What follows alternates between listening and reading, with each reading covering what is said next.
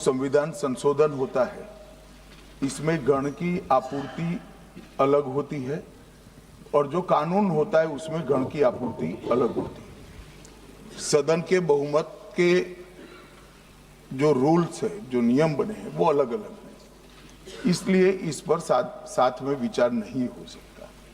और दूसरा कि जब डिबेट होती है तब संविधान संशोधन पर डिबेट अलग होना चाहिए और बिल पर अलग डिबेट होना चाहिए। माननीय अध्यक्ष जी, ये जो 3 बिल, एक संविधान संशोधन और 2 बिल सदन के सामने अभी प्रस्तुत किए हैं, उसमें से संविधान संशोधन करने के बाद महिला आरक्षण को लॉजिकल एंड ले जाने के लिए ये 2 कानून जरूरी है, इसलिए 2 कानून साथ में लाए गए। एक प्रकार से संविधान संशोधन होने के बाद जो जरूरियात उत्पन्न होती है, उसी में से ये 2 कानून लाने का सोचा गया है। जहां तक उनका सवाल है कि बिल पारित करने में मत का विभाजन अलग अलग होता है, तो अभी हम चर्चा एक साथ में करें, क्योंकि एक कुल मिलाकर एट लेंथ में देखें तो एक ही विषय पर चर्चा होना है। जब आप बिल पारित करोगे तो स्वाभाविक रूप से तीनों संविधान संशोधन में अलग डिवीजन होगा और बिलों की डिवीजन की जरूरत पड़ी तो भी वो अलग होगा। तो इसमें किसी भी प्रकार के औचित्य का भंग नहीं है और कई बार ऐसा हो चुका है, जैसे नारी शक्ति वंदन अधिनियम में भी ये तीनों बिल एक साथ ही आए थे और इसी सदन ने उनकी सहमति से पास किया, मगर आज सुबह वो विरोध करने का तय कर आए मीटिंग में, इसलिए हर चीज में विरोध ही किए जा रहे हैं।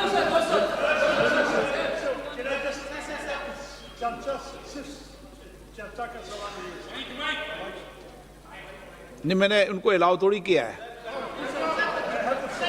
नो, नहीं, आप उनकी वकालत मत करो। नो, शशि थरूर जी ने ज्ञान दे दिया वेणुगोपाल जी को, या तो वेणुगोपाल जी ज्ञान प्राप्त नहीं करते तो शशि थरूर जी को बोलने दिया इन्होंने, मैं क्या करूं?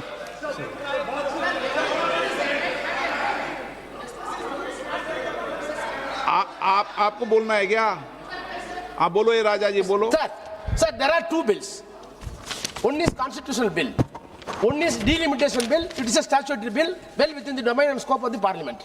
The constitutional bill has to go to the President of India, and this bill also, delimitation bill, has to go to the President assent. Sir, the delimitation bill, you have to see how the delimitation is going to happen. Consequentially, you have to amend the constitution. First of all, the first duty of the parliament is pass the delimitation bill, get the assent. Okay. Then consequently, constitution has to be amended. Cannot be kept together. That is a procedure. Go through the rules. मैं 66 पे दे रहा हूँ direction, 66 पे direction दे रहा हूँ। No, 66 पे, चूंकि माननीय मंत्री महोदय ने इस नियम को शिथिल करने का प्रस्ताव रखा है, सभा द्वारा प्रस्ताव पारित करने के बाद सभा दोनों विधेयकों को एक साथ चर्चा कर सकती है। पूर्व में भी कई दृष्टांत हैं इसके, जो आप चाहेंगे तो सभी कार्यकाल के एक दृष्टांत को मैं सुना सकता हूं, लंबी सूची है। अभी फिलहाल में इस संविधान संशोधन 121 संशोधन और 2014 और नेशनल जुडिशरी अपॉइंटमेंट कमीशन 2000 के अंदर भी, और उसके पहले संविधान का 98वां संशोधन 1987, ऐसे बहुत सारे जनप्रतिनिधि विधेयक 1987, सबके कार्यकाल में अलग अलग समय पर ये परंपरा रही है। और सदन परंपराओं से भी चलता है, प्रक्रियाओं से भी चलता है, और नियमों में छूट देने की, शीतलता देने का अधिकार सदन ने स्पीकर को दे रखा है।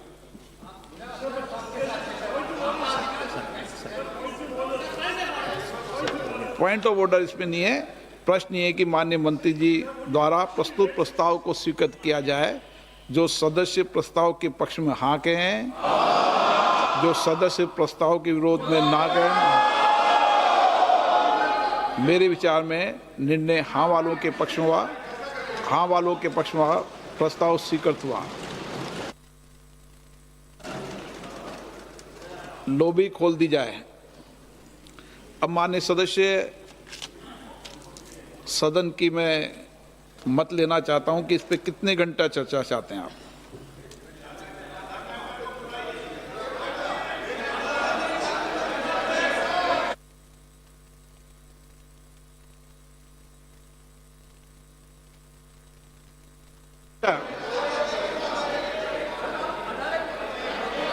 चलिए, जितने घंटे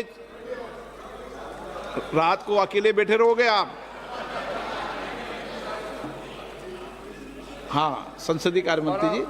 अनुरोध है, क्योंकि सारा सदस्य इस महत्वपूर्ण चर्चा के लिए आए हैं, तो आपने पहले ही कह दिया कि बोलने का पर्याप्त समय देंगे।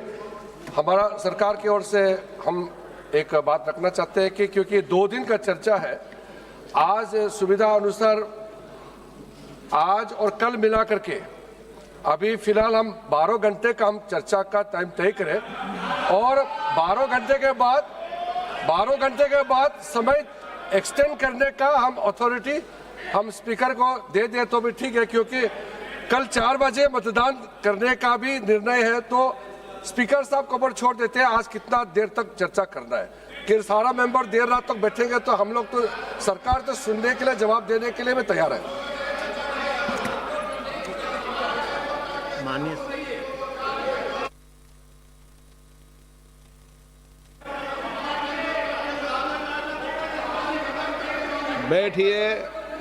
बैठिए। माननीय सदस्यगण, इन तीनों विधेयकों पर कल 4 बजे 17 तारीख को 4 बजे मतदान होगा। उसके पहले आज आपको लंबी चर्चा करनी पड़ेगी और 15-18 घंटे, जितना घंटा चाहेंगे आपको चर्चा का पर्याप्त अवसर देंगे। कमी नहीं रहेगी समय के पास, सबको समय देंगे। अभी तक माननीय सदस्य 3 घंटे में भी आप एक पार्टी के सदस्य हो और आपका समय 1 मिनट बैठता है। हर व्यक्ति ने हर विधेयक पर 6-6, 7-7 घंटे बोले हैं। ऐसा नहीं बोल सकते आप। कौन से विधेयक पर? हर विधेयक पे मैंने सबको पर्याप्त समय दिया है सदन के अंदर, हर विधेयक पर। 370 जब पारित हुआ था विधेयक का, जब गृह मंत्री जी ने आग्रह किया कि जितना समय देना दें, इस विधेयक पर भी सरकार और आपका मत भी यही है कि जितना देर चर्चा करना चाहें करें। ये महत्वपूर्ण विधेयक है, विधेयक महत्वपूर्ण संविधान संशोधन है, इसलिए व्यापक डिटेल चर्चा होनी चाहिए और इस पर 4 बजे मतदान होगा ताकि सबको जानकारी रहे। श्री अर्जुन राम मेघवाल जी। धन्यवाद अध्यक्ष महोदय।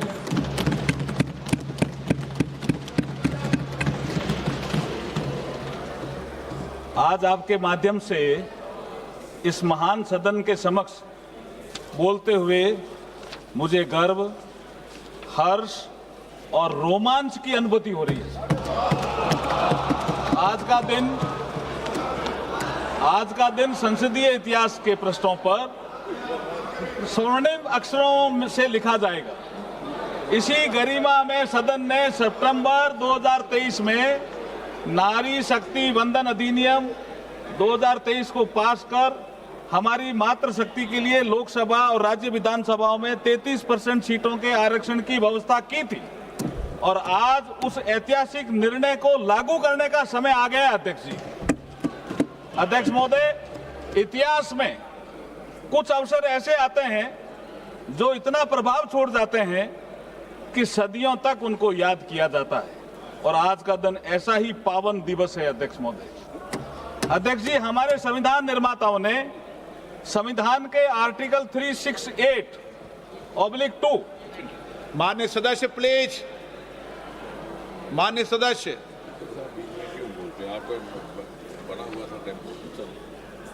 माननीय सदस्य, मैं आग्रह करता हूं कि अगर आप इस तरीके से उठेंगे तो मैं नामजद तरीके से बोलना पड़ेगा मुझे। प्लीज बैठिए, प्लीज माननीय सदस्य बैठिए। माननीय मंत्री जी महत्वपूर्ण संविधान संशोधन बोल रहे हैं, चलिए बैठिए। विशाल दा पाटिल, विशाल दा पाटिल, क्या तरीका, कई बार समझा दिया आपको। अगर आप व्यवस्था का पालन नहीं करेंगे तो आपको बोलने का मौका नहीं दिया जाएगा। माननीय अर्जुन मेघवाल जी। अध्यक्ष महोदय, जैसे आपने पहले कहा, मैंने शुरू कर दिया था, लेकिन जो आइटम आपने 10 नंबर रूल 66 में रिलैक्सेशन दिया, इसलिए मैं आपसे ये भी अनुरोध करता हूं कि जो अपना आइटम 11, 12 और 13 इन सब पे विचार करने के लिए एक साथ आप विचार करने की अनुमति हमें प्रदान करें। अध्यक्ष महोदय, मैं ये कह रहा था कि हमारे संविधान निर्माताओं ने संविधान के आर्टिकल 368/2 के माध्यम से संविधान को ये शक्ति प्रदान की है, जिसके माध्यम से हम आवश्यकता अनुसार संशोधन कर लोक हित के निर्णय लागू कर सकते हैं। ये संसद को ही शक्ति दी है संविधान ने आर्टिकल 368 के तहत। इस पवित्र उद्देश्य से नारी शक्ति वंदन अधिनियम को लागू करने के लिए ये तीनों बिल आज इस महान सदन के समक्ष प्रस्तुत हुए हैं। महिलाओं को उचित प्रतिनिधित्व मिले, इसके लिए संविधान सभा में बहस हुई। श्रीमती हंसा मेहता, श्रीमती रेणुका रे, श्रीमती पूर्णिमा बनर्जी, श्रीमती अम्मू स्वामीनाथन जैसी महिला सदस्यों ने महिला प्रतिनिधित्व के मुद्दे पर संविधान सभा के समक्ष भी उठाया था। इसका मतलब मुद्दा 1949 से भी चल रहा है। अध्यक्ष महोदय, हमारे संविधान की प्रस्तावना में एक जस्टिस शब्द का उल्लेख हुआ है। जस्टिस की अपन बात को जोर देकर के भी संविधान सभा के निर्माताओं ने कहा है। जस्टिस भी 3 प्रकार का उन्होंने कहा है: सामाजिक, आर्थिक, राजनीतिक न्याय। सर्वप्रथम यदि हम सामाजिक न्याय की बात करें तो ऐसा नहीं है कि इस दिशा में कदम नहीं उठाए गए। जो भी सरकारें रही उस पर चिंतन हुआ, लेकिन आदरणीय नरेंद्र मोदी जी की सरकार आने के बाद मातृशक्ति के सामाजिक न्याय के लिए अनेक योजनाएं संचालित की गई। वह उनकी स्पीड और स्केल को बढ़ाया गया। मोदी जी जब महिलाओं के लिए शौचालय बनाते हैं तो महिलाओं के सम्मान में वृद्धि होती है, उससे इज्जत घर का नाम दिया जाता है। पीएम आवास के माध्यम से जब 69% मालिका हक मातृशक्ति को दिया जाता है तो वो सुरक्षित महसूस करती है। उज्ज्वला योजना के माध्यम से जब गैस चूल्हा मिलता है तो स्वास्थ्य में सुधार होता है।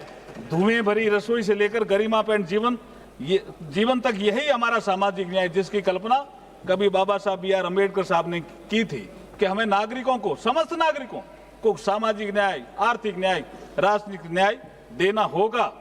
प्रधानमंत्री मातृ वंदना योजना के माध्यम से जब गर्भवती महिला को पोषण मिलता है तो आने वाला भविष्य भी संवरता है। मैटरनिटी अवकाश को 12 सप्ताह से बढ़ाकर 26 सप्ताह किया जाता है तो पारिवारिक दायित्वों की पूर्ति का समय मिलता है। सशस्त्र सेनाओं में महिलाओं को जब स्थायी कमीशन प्रदान करने से राष्ट्र सेवा में डिफेंस फोर्सेज का अभिन्न हिस्सा बनती है तो महिलाएं सशक्त होने का एहसास महसूस करती है। इसी प्रकार हम आर्थिक न्याय की बात करें, मैंने अभी तक सामाजिक न्याय की बात करी, अब मैं आर्थिक न्याय की बात करता हूं। अगर आर्थिक न्याय की बात करें तो योजनाएं पहले भी बनी, लेकिन जब मोदी जी आते हैं 2014 में तो इन योजनाओं के क्रियान्वयन में और परिणाम में विजिबल चेंज नजर आता है। महिलाओं के लिए जनधन खाते, प्रधानमंत्री मुद्रा योजना, सुकन्या समृद्धि योजना, लखपति दीदी, मुद्रा योजना में तो 60% से ज्यादा महिलाएं आर्थिक रूप से सशक्त और समर्थ बन रही है। तो सेल्फ हेल्प ग्रुप और स्टार्टअप के संचालन में स्वयं निर्णय प्रक्रिया में भागीदार बनकर आर्थिक योजना में सहभागिता दे रही है। अध्यक्ष महोदय, ये सब क्यों संभव हो पाया? ये ऐसे ही नहीं हुआ। ये उस दृढ़ इच्छा शक्ति और पवित्र भावना का परिणाम है जो आदरणीय नरेंद्र मोदी जी मातृशक्ति के लिए रखते हैं। इसलिए हम कहते हैं कि हमारे पास नियत भी है, नीति भी हो और मोदी जी जैसे सशक्त नेता भी हैं। अध्यक्ष महोदय, यदि हम राजनीतिक न्याय की बात करें, अभी मैंने सामाजिक न्याय की बात करी, आर्थिक न्याय की बात करी और राजनीतिक न्याय की बात, ये संविधान का जो हमारा प्रीएम्बल है उसी में उल्लेखित है। अध्यक्ष जी, पहला शब्द ही न्याय है। तो हम राजनीतिक न्याय की बात करें तो सर्वप्रथम हमारे संविधान निर्माता बाबा साहब भीमराव अंबेडकर जी ने महिलाओं को राइट टू वोट का अधिकार दिया। ये राजनीतिक न्याय है सर, जिसे उन्होंने यूनिवर्सल एडल्ट फ्रेंचाइज कहा। महिलाओं को राजनीतिक रूप से सक्रिय भागीदारी की ओर बड़ा कदम बढ़ाया। यूनिवर्सल एडल्ट फ्रेंचाइज को लेकर ऑल इंडिया वुमेन्स कॉन्फ्रेंस जो 1927 में, ये 100 साल का संघर्ष है सर, 1927 में पुणे में आयोजित हुई थी। 1931 तक सभी को वैक्स मताधिकार की मांग की गई थी, जिसे बाबा साहब भीमराव अंबेडकर जी द्वारा भारत के संविधान में साकार रूप दिया गया। राइट टू वोट महिलाओं को। बाबा साहब का कहना था, I quote, I measure the progress of a community by the degree of A progress which women have achieved. अर्थात मैं किसी समाज की प्रगति को महिलाओं की प्रगति से मापता हूं। माननीय अध्यक्ष जी, यहां एक विषय और उल्लेखनीय है कि जहां भारत में बाबा साहब ने आजादी के तुरंत बाद महिलाओं को समान मताधिकार उपलब्ध कराया, वहां दुनिया में, जो विकसित कही जाने वाली दुनिया में, लंबे समय तक महिलाओं को संघर्ष करना पड़ा। मैं इंग्लैंड का उदाहरण देता हूं, यूके का उदाहरण देता हूं अध्यक्ष जी, यूएस का। यूएस 1776 में आजाद हुआ, लेकिन महिलाओं को मताधिकार मिलने में कितने साल लगे? 144 वर्ष। और यूनाइटेड किंगडम, इसमें तो 1918 में महिलाओं को मताधिकार दिया, लेकिन लिमिटेड कर दिया कि जो महिलाएं 30 साल से उम्र के अधिक हो या जिनका पति प्रॉपर्टी से संबंधित क्वालिफिकेशन रखता हो, उसको दिया। और उसके 10 साल बाद 1928 में द इक्वल फ्रेंचाइज एक्ट के माध्यम से 21 वर्ष से अधिक आयु की महिलाओं को समान मताधिकार मिला। राइट टू रिप्रेजेंटेशन बाबा साहब का मूल वाक्य हुआ करता था। आज हमारे यशस्वी, तपस्वी, कर्मयोगी प्रधानमंत्री श्री नरेंद्र मोदी जी इसी दिशा में सोच रहे हैं। इसी कारण मातृशक्ति को नीति निर्माण में भागीदार बनाने के लिए महत्वपूर्ण बिल पेश हुए हैं। ये बिल महिलाओं के समान भागीदारी के पॉलिटिकल जस्टिस को पूरा करेगा। सर, आर्थिक न्याय, सामाजिक न्याय, राजनीतिक न्याय की बात प्रस्तावना में तो खूब कही गई है, लेकिन लोगों ने उसको लागू करने का प्रयास नहीं किया। अगर लागू करने का प्रयास किया तो आदरणीय नरेंद्र मोदी जी ने करने का प्रयास किया। अध्यक्ष महोदय, अब मैं आपकी अनुमति से बिल के प्रावधानों के विषय में सदन को थोड़ा अवगत कराना चाहता हूं। जब आजादी के 75 वर्ष के बाद अमृतकाल के युग में प्रधानमंत्री श्री नरेंद्र मोदी जी ने नए संसद भवन में पहले बिल के रूप में 18 से 21 सितंबर 2023 को विशेष सत्र के माध्यम से नारी शक्ति वंदन अधिनियम पारित करवाकर लोकसभा व विधानसभा में महिलाओं के 33% प्रतिनिधित्व को सुनिश्चित करके लोकतंत्र को पुष्पित व पल्लवित करने का अभिनव कार्य किया है। आज उसी श्रृंखला में हम ये अमेंडमेंट बिल लेकर के आए हैं। इसी संसद में 17वीं लोकसभा के दौरान 18 से 21 सितंबर 2023 को आयोजित विशेष सत्र में पारित की गई द कॉन्स्टिट्यूशन 106 अमेंडमेंट एक्ट, जिसको हम नारी शक्ति वंदन कहते हैं, और जिसको 28 सितंबर को राष्ट्रपति जी ने अनुमोदित किया। इसके माध्यम से संविधान के आर्टिकल 330 ए, 332 ए, 334 ए को इंसर्ट किया गया था तथा आर्टिकल 239 AA में अमेंडमेंट किया गया था, ताकि लोकसभा व राज्य विधानसभाओं तथा एनसीटी दिल्ली की असेंबली में भी लगभग 1/3 सीटें नारी शक्ति के लिए आरक्षित की जा सके। इस संबंध में सदन में चर्चा के दौरान विपक्ष में अन्य दलों के नेताओं ने अनुरोध किया था कि इस वुमेन रिजर्वेशन बिल का क्रियान्वयन जल्दी से जल्दी किया जाए। हालांकि जो प्रोविजन 2023 के संविधान संशोधन में किए गए थे, उसके अनुसार ये महिला आरक्षण तभी ऑपरेटिव होना प्रस्तावित था जब इस एक्ट के लागू होने के बाद पहली रिलेवेंट सेंसस 2026 की जनगणना के आधार पर डिलिमिटेशन एक्सरसाइज को पूरा किया जाए। दूसरे शब्दों में कहा जाए तो महिलाओं के लिए आरक्षण तब तक लागू नहीं किया जा सकता था जब तक 2026 के बाद प्रकाशित होने वाली सेंसस फिगर के आधार पर डिलिमिटेशन एक्सरसाइज नहीं की जाती। अगली सेंसस और उसके बाद की डिलिमिटेशन प्रक्रिया में अभी पर्याप्त समय लगेगा, जिससे वुमेन की इफेक्टिव पार्टिसिपेशन में डिले होगा। इसलिए अध्यक्ष जी, आज जो हम ये अमेंडमेंट लेकर के आ रहे हैं, उनका मूल उद्देश्य लोकसभा, राज्य विधानसभाओं में महिलाओं के लिए 33% सीटें जो आरक्षित करने संबंधी प्रावधानों को लागू करने के उद्देश्य से हैं।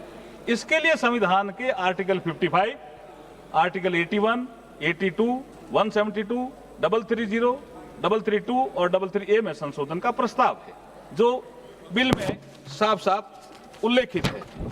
The constitution 106 amendment act 2023 Lok Sabha तथा विधानसभा महिलाओं के लिए लगभग 1/3 सीटों का रिजर्वेशन, जिसमें SC/ST भी शामिल हैं, प्रदान किया गया है।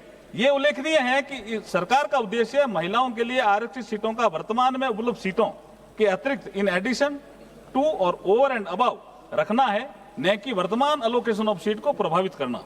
यहाँ यह भी उल्लेखनीय है कि महिला सीटों हेतु किया जा रहा आरक्षण हॉरिजेंटल यानी कुल सीटों में से 33% होने के साथ साथ वर्टिकल भी है, अर्थात SC और ST के लिए रिजर्व सीटों में भी 33% सीटें महिलाओं की भागीदारी सुनिश्चित करेगा।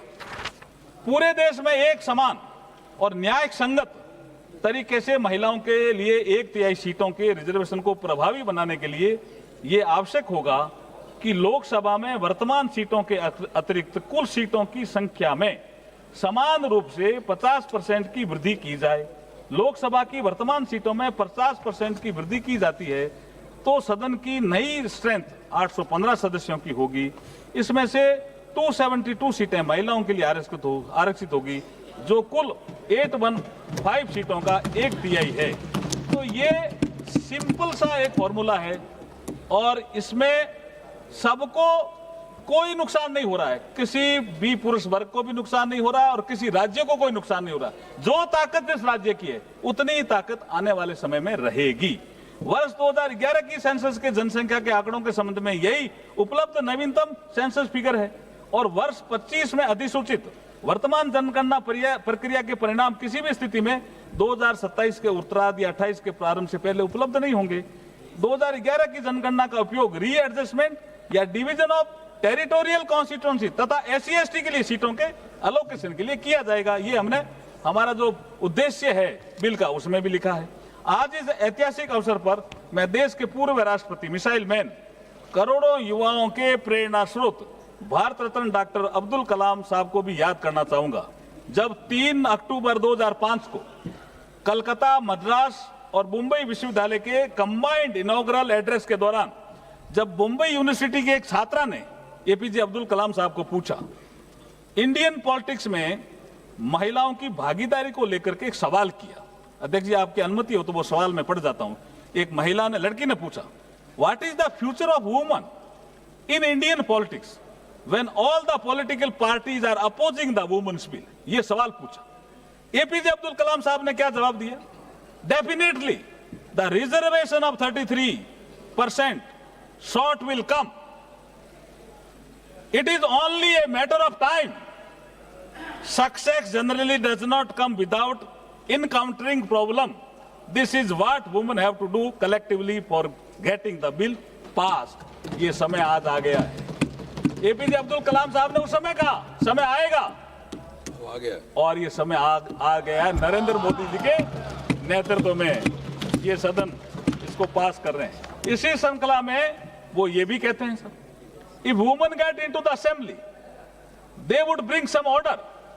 We can also hope to see development politics instead of political politics if more women enter the seat. ये APJ अब्दुल कलाम साहब का भी सपना था जो आज नरेंद्र मोदी जी पूरा कर रहे हैं। विधायिका में नारी शक्ति का बढ़ता प्रतिनिधित्व हमें डेवलपमेंट में और निर्णय प्रक्रिया में भागीदार महिलाओं को बनाएंगे तो हमें इसका देश को लाभ होगा। आज मैं बड़ी विनम्रता के साथ ये कहना चाहता हूं कि प्रधानमंत्री श्री नरेंद्र मोदी जी के नेतृत्व में कलाम साहब के इस विजन को ही चरितार्थ करने का ऐतिहासिक कार्य संपन्न किया जा रहा है। अध्यक्ष महोदय, मैं इस अवसर पर भारत के प्रथम उप प्रधानमंत्री और गृह मंत्री लौह पुरुष सरदार वल्लभ भाई पटेल जी का भी स्मरण करना चाहूंगा, जिन्होंने लगभग 100 वर्ष पूर्व अहमदाबाद नगर पालिका के अध्यक्ष रहते हुए महिला आरक्षण की बात कही थी। सरदार पटेल साहब को भी मैं नमन करना चाहता हूं। अध्यक्ष महोदय, महिलाओं को लोकसभा तथा राज्य विधानसभा में आरक्षण देने संबंधी विषय बहुत लंबे समय से पेंडिंग था। 1975 में भारत में महिलाओं की स्थिति पर बनी एक समिति ने महिलाओं के घटते राजनीतिक प्रतिनिधित्व पर कमेंट किया था। 1988-2000 के नेशनल पर्सपेक्टिव प्लान में भी सभी चुने हुए निकाय में महिलाओं के लिए 30% आरक्षण की सिफारिश की थी। 13वां संशोधन भी आया, लेकिन लोकसभा और विधानसभा में ये महिलाओं का रिजर्वेशन का काम आगे नहीं बढ़ा। अध्यक्ष महोदय, यहां तक महिला आरक्षण का बिल का सवाल है, सर्वप्रथम ये बिल 12 सितंबर 1996 को श्री एच.डी. देवेगौड़ा साहब की सरकार के समय संविधान का 81वां संविधान संशोधन लोकसभा में पेश किया गया। बहस के बाद इसे गीता मुखर्जी की अध्यक्षता वाली संयुक्त संसदीय समिति को सौंप दिया गया। गीता मुखर्जी कमेटी ने 9 दिसंबर 1996 को अपनी रिपोर्ट सौंपी, परंतु 1996 में 11वीं लोकसभा के खत्म होने के साथ ही ये बिल खत्म हो गया। इस दिशा में अगला प्रयास आदरणीय श्री अटल बिहारी वाजपेयी जी की सरकार में 14 दिसंबर 1998 को संविधान के 84वें संविधान संशोधन विधेयक 1998 में पेश किया गया, परंतु 12वीं लोकसभा के खत्म होते ही ये प्रयास भी समाप्त हो गया। अटल बिहारी वाजपेयी जी की अगली सरकार 13वीं लोकसभा में 23 दिसंबर 1999 को संविधान का 85वां संशोधन विधेयक 99 में पेश किया गया, परंतु राजनीतिक पार्टियों के बीच सहमति न बनने के कारण आगे नहीं बढ़ सका। इसी श्रृंखला में अगला महत्वपूर्ण प्रयास डॉक्टर मनमोहन सिंह जी की सरकार द्वारा संविधान में 108वां संशोधन विधेयक 2008 6 मई 2008 को राज्यसभा में प्रस्तुत किया गया। 2 साल बाद 9 मार्च 2010 को राज्यसभा में तीखी बहस और भारी हंगामे के बीच ये बिल पास हो गया, किंतु लोकसभा में ये बिल पास नहीं हो सका। अध्यक्ष महोदय, हमारे यशस्वी प्रधानमंत्री नरेंद्र मोदी जी जो महिला अधिकारों और महिला कल्याण के प्रति सदैव संवेदनशील है, उनके मार्गदर्शन में लगभग सर्वसम्मति बनाते हुए नई संसद के पहले बिल के रूप में 19 सितंबर 2023 को नारी शक्ति वंदन अधिनियम संविधान का 128वां संशोधन विधेयक 2023 लोकसभा में प्रस्तुत किया, जो लोकसभा में भारी बहुमत से पास हुआ, जिसके पक्ष में 454 वोट पड़े, मात्र 2 वोट विपक्ष में पड़े, जिसे बाद में संविधान का 106वां संशोधन कहा गया। 2023 के तौर पर यह लागू हुआ, ये 2023 के लागू किया गया। अगले ही दिन 20 सितंबर 2023 को राज्यसभा में 2014 वोटों के साथ बिना किसी विरोध के ये बिल पास हो किया गया। 28 दिसंबर को भारत की पहली आदिवासी महिला राष्ट्रपति माननीय श्रीमती द्रौपदी मुर्मू जी के द्वारा इसे मंजूरी प्रदान की गई। अध्यक्ष महोदय, 4 दशकों के लंबे अंतराल के बाद माननीय प्रधानमंत्री जी के नेतृत्व में महिलाओं के लिए लोकसभा राज्य विधानसभाओं में 1/3 सीटों के आरक्षण की व्यवस्था सुनिश्चित हो पाई। आज हम इस संविधान 131वें संविधान संशोधन विधेयक 2026 के माध्यम से इसे इस महान सदन के समक्ष साकार रूप देने जा रहे हैं। इस पूरे विश्व में, इससे पूरे विश्व में भारत और भारतीयता का शाश्वत संदेश का प्रचार करने वाले यहाँ स्वामी विवेकानंद जी का कोट भी मैं आपको कहना चाहता हूं। स्वामी विवेकानंद जी ने एक मातृ शक्ति के उत्थान का संदेश देते हुए कहा, there is a no chance, sir ये बहुत ही महत्वपूर्ण है, मैं कोट करना चाहता हूं, there is a no chance for the welfare of a world unless the condition of women is improved. It is not possible for a bird to fly only one wing. तो हम 2 पंखों से उड़ना चाहते हैं साहब, ये नरेंद्र मोदी जी का सपना है।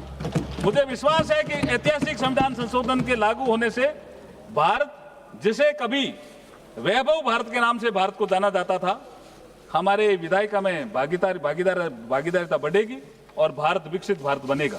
तमिल भाषा के महाकवि सुब्रमण्यम भारती ने भी स्वतंत्र, शिक्षित, आत्मनिर्भर और शक्तिशाली नारी की कल्पना करते हुए अपनी कविताओं के माध्यम से बताया कि महिलाएं केवल घर तक सीमित नहीं है, वे निर्णय लेने, कानून बनाने, वे शासन करने में सक्षम है। वे निडर, जागरूक और प्रगतिशील है, जो समाज को आगे बढ़ाती है। अध्यक्ष महोदय, मैं बड़े ही विनम्र भाव के साथ और गर्व के साथ ये कहना चाहूंगा कि वैदिक काल से हमारी आधुनिक काल तक जब जब मातृशक्ति को नेतृत्व करने का अवसर मिला है, तब तब उन्होंने अपनी प्रतिभा, योग्यता और क्षमता से अपना आप को सिद्ध किया है। वैदिक काल में यदि हम देखें तो गार्की, मैत्रेय, घोषा, अपाला, लोकपुत्रा जैसी अनेक विदुषी महिलाओं का जिक्र मिलता है। कालांतर में हमें ऐसी अनेक महिलाओं का भी जिक्र मिलता है जिन्होंने शासक के रूप में अपनी प्रतिभा का परिचय दिया। रानी नागनिका, कश्मीर की रानी दिद्या और रानी रुद्रमा देवी, रानी दुर्गावती और रानी लक्ष्मीबाई और रानी अहिल्याबाई होलकर जैसी अनेक ऐसी रानियों का उल्लेख मिलता है। सामाजिक सुधार की दृष्टि से देखें तो सावित्रीबाई फूले, रमाबाई जैसी महिलाओं का उल्लेख मिलता है, जिन्होंने महिला शिक्षा के क्षेत्र में महत्वपूर्ण भूमिका निभाई। औपनिवेशिक काल में आजादी के संघर्ष में भी महिला नेतृत्व ने बढ़ चढ़कर भूमिका निभाई। हम सरोजिनी नायडू की बात कर सकते हैं, कस्तूरबा गांधी, अरुणा आसफ अली, उषा मेहता, भीखाजी कामा, मातंगनी हाजरा, रानी गैडिनल्यू जैसी अनेक महिलाओं का नाम गर्व के साथ ले सकते हैं। अध्यक्ष महोदय, संविधान सभा में भी 15 विद्वान महिलाओं का योगदान संविधान निर्माण में रहा था। मैं उनको भी आज सदन के माध्यम से सत सत नमन करना चाहता हूं। उन सभी महिलाओं का नाम लेना चाहूंगा। अम्मू स्वामीनाथन, दक्षिणायनी वेलायुधन, बेगम एजाज रसूल, दुर्गाबाई देशमुख, हंसा मेहता, कमला चौधरी, लीला रॉय, मालती चौधरी, पूर्णिमा बनर्जी, राजकुमारी अमृत कौर, रेणुका रे, सरोजिनी नायडू, सुचिता कृपलानी और विजय लक्ष्मी पंडित। अध्यक्ष जी, ये अमृतकाल की बेला है। हमारे यशस्वी प्रधानमंत्री जी ने 2047 तक भारत को विकसित राष्ट्र बनाने का लक्ष्य रखा है। 2047 में जब भारत की आजादी के 100 वर्ष पूरे होने पर विकसित भारत का उत्सव मनाया जाएगा, तब उसमें महिलाओं की भूमिका अग्रणी रहने वाली है। इसलिए मैं आज इस सदन के समक्ष सभी माननीय सदस्यों से ये निवेदन करता हूं कि इस बिल को सर्वसम्मति से पास कर हमारी मातृशक्ति को उनका अधिकार दिलाने के लिए अपना योगदान दें। अध्यक्ष महोदय, भारत के संविधान की प्रस्तावना में जो पहला शब्द we the people of India, अर्थात हम भारत के लोग को कोट करते हुए उनको कहना चाहता हूं, सबको, आपको, हम भारत के लोग, क्योंकि भारत के लोगों ने हमें यहां चुन करके भेजा है। हम भारत के लोग, बन रहा है ऐसा सुखद संयोग, बनेगा विकसित राष्ट्र, बढ़ेगा सब में परस्पर सहयोग, हर आंगन से संसद तक होगी नारी की भागीदारी, हर निर्णय में उसकी भी होगी पूरी जिम्मेदारी, ऐसा होगा सुपुल सहयोग, हम भारत के लोग, ऐसा बन रहा सुखद सहयोग। आइए हम सब मिलकर दलों से ऊपर उठकर मातृशक्ति को सम्मान देने वाली नारी शक्ति को उसका अधिकार देने वाले इन बिलों का सर्वसम्मति से समर्थन करें और नारी शक्ति को समृद्ध बनाएं। लास्ट में अध्यक्ष जी, अंत में मैं अपनी कुछ पंक्तियां, मेरी भी कुछ पंक्तियां रहती है, मेरी अपनी कुछ पंक्तियों के माध्यम से नारी शक्ति के प्रति, हाँ, मैं लेखक भी हूं सर। मैंने किताब तो मेरी पत्नी पे ही लिखी है ना, एक सफर हम सफर के साथ। लेखक मैं हूं, सब्जेक्ट मेरी पत्नी है, तो मैं कवि भी हूं। तो नारी शक्ति के प्रति अपनी भावना व्यक्त करते हुए अपनी वाणी को विराम दूंगा। लेकिन भावना क्या है, ये बहुत शानदार है सर।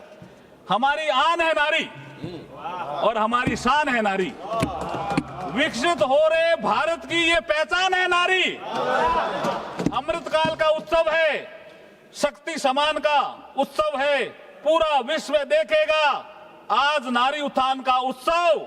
निर्णय की प्रक्रिया में बनेगी अब ये सहभागी, बहुत लंबी तपस्या से अब ये आशा जागी। इन्हें आकाश सुने दो, इन्हें आकाश सुने दो, ना इनकी राहों को रोको, बुलाओ इनको संसद में, महक उठे फुलवारी। आज हमारी आन है नारी, हमारी शान है नारी, विकसित हो रहे भारत की पहचान है नारी। अध्यक्ष जी, बहुत बहुत धन्यवाद, आपने बोलने का अवसर दिया, बहुत बहुत आभार, धन्यवाद। आप टोकोगे तो एक कविता और सुननी पड़ेगी।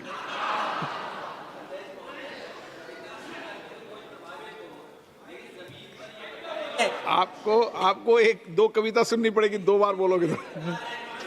गौरव गोगोई जी, गौरव गोगोई जी। धन्यवाद अध्यक्ष महोदय। आज इस विशेष सत्र में मैं अपने पार्टी के तरफ से जो संविधान का 131वीं संशोधन है उसके विरोध में अपने पार्टी की तरफ से अपनी बात रख रहा हूं। सर, अभी हमने कानून मंत्री अर्जुन मेघवाल जी की बात सुनी और कहीं उनके बातों से लग रहा था कि शायद पहली बार सदन के अंदर महिला आरक्षण पर चर्चा हो रही है। आज ही हर्ष का दिन है, आज ही उल्लास का दिन है, आज ही पारित हो रहा है, पहली बार हो रहा है, ऐतिहासिक हो रहा है, ऐसा उन्होंने एक ढांचा बनाने की कोशिश की। लेकिन आज से ही 3 साल पहले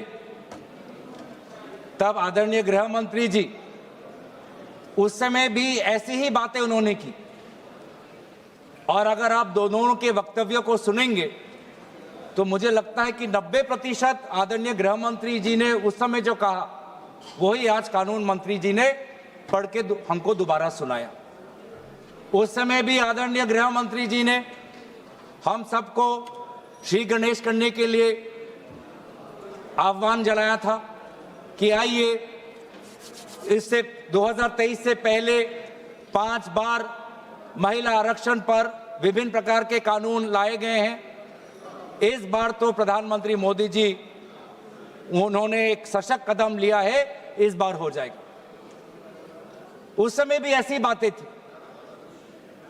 और उस समय भी हमने यही बात की थी जो हम आज आपके सामने कर रहे हैं कि हमारी पार्टी कांग्रेस पार्टी महिला आरक्षण के पक्ष में है, पर कृपया महिला आरक्षण को आप सरल करिए ताकि महिला आरक्षण जिस समय कानून पारित हो उसी समय लागू हो जाए और 500 जो हमारे 543 हैं लोकसभा की जो वर्तमान जो हमारी ताकत है उस पर लागू हो जाए, उसको परिसीमन के साथ मत जोड़े। उस समय भी ये बात कही, आज भी हम ये बात कह रहे हैं। उस समय भी हमने ये बात कही थी। लोकसभा में आदरणीय हमारी कांग्रेस दल की नेत्री श्रीमती सोनिया गांधी जी ने यही बात कही थी कि हम महिला आरक्षण के पक्ष में हैं, पर इसको आप परिसीमन के साथ मत जोड़िए। और अगर आप महिला आरक्षण आप वर्तमान उस समय में 2024 के इलेक्शन में ही लागू करिए, उस समय भी हमने ये गुहार की थी। उस समय हमको आदरणीय गृह मंत्री जी ने कहा कि नहीं, डिलिमिटेशन कमीशन करना पड़ेगा। और मैं आदरणीय गृह मंत्री जी को मैं उनका जो स्पीच है उनके उसके ही मैं भाषण में एक लाइन उन्होंने कही थी जो मैं आपको इस सदन के इस चर्चा में लाना चाहता हूं। उन्होंने खुद कहा कि जैसे ही लोकसभा चुनाव पारित हो जाएगा, मतलब 2024, उन्होंने खुद कहा कि जैसे ही लोकसभा चुनाव पारित हो जाएगा तुरंत जनगणना होगी, तुरंत परिसीमन होगा, तुरंत महिला आरक्षण लागू होगा। अब 3 साल में ऐसी क्या बात बिगड़ गई? 3 साल में ऐसा क्या बदलाव आया कि लोकसभा चुनाव के बाद बस 2 साल ही हुए हैं और अगर आप इस विधेयक के statement of objects and reasons पढ़ें तो खुद आज सरकार यह कह रही है कि जो अगला जनगणना होगा, जो अगला परिसीमन होगा, उसमें काफी समय होगा, काफी समय लगेगा और काफी उसमें डिले होगा। ये दोनों बात अलग है। स्वयं 3 साल पहले गृह मंत्री अमित शाह जी ने सदन में परिसीमन और जनगणना को महिला आरक्षण के साथ जोड़ते हुए हम सबको आश्वासन दिया कि जैसे ही अगली सरकार आएगी तुरंत जनगणना होगी, तुरंत परिसीमन होगा। और आज भी ये कह रहे हैं कि परिसीमन का जनगणना का काम शुरू हो गया। अभी कुछ समय पहले आदरणीय गृह मंत्री अमित शाह जी ने कहा कि घरों की संख्या शुरुआत हो गई, घरों की संख्या कितनी है शुरुआत हो गई और फिर व्यक्तिगत जनगणना उसकी शुरुआत होगी। तो क्यों आपने ही बिल में कह रहे हैं कि अगला जनगणना, अगला डिलिमिटेशन एक्सरसाइज में काफी समय लगेगा? तो इसका हम क्या समझे? इसका हम ये समझ सकते हैं कि कहीं ना कहीं आप वास्तविक रूप से महिला आरक्षण के पक्ष में नहीं हो। आप बार बार महिला आरक्षण में विभिन्न प्रकार के अटकलें ला रहे हो ताकि महिला आरक्षण को और पीछे किया जाए और बाद में हो। जो बात आसानी से हो सकती है, जो बात सरलता से हो सकती है, उसमें आप बार बार पेचीदा अटकलें लाके उसमें आप विलंब ला रहे हो। तभी आप 2023 में अगर आप हमारी बात सुनते तो 2024 में महिला आरक्षण आ जाता। और आज भी हम कह रहे हैं कि इस महिला आरक्षण को आप परिसीमन के साथ मत जोड़ो, महिला आरक्षण लाओ। वर्तमान में जो हमारी ताकत है 543, उसी पे आप लागू करो, हम पूरा आपका समर्थन करेंगे। 2029 में लाना चाहते हो, कृपया लाइए। पर जो बात आपकी, जो हर बात में आप जो राजनीति करते हो, सिंबोलिज्म की पॉलिटिक्स जो करते हो, ये साफ साफ इस आपके इस बिल में, तीनों बिल में दिख रहा है कि ये आपका महिला आरक्षण लाने का बिल नहीं है, ये देश को बैकडोर के द्वारा परिसीमन करने का ये बिल है। ये आपकी मंशा है, महिला आरक्षण बिल नहीं है ये। हम परिसीमन की आपकी ये मंशा है, उस पे आप महिला आरक्षण का आपने एक लेबल लगा दिया है, ढांचा लगा दिया। कितनी दुख की बात है, कितनी शर्म की बात है कि अब महिला आरक्षण को ही आप ये ढांचा मिला, महिला आरक्षण ही आपका सुरक्षा कवच बना आपकी राजनीतिक मंशा को छुपाने के लिए, और कोई आपको विधेयक नहीं मिला। मतलब आपकी ही मंशा नहीं है। और दूसरी बात यह है कि विलंब क्यों? पहली बात तो शंका इस बात पे उठती है कि आप महिला आरक्षण के पक्ष में नहीं हो, नहीं तो आप तुरंत लेके आ जाते। और दूसरा जो शंका मन में पैदा होता है कि आप जाति जनगणना के पक्ष में नहीं हो, क्योंकि 2023 और 2026 के बीच में एक ही अंतर आया है। 2023 में भी आपकी सरकार, 26 में भी लोगों ने आपकी सरकार लेके आए हैं। 2023 में आपने कहा कि जनगणना होगी, परिसीमन होगा, फिर महिला आरक्षण होगी, और आज आप कह रहे हैं कि नहीं, जनगणना से पहले हमको महिला आरक्षण लाने की कोशिश करना चाहिए। क्या फर्क आया? फर्क बस इतना ही आया कि पूरे इंडिया अलायंस और विभिन्न विरोधी दल के दबाव में, आदरणीय राहुल गांधी जी के नेतृत्व में, हमने आपके सरकार को विमर्श किया कि आपको जनगणना के साथ जाति जनगणना करनी पड़ेगी, जिसका उल्लेख आपने एक प्रेस रिलीज के द्वारा आपने फरवरी के महीने में किया, दबाव में आके किया, इसके पक्ष में आप नहीं थे। इससे प्रेस रिलीज से पहले कई बार सदन के अंदर, सदन के बाहर क्या क्या हम पर आलोचना नहीं हुई, कभी अर्बन नक्सल, कभी देशद्रोही, क्या क्या नहीं कहा, देश का बंटवारा चाहते हैं, क्या क्या आरोप नहीं लगाया। लेकिन जब आपने खुद देखा कि देश के लोग, अति पिछले वर्ग के लोग, अल्पसंख्यक जब वो चाहते हैं, जनजाति लोग, अनुसूचित जाति लोग जब वो चाहते हैं कि जाति जनगणना हो, तो आपने विमर्श होकर आपने जाति जनगणना लेके आए। अब आप वो जाति जनगणना को नहीं करना चाहते, आप नहीं लागू करना चाहते। अभी भी समय है, 2026 है, आप कह रहे हो कि काम आपका शुरू हो गया है, तो आपको क्यों लगता है, आपने क्यों यहां पे लिखा है कि कंसिडरेबल टाइम लगेगा और पार्टिसिपेशन ऑफ वुमेन जो है हमारी पॉलिटिक्स में वो डिले हो जाएगी? मतलब आप जाति जनगणना के पक्ष में नहीं हो। साफ साफ आपका उद्देश्य, आपकी राजनीति यहां पे है। मैं पढ़ देना चाहता हूं। The next census and consequential delimitation exercise thereafter will take considerable time and thus delay the effective and dedicated participation of women in our democratic polity. Hence, the objective of the proposed bill is to operationalize 1/3 reservation for women through a delimitation exercise to be undertaken on the basis of the population figures of the latest published census. ये क्या तरीका है कि महिला आरक्षण को लागू करने के लिए आप एक डिलिमिटेशन को बुलडोज कर रहे हो, आप डिलिमिटेशन। आप जो ये बिल में आप जो ये संख्या लाए हो क्लॉज 3 में कि आर्टिकल 81 ऑफ कॉन्स्टिट्यूशन में संशोधन आना चाहिए कि 815 मेंबर्स आने चाहिए, कहां से आया ये संख्या किसने निर्धारित किया? सरकार। और इसीलिए तो हम इस बिल का विरोध कर रहे हैं कि आज सरकार अपने आप, जो संविधान में लिखा हुआ है कि जो अगला सेंसस होगा 2026, उसके बाद डिलिमिटेशन होगा, आज सरकार ने वो संविधान का पूरा आर्टिकल 81 को खत्म करके खुद अपने आप को ताकत दे रहा है कि नहीं, सेंसस के लिए नहीं हमको रुकना, और अपने आप हमने चुन लिया कि 815 करना है। ये संख्या कहां से आया? नागपुर से आया? किसी शाखा से आया? कहां से आया? कोई सरकारी दस्तावेज, कोई पार्लियामेंट्री पेपर, कोई पार्लियामेंट्री कमेटी की रिपोर्ट? कहां से आया 815 नंबर? क्या आसमान से टपक गया?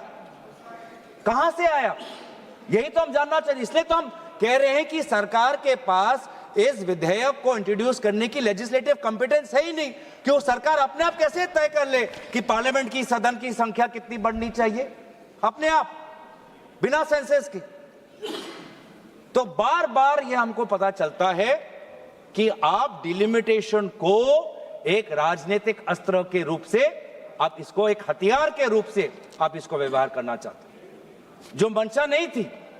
जो हमारे संविधान के निर्माता थे, डिलिमिटेशन किसी राजनीतिक दल के राजनीतिक हथियार के रूप में निर्माण करना उनका मंशा नहीं था। डिलिमिटेशन की मंशा क्या थी कि जैसे जैसे जनसंख्या बढ़ेगी, प्रशासन के लिए, सुशासन के लिए हम अपने डिलिमिटेशन अपने विधानसभाओं का, लोकसभा क्षेत्रों का ऐसा करें ताकि लोगों को प्रशासनिक सुविधा मिले, ताकि सुशासन सुचारू रूप से हो।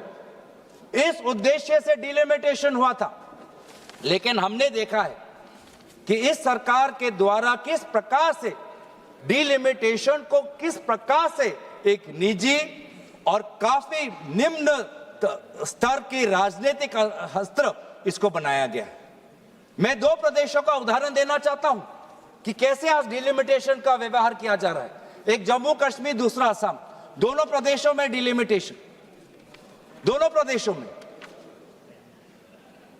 और एक में क्या हुआ, जम्मू कश्मीर के जब आपने परिसीमन की तो वहां पे आपने डिलिमिटेशन कमीशन बैठाई और वहां पर आपने सेंसस, कौन से सेंसस का आपने इस्तेमाल किया? 2011 का। और दूसरे तरफ आपने असम में परिसीमन की, वहां पर परिसीमन की दायित्व खुद केंद्र चुनाव आयोग ने ले ली और वहां पर परिसीमन के सेंसस के आधार पर हुआ 2001 पर। आप सोच समझ सकते हो कि भारत में 21वीं सदी में 2022 से 2023 में लगभग वो 1-1.5 वर्ष के कार्यकाल में भारत के 2 प्रदेशों में परिसीमन हो रहा है। एक 2011 के सेंसस के आधार पर, एक 2001 के आधार पर, एक जगह डिलिमिटेशन कमीशन, एक जगह चुनाव आयोग। तो साफ साफ पता चलता है कि ये डिलिमिटेशन किसी प्रकार से नागरिकों को, आम नागरिकों को सुविधा देने के लिए नहीं, डिलिमिटेशन बस आप अपने राजनीतिक सत्ता को और मजबूत करने के लिए, अपने राजनीतिक जड़ों को मजबूत करने के लिए आप इसका इस्तेमाल कर रहे हैं। डिलिमिटेशन का तात्पर्य क्या था कि हर जो क्षेत्र हो, चाहे लोकसभा क्षेत्र हो, चाहे विधानसभा क्षेत्र हो, उसकी जनसंख्या लगभग समान होनी चाहिए। मैं बताऊं असम में क्या हुआ।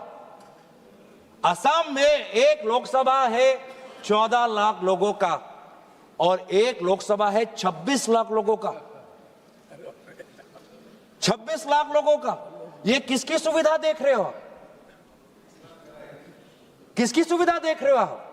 आम नागरिकों की तो नहीं हो सकती, क्योंकि वो 26 लाख का लोकसभा क्षेत्र इतना बड़ा है, वो किसी प्रकार से, किसी ना प्रशासनिक रूप से ना सुशासन के रूप से वो किसी का फायदेमंद हो सकता है।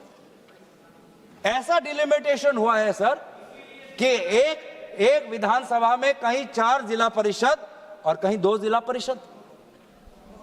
ऐसा डिलिमिटेशन हुआ है कि एक पंचायत में 10 वार्ड, 2 वार्ड एक विधानसभा में, 3 वार्ड दूसरे विधानसभा में, 3 वार्ड चौथे विधानसभा में। यह है परिसीमन। और अफसोस की बात, इसको हम चैलेंज नहीं कर सकते। और यही जो आज इस प्रकार को अमेरिका में कहते हैं जेरीमैंडरिंग, पूरा कंप्लीट पॉलिटिकल एक्सप्लॉयटेशन, कि कोई एक ज्योग्राफिकल कंटिग्यूटी होती है सर, डिलिमिटेशन में एक और चीज होती है कि geographical, besides administrative efficiency, geographical contiguity होनी चाहिए। लेकिन आज आपने ऐसे क्षेत्र बनाए हैं कि एक नदी के इस पार और एक गांव पहाड़ के उस पार। किस लिए? ये किस प्रकार का ज्योग्राफिकल कंटिग्यूटी है? आप मैप देखिए सर। अब यही चीज जो उन्होंने असम में किया, जो उन्होंने जम्मू कश्मीर में किया, अब महिला आरक्षण के द्वारा पूरे देश में यह कहना चाहते हैं। कितनी शर्मनाक बात है, कितनी शर्मनाक बात है, दुख की बात है कि आप इस प्रकार का महिलाओं का आप राजनीतिक दुरुपयोग कर रहे हो महिला आरक्षण के नाम पर। आप भारतीय संस्कृति की बात करते हो, भारत के देवी देवताओं की बात करते हो, भारत के उपनिषद और पुराणों की बात करते हो, और यह है आपका मंशा, डिलिमिटेशन। हमने ये खुद देखा है सर कि आज कहीं ना कहीं ये एक शंका है कि एक, आप महिला आरक्षण के पक्ष में नहीं हो, शंका दूसरा कि आप जाति जनगणना के पक्ष में नहीं हो, शंका तीसरा कि आप डिलिमिटेशन नागरिकों के हित में नहीं, डिलिमिटेशन खुद के हित में करते हो, यह भी तीसरा शंका है। और चौथी शंका यह है कि आप संविधान को आप धीरे धीरे आप कमजोर कर रहे हो। संविधान के आर्टिकल 81 में खुद लिखा है कि जो सेंसस, अगला जो सेंसस होगा उसके आधार पर 2026 का उल्लेख वहां पर है संविधान पर। संविधान में उल्लेखित है आर्टिकल 81 में कि 2026 में जो सेंसस होगा, उस जो सेंसस जब पब्लिश होगा तो उसके आधार पर हम आगे बढ़ेंगे, डिलिमिटेशन होगा। अब आज आप इस महिला आरक्षण के बिल के द्वारा आप संविधान को भी कमजोर कर रहे हो। जो 2026 की जो बात आर्टिकल 81 में है, आप उसको भी आप कमजोर करके कह रहे हो कि जब सदन कोई कानून लाएगा तब उस कानून में जिस सेंसस की बात होगी उस सेंसस के आधार पर हम परिसीमन करेंगे। मतलब जो बात संविधान में लिखी है, जिस बात को चाहे किसी दल की सरकार आए उस बात को अमल करना है, आपने उस संवैधानिक सुरक्षा को कमजोर कर आपने एक ऐसा कानून लाना चाहते हो कि सदन में जिसकी ताकत, सदन में जिसकी बल, वो निर्धारित करेगा कि किस सेंसस के आधार पर परिसीमन हो। वाह, तो किस प्रकार से संविधान के पक्ष में हो?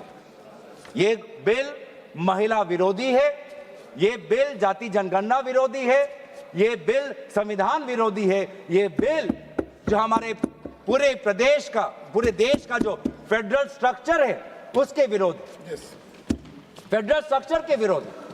सर, हमारे अध्यक्ष महोदय,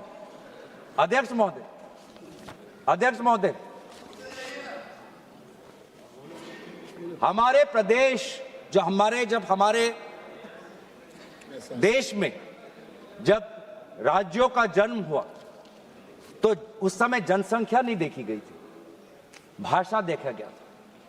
भाषाओं के आधार पर एक लिंग्विस्टिक रीऑर्गेनाइजेशन हमारे प्रदेशों को हुआ था। कहीं कहीं जो हमारी एथनिसिटी है, नॉर्थ ईस्ट के जो ट्राइब्स हैं, उनको पता है कि वो एक बड़े ग्रेटर असम के पार्ट में हैं, लेकिन कहीं ना कहीं उनको अपना परिचय बचाना था, अपने भाषा का परिचय, अपने एथनिसिटी का परिचय, अपने परंपरा का परिचय, और इसीलिए वो ग्रेटर असम से, ग्रेटर नॉर्थ ईस्ट फ्रंटियर से वो निकलकर उन्होंने अपने सेपरेट स्टेटहुड की मांग की, जिसके कारण स्वाभाविक रूप से उनकी जनसंख्या कम हुई। आज वो जो मांग उन्होंने की, अपने परिचय की, अपने स्वाधीनता की, अपने भाषा की, अपने जाति की, अपने परंपरा की, आज उसके लिए उनको प्रताड़ित किया जा रहा है, क्योंकि जनसंख्या के आधार पर उनकी कभी ताकत इतनी होगी नहीं कि सदन के अंदर कोई नागालैंड में का होकर बुलंद अपनी आवाज रखे, कोई अरुणाचल का होकर बुलंद अपनी आवाज रखे, कोई मिजोरम का होकर बुलंद अपनी आवाज रखे। आज भी हमारे भारत देश में कई ऐसे प्रांत हैं जो स्टेटहुड की मांग कर रहे हैं। गोरखा का एक मांग है, सेपरेट स्टेटहुड की मांग कर रहे हैं, और आज जब वो सेपरेट स्टेट होंगे तो उन्हीं की जो जनसंख्या है उनके कारण उनको कमजोर किया जाएगा? तो आपने जो एक विषय है, जिस विषय पर हमारे केसी वेणुगोपाल जी ने कहा कि हमारे जो पूर्व प्रधानमंत्री हैं स्वर्गीय इंदिरा जी, स्वर्गीय अटल जी, उन्होंने पूरे जो हमारी फेडरल बैलेंस है, संतुलन है, उसको बचाने के लिए फ्रीज डाला था पॉपुलेशन सेंसस में 1976 और 2001 में, एक बड़े एक सोच के साथ। आज आप उनसे भी परे हो रहे। आप तो कांग्रेस के स्वर्गीय प्रधानमंत्री इंदिरा जी से तो बड़े अपने आप को समझते हो, आप स्वर्गीय अटल जी से भी अपने आप को बड़े समझते हो, जो एक अटल जी से भी, स्वर्गीय अटल जी से भी अपने आप को आप बड़े स्टेट्समैन समझते हो। तो जो आज ये पॉपुलेशन की जो बात है, एक संतुलन की बात है, जिसको मैं काफी बारीकी से समझना है, फेडरल स्ट्रक्चर को के बैलेंस को पकड़ने के लिए बहुत सबको साथ, सारे प्रदेशों के मुख्यमंत्री, सारे विभिन्न दलों के साथ बातचीत करनी है। उसको आप महिला आरक्षण के नाम पर सबके बुलडोज कर रहे हो आप। हम दोबारा आपको कह रहे हैं, लाइए महिला आरक्षण, हम इसके विरोध में नहीं है, महिला आरक्षण लाइए, लेकिन ये परिसीमन के अटकेले और इस परिसीमन के जाल से इसको बाहर निकालिए, सरल करिए, आसान करिए, लागू करिए, ताकि हम सब देख पाए। इससे महिला आरक्षण के द्वारा आप अपने राजनीतिक रोटियों को मत सेकें। मैं दोबारा कोशिश करूंगा कि काफी परिसीमन को लेकर इस देश में गंभीर सवाल उठ रहे हैं, जिस सवालों का जवाब, जिस मसलों का समाधान पूर्व में हमारे स्वर्गीय प्रधानमंत्री ने किया है, और काफी एक बारीकी से काफी संतुलन उन्होंने सृष्टि करने में वो सफल हुए। उस संतुलन को आप अपने राजनीतिक रोटी के लिए, अपने राजनीतिक मुनाफा के लिए भारत के उस संतुलन को मत बिगाड़िए, मत बिगाड़िए। आज भी हम एक, जैसे राहुल जी ने कहा है कई बार कि हम यूनियन है एक स्टेट्स के।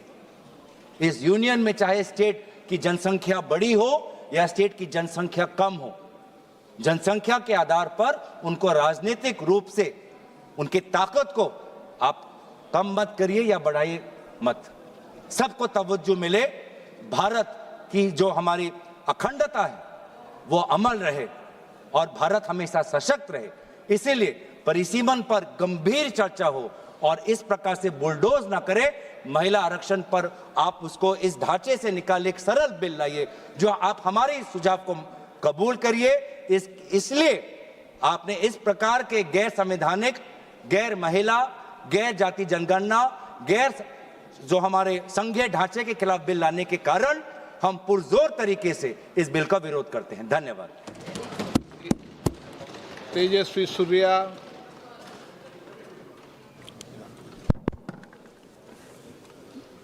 Thank you, Speaker, sir. You have given me an opportunity to speak in this very important debate. Speaker, sir, today is truly a historic day because finally the women of India who have been waiting for almost 40 years for their right, for their due to participate in the national policy-making process will finally get their share.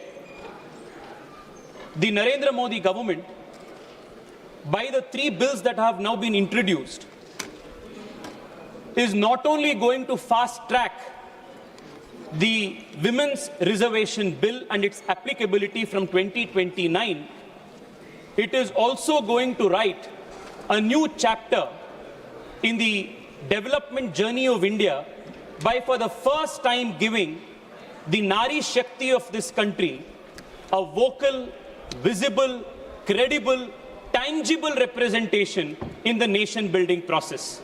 I would want to, on behalf of all the women of this country, congratulate and thank Prime Minister Narendra Modi for these 3 very important and historic bills that are fast-tracking, catalyzing the participation of women in the country's politics.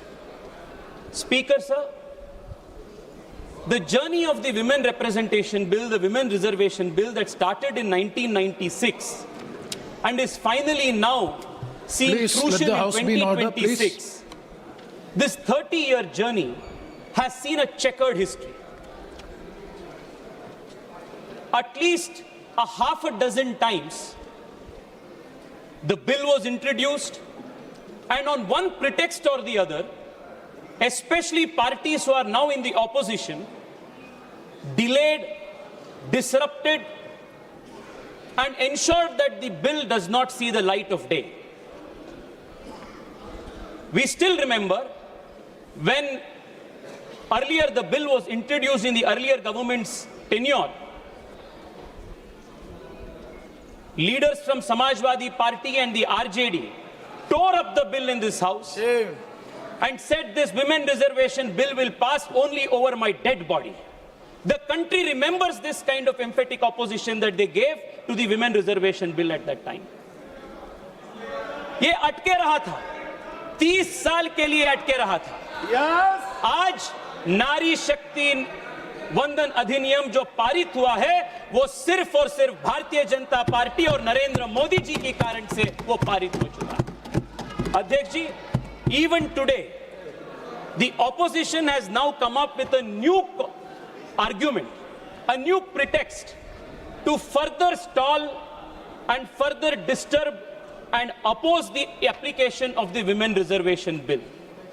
And the new pretext that they have come up with is this vacuous opposition, this baseless opposition to the delimitation exercise. When the Nari Shakti Adhiniyam was passed in 2023, and it was passed unanimously, all political parties agreed that the Nari Shakti Vandan Adhiniyam, the women reservation bill, will be applicable after the census and a delimitation is undertaken. This is the mandate of the constitution that everybody voted for. Today, the opposition has taken a U-turn. They are now opposing the fast-tracking of this bill in the 2029 elections and saying we want to oppose this because we don't want the delimitation exercise to take place. I come from the south of the country, the southern state of Karnataka, Speaker sir, just like you represent from Kerala. Speaker sir, over the last 3 days, we have seen a systematic misleading and propaganda by certain members of the opposition in the most irresponsible, anarchic fashion to mislead the people in the south of India. Let me make it very clear. If at all there was anything, even an ounce of injustice that the proposals that the government has brought to the parliament, even if there was an ounce of injustice to the south of India, I as a proud Kannadiga would have been the first to oppose such kind of a proposal. I have gone through the proposal that the government of India has brought, the Modi government has brought.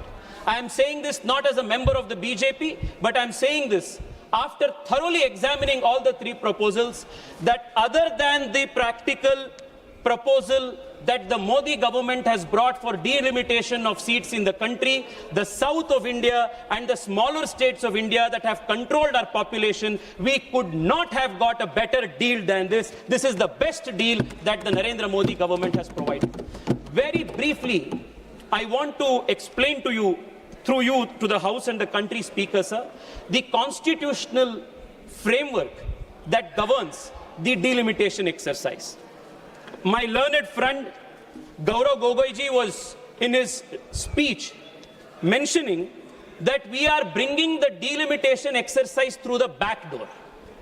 I want to very clearly make it clear to him that the delimitation exercise is not a backdoor exercise that the BJP is doing. This is a constitutional mandate of Article 81 and 82. We are only purely following what the Constitution asks us to do. There are 3 primary articles that govern the exercise that we are now conducting, Speaker sir. Article 81, Article 82, and Article 330A of the Constitution, which provides for women reservation. Let us examine all the 3 articles briefly and summarily to understand what the articles essentially say. The first article, 81, determines the total number of seats. It also says that the total number of seats meant to the Lok Sabha, the House of People, must be divided across the country in such a manner that the ratio between the number of total seats and the population of the state is so far as practicable the same for all states. This is the first requirement. The second requirement of Article 81 is that within the states, the territorial constituencies shall be divided in such a manner that the ratio between the population of each constituency and the number of seats allotted is as far as practicable same within the state. This is the mandate of the Article 81. Now, as you are aware, Speaker, sir, Article 81 and Article 82, by operation of the 42nd Amendment, which was carried forward again by 2001 Amendment, froze the number of seats in the Lok Sabha to 543 with a leeway to expand it to 550 seats. Why was this done? In 1997, when this was first discussed, the population in the country had not stabilized. Therefore, a compromise formula was taken that let us not put the southern states which have performed well in population control, let us not penalize them, let us freeze the number of seats. The same thing continued even in 2001. In 2001, while considering this bill, the then Law Minister Arun Jaitley ji said this to the floor of the House. He said the national population policy also envisages that the year 2026 shall be the year in which the population of the country would hopefully stabilize. Therefore, what was true till 2000 is sought to be frozen till the year 2026. That is, the year in which we anticipate, hopefully, that the population figure in the country would stabilize. This is the motive behind freezing of the seats in 1971, which was carried for another 25 years in 2001. We are now in 2026. The first argument that the opposition is making is they don't want the delimitation exercise to take place. This is the most absurd argument. In 1971, the population of the country was 550 crores. The population of the country in 2026 today is 140 crores. There are assembly constituencies and parliamentary constituencies. Again, I want to take the reference made by learned colleague Gaurav Gogoi ji in his speech. There are certain assembly constituencies in this country which are 26 lakh in number.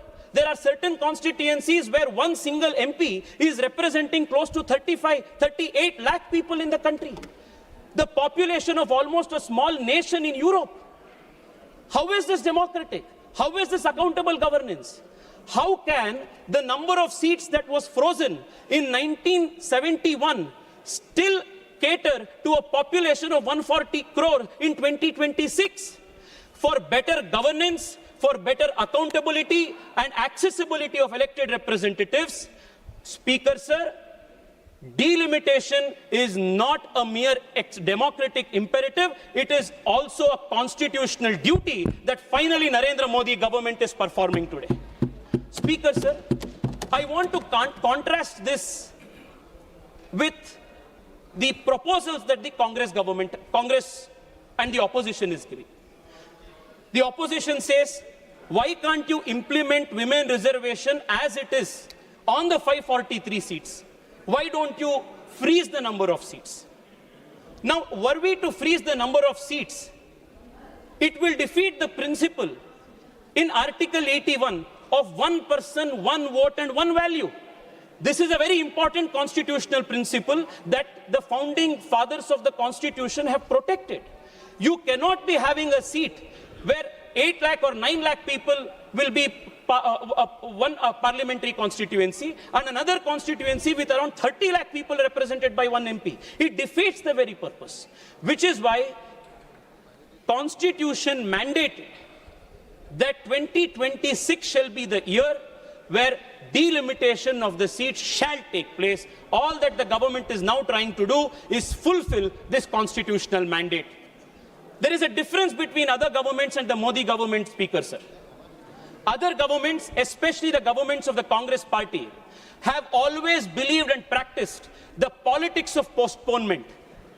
It is the Narendra Modi government that does not believe in politics of postponement, but believes in solving the problems of the past. I want to give you an example.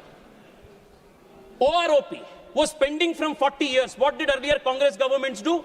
Postpone it. Article 370 was pending from 70 years. What did all these governments do? What was supposed to be a temporary provision, they converted into a permanent provision. What did they do? Postpone it. The Bangladesh and India border swapping deal, for almost 40-50 years, it was kept pending. What did the earlier governments do? Postpone it. It is the Narendra Modi government that solved the 70-year-old temporary provision of Article 370 by abrogating it, because we do not believe in the politics of postponement. We finally solved the OROP after 40 years because we do not believe in the politics of postponement. If the Congress were in power today, they may have, like was done in 71, like was done in 2001, wanted to take the safe route, the unconstitutional route, the undemocratic route of freezing the 1971 census equation. But the Narendra Modi government has decided to bring a new equation to the scheme, which is going to give more seats to all states, more representation, and while doing this, follow the constitutional mandate of delimitation based on one vote, one value principle. This, according to me, Speaker Sir, is the most practical, genius solution that anybody could have come on. I welcome this constitutional proposition that the Narendra Modi government has brought. Speaker Sir, I now want to take a couple of minutes to examine the arguments that the Congress party and its leaders, the opposition and its leaders have made in opposition to these three bills. Now, the first thing that they say is, don't do anything. Don't bring in the delimitation.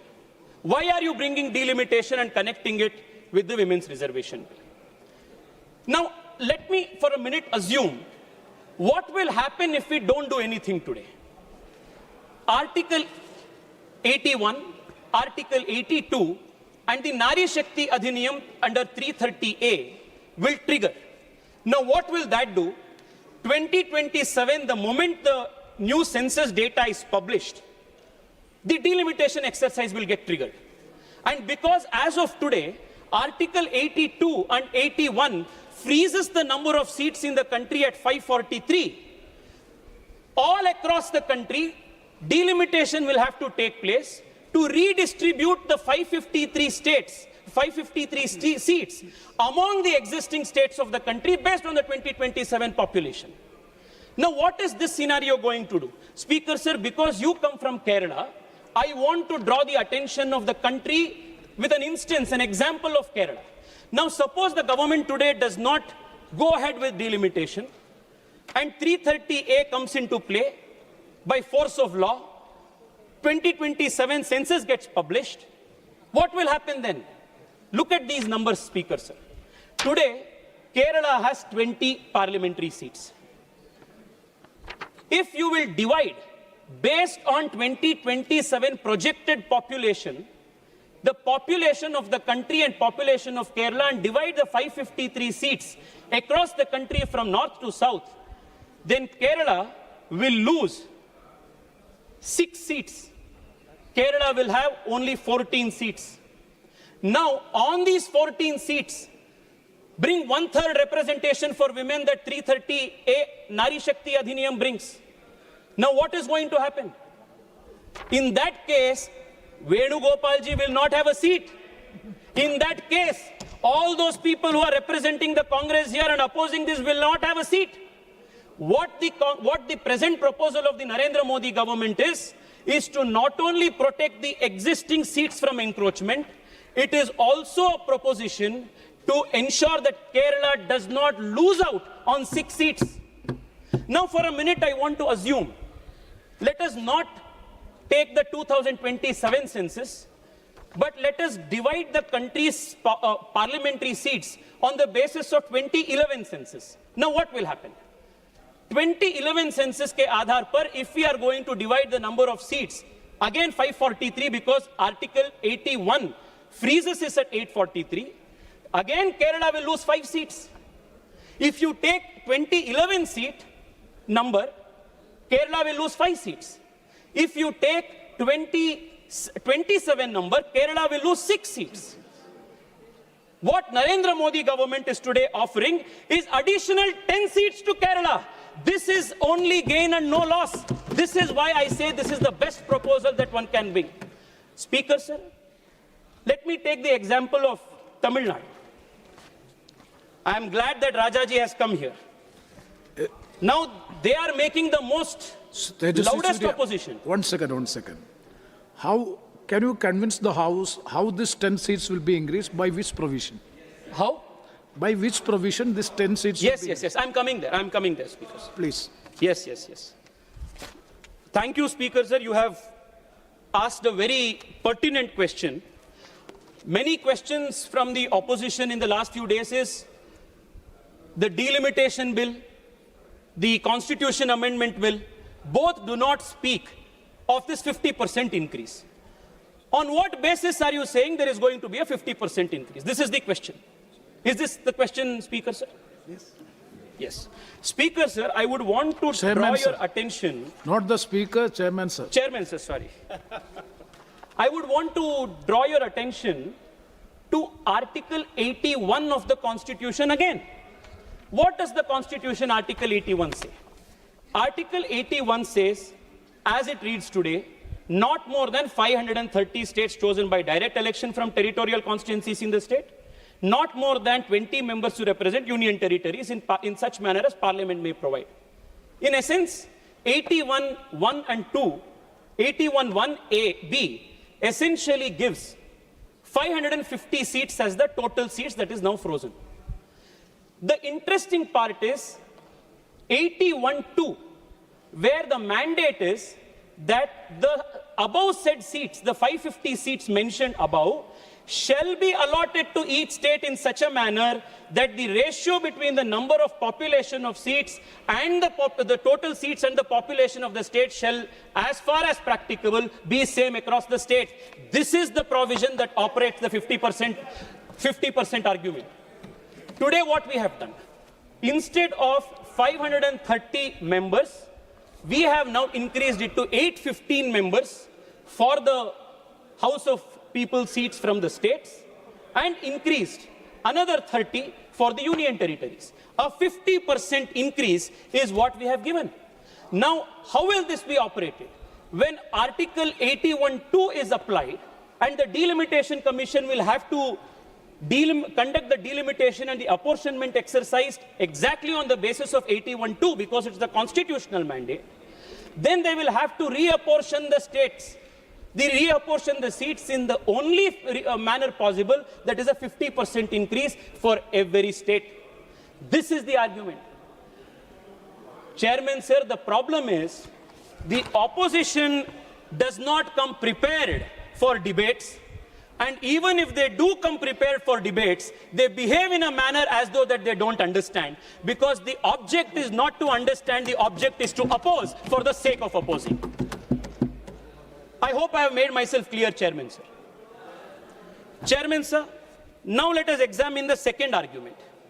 Now the second argument is that if there is a proportionate increase in 50% of seats for all states, then the states of southern India will lose out. Rajaji, please listen to me. I am as much as Indian from the south like you are. The only difference is I do not speak the language of separatism that the DMK practices. I believe that the country from Kashmir to Kanyakumari is one. Speaker, sir, I want to... Suryaji. Speaker, sir. Tejasvi Suryaji. Please, wait, I will. Speaker, sir. I will. Let me. Speaker, sir, let me. I will. Speaker, sir. Tejasvi Suryaji. Now, Speaker, sir. No, please. Chairman, sir, my request is, Rajaji, I will strictly stick to what the technical portion. You just hear me for 1 second. Yes. See, please don't make any allegation against against a political party. No. See, no, please. I will. After this, After Tejasvi Surya, I will give the opportunity since you have mentioned his name. Yes, yes. You please wait. Please Speaker, wait. sir. Speaker, sir. Speaker, sir. On. Speaker, sir, 1 second. Rajaji, I want to take your attention. On 24th March See, 2026. if you are taking the name of Sri Raja, then I have to give the chance to You him. please give him a chance after my speech. Okay, after okay, my fine. speech, please Fine, give him a fine, chance. fine, I have fine. no objection. I have no objection. After he Speaker, concludes, sir. I will give the chance. No, I will give the Chairman, chance. sir. Chairman, sir. So, Chairman, sir. so you are yielding. You are yielding. No. After my speech, let him answer. I'm not yielding. I'm not yielding. Speaker, sir. On March 24th, 2026, Tamil Nadu Chief Minister M.K. Stalin makes this tweet. And I will read one important sentence from that tweet, with which I have full sympathy and full support. This is the tweet that M.K. Stalin speaks and writes. It is our consistent stand that the current proportional representation of states should not be disturbed under any circumstances. This is what he says. I agree with this. I have already made it clear. If at all this government had brought in a proposal that would decrease the number of seats and my state of Karnataka would be in a loss, I would have been the first to protest it. Now, what has the government done in the light of this tweet? What does this state say?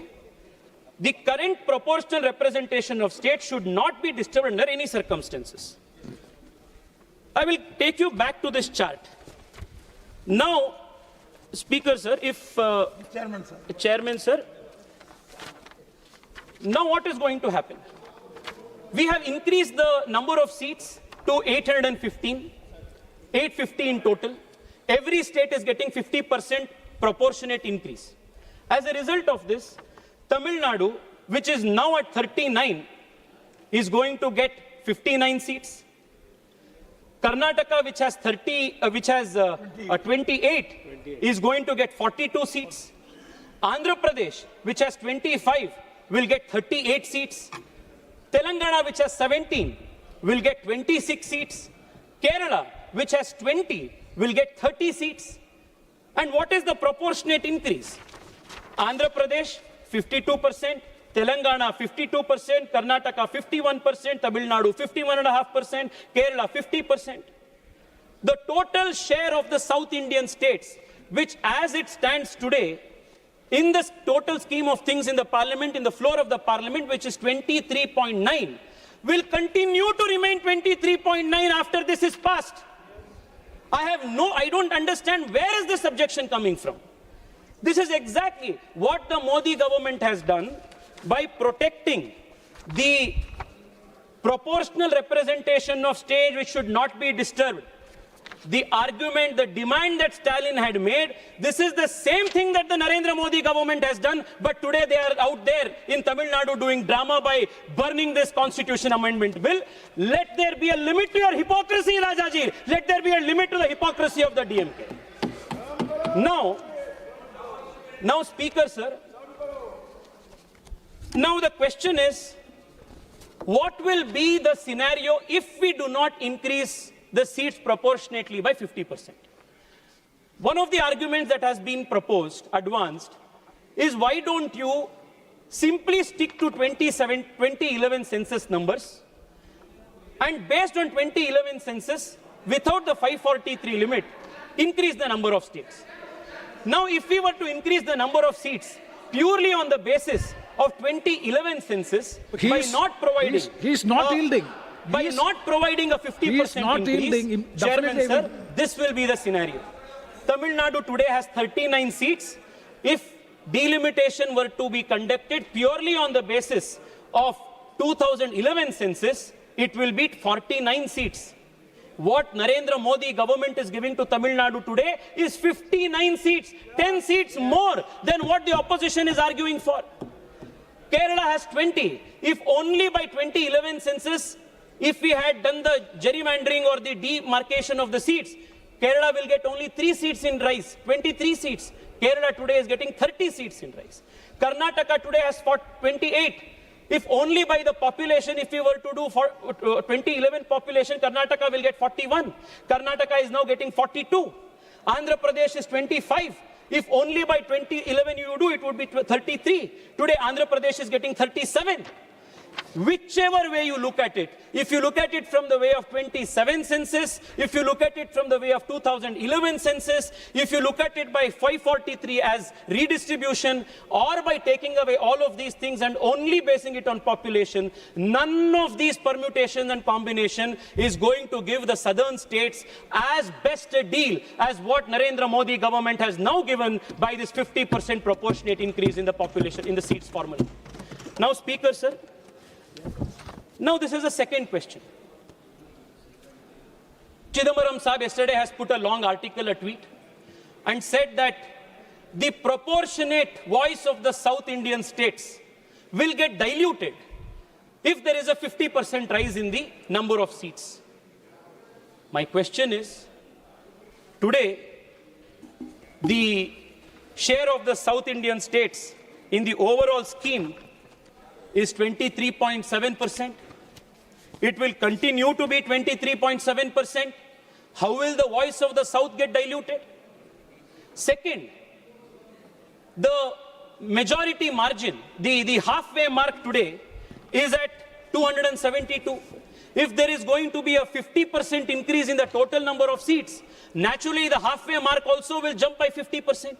So this whole argument that the southern states is going to lose because of the proportionate 50% increase, I will say, is not only a vacuous argument, it is an illogical argument, it is not only an unconstitutional argument, but most importantly, Speaker, sir, this is a mischievous argument that comes from creating anarchy in this country by misleading the people.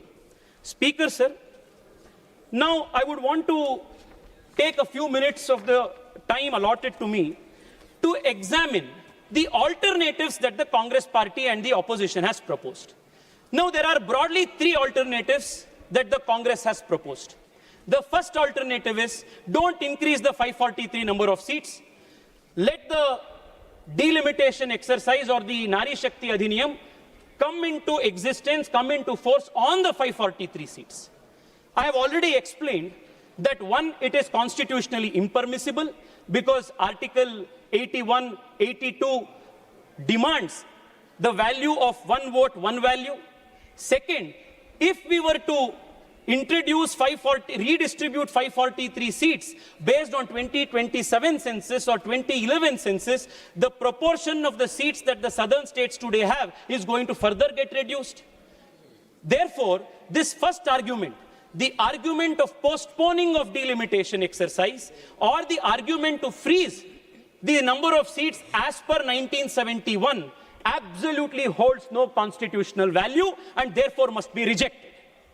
Second, the argument that the opposition is making, the Chief Minister of Telangana has made, is to propose a very interesting hybrid model of linking the population of the state along with the GSDP, the state's per capita contribution and the state's gross development of the state.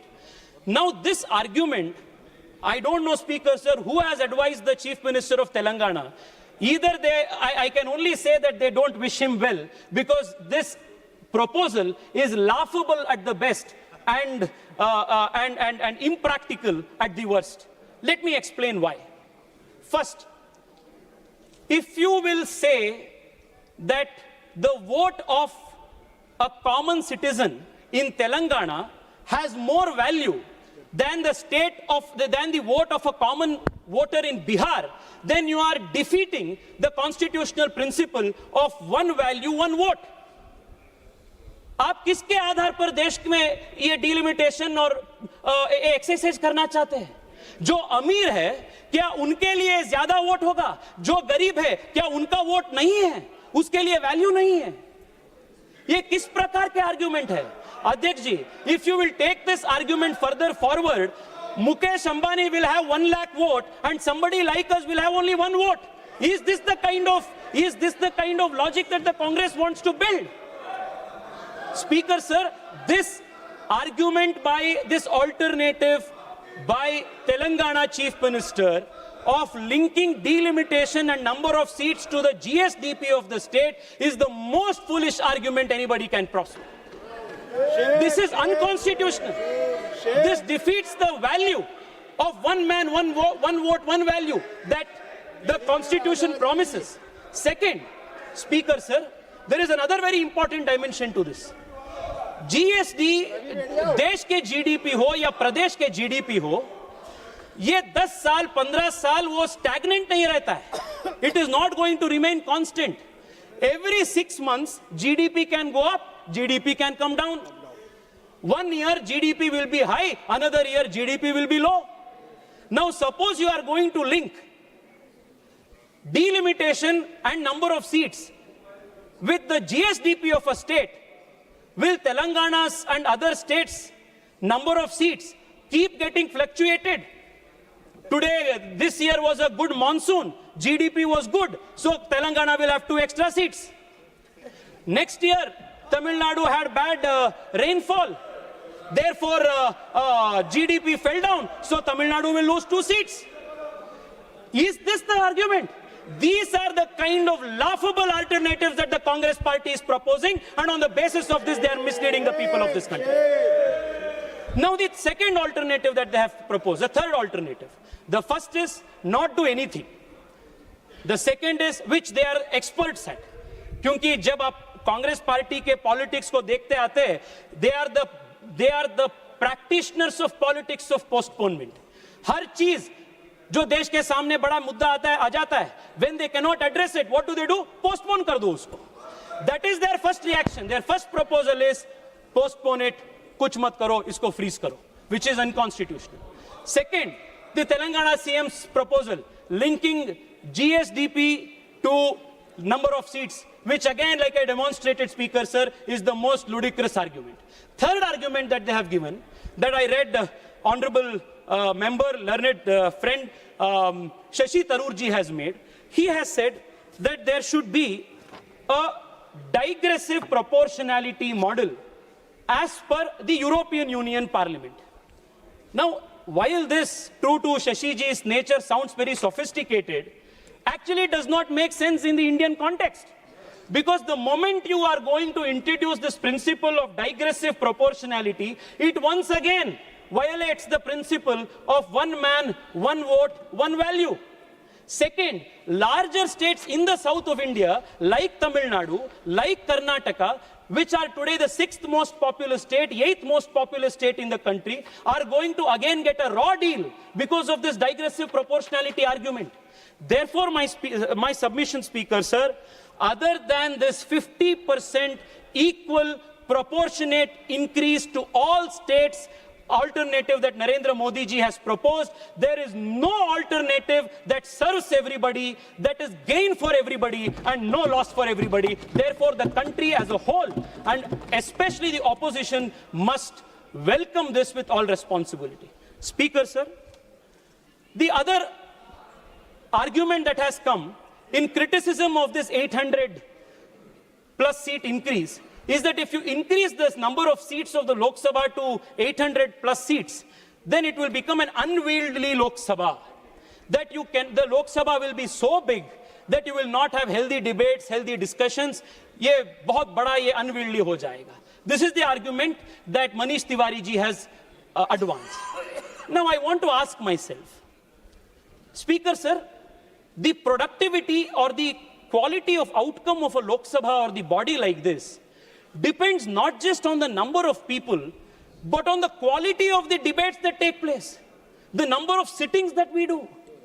In 1952, when for the first time the first parliament after the general election convened, Lok Sabha Speaker, sir, would sit on an average of 135 days in a year.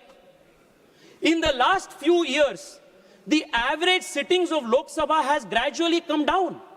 And last term, it has come only to 55 days. Why? Because of the politics of disturbance and disruption that the opposition is doing. इसलिए the productivity कम हो रहा है. My request to you, Speaker, sir, this is something that you can do in your own remit as the Honorable Speaker. Speaker, sir, I'll conclude in 5 minutes, completing just 2 important points. Speaker, sir, when we have now increased the size of the Lok Sabha to 850, we should also proportionately increase the number of sittings of the Lok Sabha to be at least half times more than what we are now doing. Speaker, sir, you have started a great tradition by increasing the number of hours allocated to 0 hour. Many first-time speakers, first-time MPs, who till now had got no chance to speak in Parliament, they got a chance to speak because you gave more time. My request to you, Speaker, sir, is when the Parliament is going to become a 850 member body, instead of around 55 number of sittings that we do per year, if the Lok Sabha were to sit for 125 seats, or like in the case of the Japanese Diet, if we were to sit for 150 days, then every single member representing every single constituency will get more than enough time to place on the floor of the House the problems of the constituents. This is something that needs to be done. Speaker, sir, now I will also want to explain, Speaker, sir, why this whole attention that the opposition parties and a few regional parties in the south, led by the DMK, why are they doing so much noise? And why the tears that they are shedding is nothing but crocodile tears? Yes. Speaker, sir, I thank heavens that in 2026, when the country is doing delimitation, Narendra Modi ji is in power and Bharatiya Janata Party-led government will do the delimitation. Because if you remember, the way the Congress party, the UPA, divided the two undivided Andhra Pradesh into AP and Telangana, it was done in the partition of AP and Telangana was done in a worse fashion than the British did the partition of India and Pakistan. This is the kind of legacy they have, Adhyakshi. Adhyakshi, I want to conclude by bringing to your notice only one important aspect. In the last 10 years of the Narendra Modi government, the south of India has enjoyed great support, encouragement for the developmental ambitions of the south. Speaker, sir, on a conservative estimate, if you compare the devolution of funds from the center to the South Indian states in the last 10 years and contrast it to the 10 years of the UPA, on an average, every single South Indian state has got not less than 250% more funds by the Narendra Modi government. The Narendra Modi government has also increased the budget for railway lines. The number of railway electrification that has taken place in the last 10 years under the Modi government in the southern states is unprecedented. Budget पे नहीं है, मैं आपको ये इतना प्यार आ रहा है ना आप लोगों को, समाजवादियों को दक्षिण भारत के बारे में, इसलिए मैं आपको बता रहा हूँ जी, इसलिए मैं आपको बता रहा हूँ सर। रेलवे बजट की बात देखिए आप, आंध्र प्रदेश में 2009 एंड 2014 के बीच में, speaker sir, 886 crores was what they got. Narendra Modi government has given 10,000 crores. This is just one incident.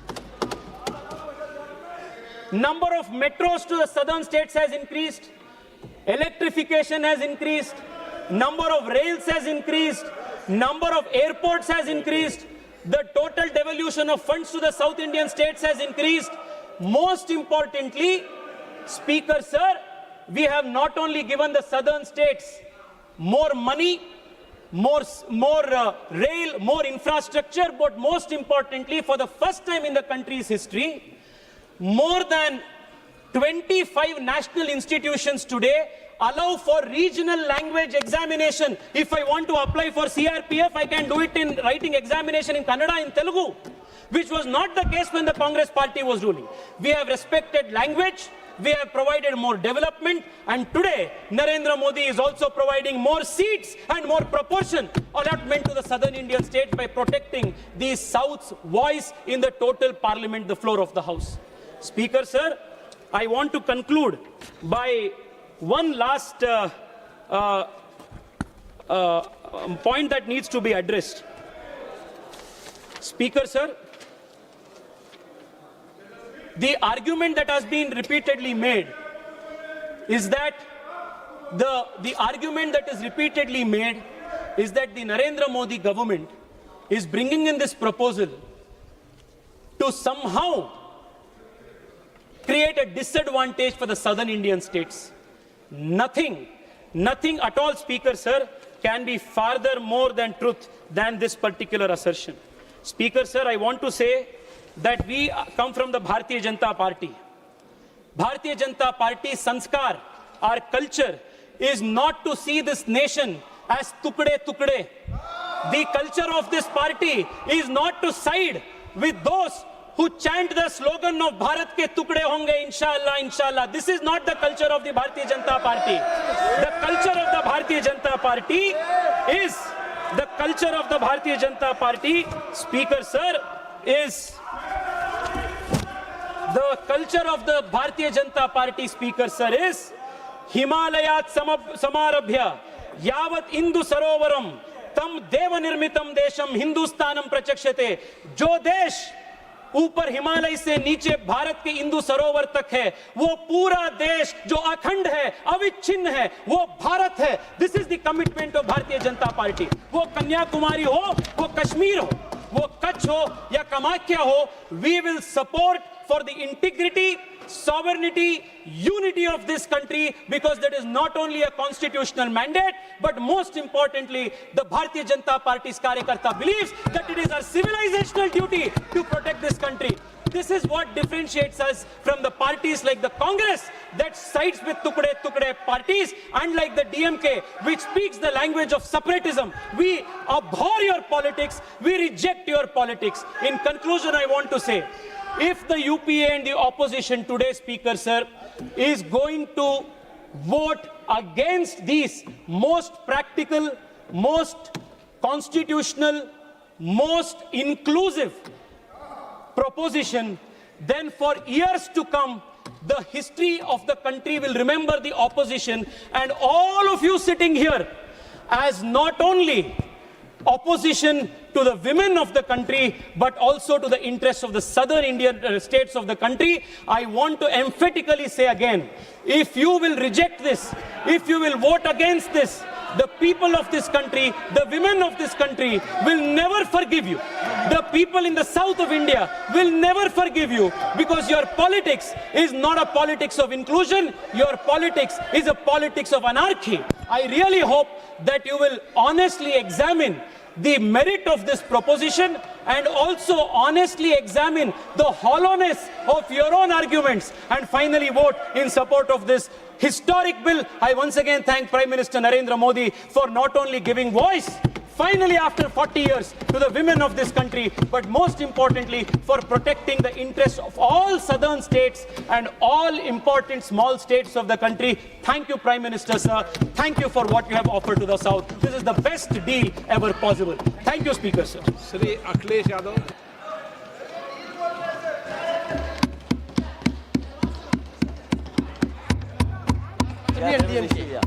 Assurance was given by the chairman that I will be permitted to react.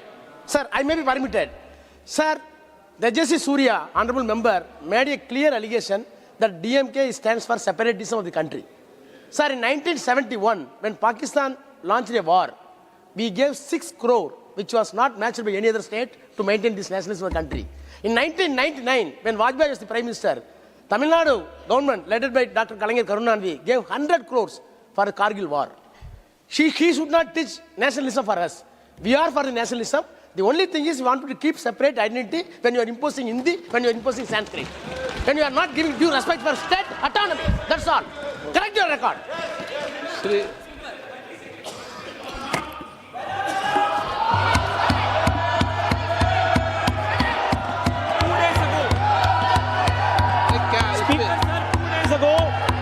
Chief Minister of Tamil Nadu, M.K. Stalin, has put out a video. In that he has said that if the central government is not going to take the bills back, then we will remind them of 1950s and 1960s. What does he mean by that? 1950s and 1960s. Akhilesh Yadav ji. Akhilesh Yadav ji. अध्यक्ष महोदय, Akhilesh, please. अध्यक्ष महोदय, मैं आपका धन्यवाद देना चाहता हूँ. Please. अध्यक्ष महोदय,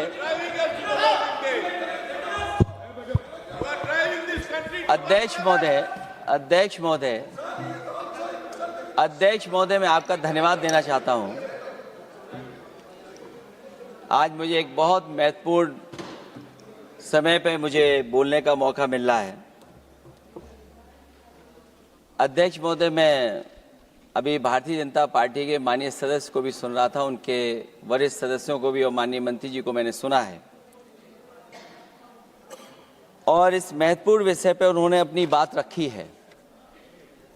समाजवादी पार्टी महिला आरक्षण के पक्ष में है और समाजवादी पार्टी का इतिहास रहा है कि हम लोगों ने हमेशा महिलाओं को आगे बढ़ाने के लिए काम किया है। हमारे नेता जिनकी विचारधारा पे हम लोग आगे बढ़ रहे हैं, डॉक्टर राम मनोहर लोहिया, उन्होंने हमेशा जेंडर जस्टिस और सोशल जस्टिस की बात की है। हम समाजवादी लोग जेंडर जस्टिस और सोशल जस्टिस के पक्ष में हैं और महिलाओं का आरक्षण 33% हो उसके भी पक्ष में हम लोग बोल रहे हैं। और ये लड़ाई हमारी निरंतर चल रही है और कहीं न कहीं आरक्षण हमारी पीढ़ी के आह्वान को और मजबूत कर रहा है। लेकिन जिस तरह की बातें हमें सुनने को मिल रही हैं, अब भारतीय जनता पार्टी नारी को नारा बनाने की कोशिश कर रही है। भारतीय जनता पार्टी इस आरक्षण को लेकर के भाजपा अपना नारी का नारा बनाना चाहती है और बदलने की कोशिश कर रही है। जिन्होंने नारी को अपने संगठन में नहीं रखा, उनके मान सम्मान के लिए कैसे रखेंगे? और अगर ये बात गलत है, अध्यक्ष महोदय, जिस पेरेंटल संगठन से आप निकले हैं उसमें मान सम्मान के लिए संगठन में कितनी नारी हैं ये बता दें आप। और इनका, क्योंकि पिछले कई वर्षों से अध्यक्ष जी ये सरकार में है और मैं सुन रहा था माननीय मंत्री जी को मैं सुन रहा था, उन्होंने बहुत सारे योजनाएं, बहुत सारे कार्यक्रमों की जानकारी दी। लेकिन अगर हम दुनिया के आंकड़े देखें, जेंडर इक्वलिटी में हम कहां खड़े हैं? हम 146 में 127वीं जगह पर खड़े हैं। और अगर हम इनके खुद के सरकारों को देखें अगर, तो अध्यक्ष महोदय, इनके 21 जगह सरकारें हैं। 21 जगह यूनियन टेरिटरी और स्टेट मिलाकर के और सहयोगी दलों के साथ मिलकर के 21 सरकारें इनकी हैं। भारतीय जनता पार्टी ये बताए कि उनके 21 स्टेट में जहां सरकारें उनके सहयोगी साथियों के साथ चल रही हैं, कितने मुख्यमंत्री इनके बने हुए हैं? कितनी महिला मुख्यमंत्री बनी हुई इनकी? जीरो। और जो दिल्ली की बनी हुई हैं, हालांकि वो हाफ चीफ मिनिस्टर हैं और वो भी महिला होने के नाते केवल हाफ चीफ मिनिस्टर हैं। नहीं, अधिकार कहां है? एक चीफ मिनिस्टर के जो अधिकार होते हैं, एक स्टेट के जो अधिकार होते हैं, क्या आपके दिल्ली की मुख्यमंत्री के पास वो अधिकार है? और फिर जो अभी तक जो सबसे बड़ी पार्टी है, जो सबसे बड़ी पार्टी अपने आप को कहते हैं, पूरे देश में जितने भी इनके विधायक चुने गए हैं, आप बताओ आपकी संख्या क्या है? 10% से ऊपर नहीं जा पा रहे हैं आप?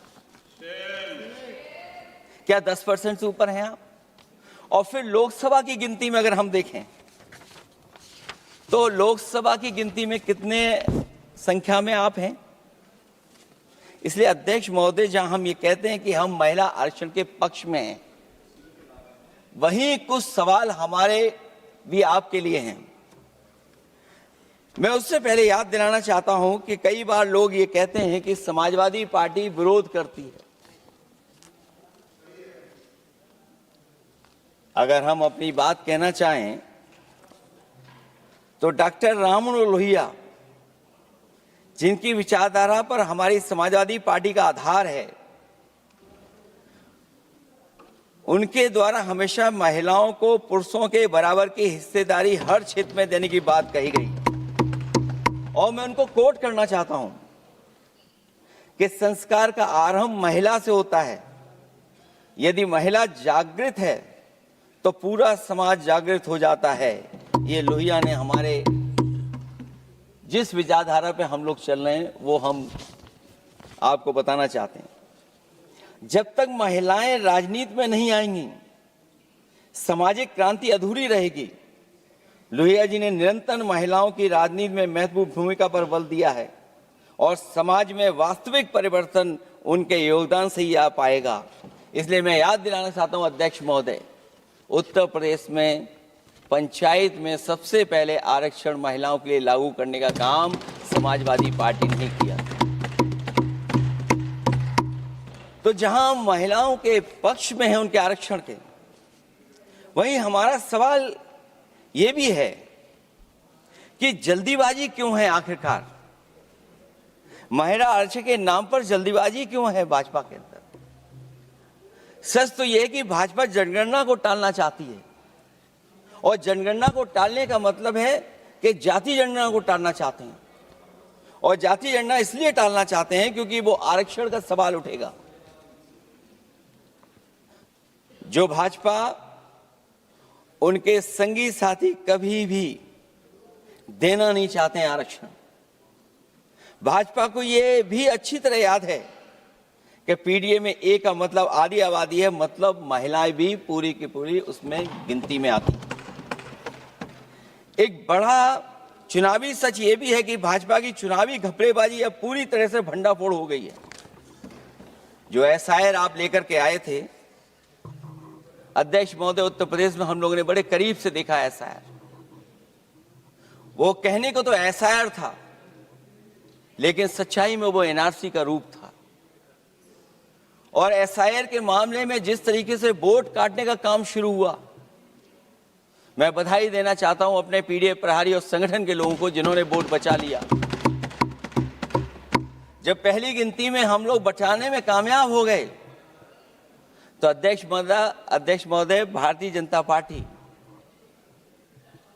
फॉर्म 7 को लेकर के आई और फॉर्म 7 उन्होंने ऐसे बांटना शुरू किया, उस घपले को भी हम लोगों ने पकड़ लिया। और जब उस घपले को पकड़ा तो पता लगा फॉर्म 7 बंद हो गया उत्तर प्रदेश में। फॉर्म 7 से कोई वोट काटा नहीं गया। अध्यक्ष महोदय, जो फॉर्म 7 काटने के लिए जिससे दस्तखत कराए थे भारतीय जनता पार्टी ने, उस व्यक्ति को दस्तखत करना भी नहीं आता है। अध्यक्ष महोदय, जो एसआईआर के बहाने फॉर्म 7 लेकर के आए थे, जो फॉर्म 7 दस्तखत करा करके वोट काटे जा रहे थे उत्तर प्रदेश में, जब पकड़ा गया, हम लोगों को जानकारी मिली, हम लोगों ने उसको प्रेस के सामने लेकर के आए और चुनाव आयोग को शिकायत की। फॉर्म 7 से वोट कटना रुक गया, लेकिन अभी भी उस पर कोई कार्रवाई नहीं की जिसने उसके नकली दस्तखत कराए थे। अध्यक्ष महोदय, इससे तो लगता है कि पूरा का पूरी व्यवस्था जुड़ी हुई है भारतीय जनता पार्टी से। और धीरे धीरे जो भारतीय जनता पार्टी की सरकार चली है, हेरा फेरी हम लोग पकड़ लिए, भाजपा की कलई खुल गई और उसके समर्थक और वोटरों का अकाल पड़ने लगा। जब तब भाजपा निराशा के इस दौर में उभरने के लिए बिल लेकर के आ रही है। ये भारतीय जनता पार्टी का जो वोट कम हो रहा है, असली लक्ष्य अध्यक्ष महोदय वोट है, सत्ता में रहना है। इसलिए आरक्षण को लेकर के आए हैं। भाजपा की यही राजनीतिक चाल रहती है। जब पुराने लोग ये समझ जाते हैं कि भाजपा किसी की सगी नहीं है, तो हर बार भाजपा कुछ नए लोगों को अपने लुभाने जुमलों में फंसाती है।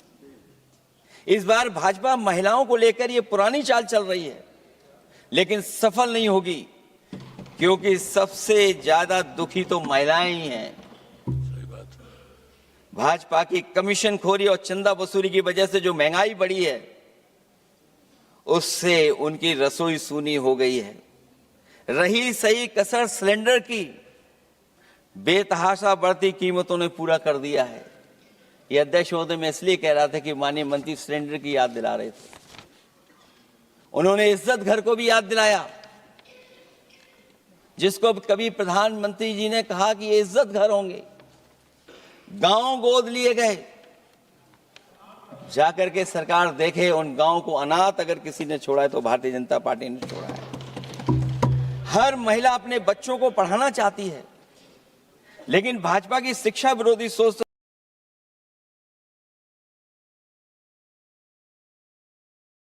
तो सरकारी स्कूल तक बंद करवा दे रही है। महिलाओं का दर्द क्या होता है, ये मेरठ के दुकानदारों के परिवार की महिलाओं की आंखों में आए आंसू भी बयां कर रहे हैं, और नोएडा की मजदूर और मेड के गले बयान भी कर रहे हैं। क्योंकि जब हम बहस महिला आरक्षण पे कर रहे हैं, तो हमें याद रखना चाहिए कि हमारे बिल्कुल बगल में 40,000 से ज्यादा लोग सड़कों पे मजदूर, महिलाएं सड़कों पर हैं, जहां से प्रभु श्री राम जो कभी हम लोगों ने स्क्रीन पे देखा था, वो चुन करके आए थे। वहां पर महिलाएं धरने पर बैठी हैं, और अगर ये धरने पर इसलिए बैठी हैं क्योंकि उनको न्याय नहीं मिल रहा है, भारतीय जनता पार्टी की सरकार की वजह से उनके घर उजड़ रहे हैं, महिलाएं रो रो करके न्याय मांग रही हैं, तो मैं कहना चाहता हूं अध्यक्ष महोदय सरकार से कि अगर ये बिल इतना ही सही है, तो इसे मेरठ नोएडा की पारिवारिक और कामगार महिलाओं के बीच बैठकर घोषित किया जाए कि उनके लिए इसमें क्या क्या होने जा रहा है। हम महिला आरक्षण के साथ हैं, पर उस भाजपाई चालबाजी के खिलाफ हैं, जो एक साजिश के तहत की जा रही है। भाजपाई और उनके संगी साथी देश की सबसे बड़ी आबादी के वर्ग, मतलब पिछड़े वर्ग की महिलाओं के बारे में चुप्पी साधे बैठे हैं। ये बात अध्यक्ष जी समझ में नहीं आ रहा है, क्योंकि जब हम लोग प्रधानमंत्री जी को सुनते थे, तो वो ये कहते थे कि हम पिछड़े वर्ग से आते हैं, हम आप जैसे ही हैं, पिछड़े हैं। लेकिन जब आरक्षण की बात हो रही है, तो पिछड़ों की संख्या इसमें कितनी है, हमें उम्मीद है कि सरकार इस पर जरूर बात अपनी रखेगी। ये संशोधन के नाम पर जो जल्दीबाजी दिखा रहे हैं, दरअसल उसके पीछे भाजपाइयों की मंशा है कि जनगणना न करनी पड़े, क्योंकि अगर जनगणना करनी पड़ेगी तो जातिवार आंकड़े भी देने पड़ेंगे, और जातिवार आरक्षण भी। ये भाजपा का एक बहुत बड़ा षड्यंत्र है, जिसमें जनगणना आधारित परसीमन को नकार कर पिछड़ों का अधिकार लूटा जा रहा है। ये लोकतंत्र के खिलाफ खुफिया लोगों की गुप्त योजना है, जो अब तक स्वीकार नहीं, जब तक प्रक्रिया के साथ हम लोग स्वीकार कभी नहीं कर सकते, जब तक इसका लागू करने का तरीका ठीक ना हो।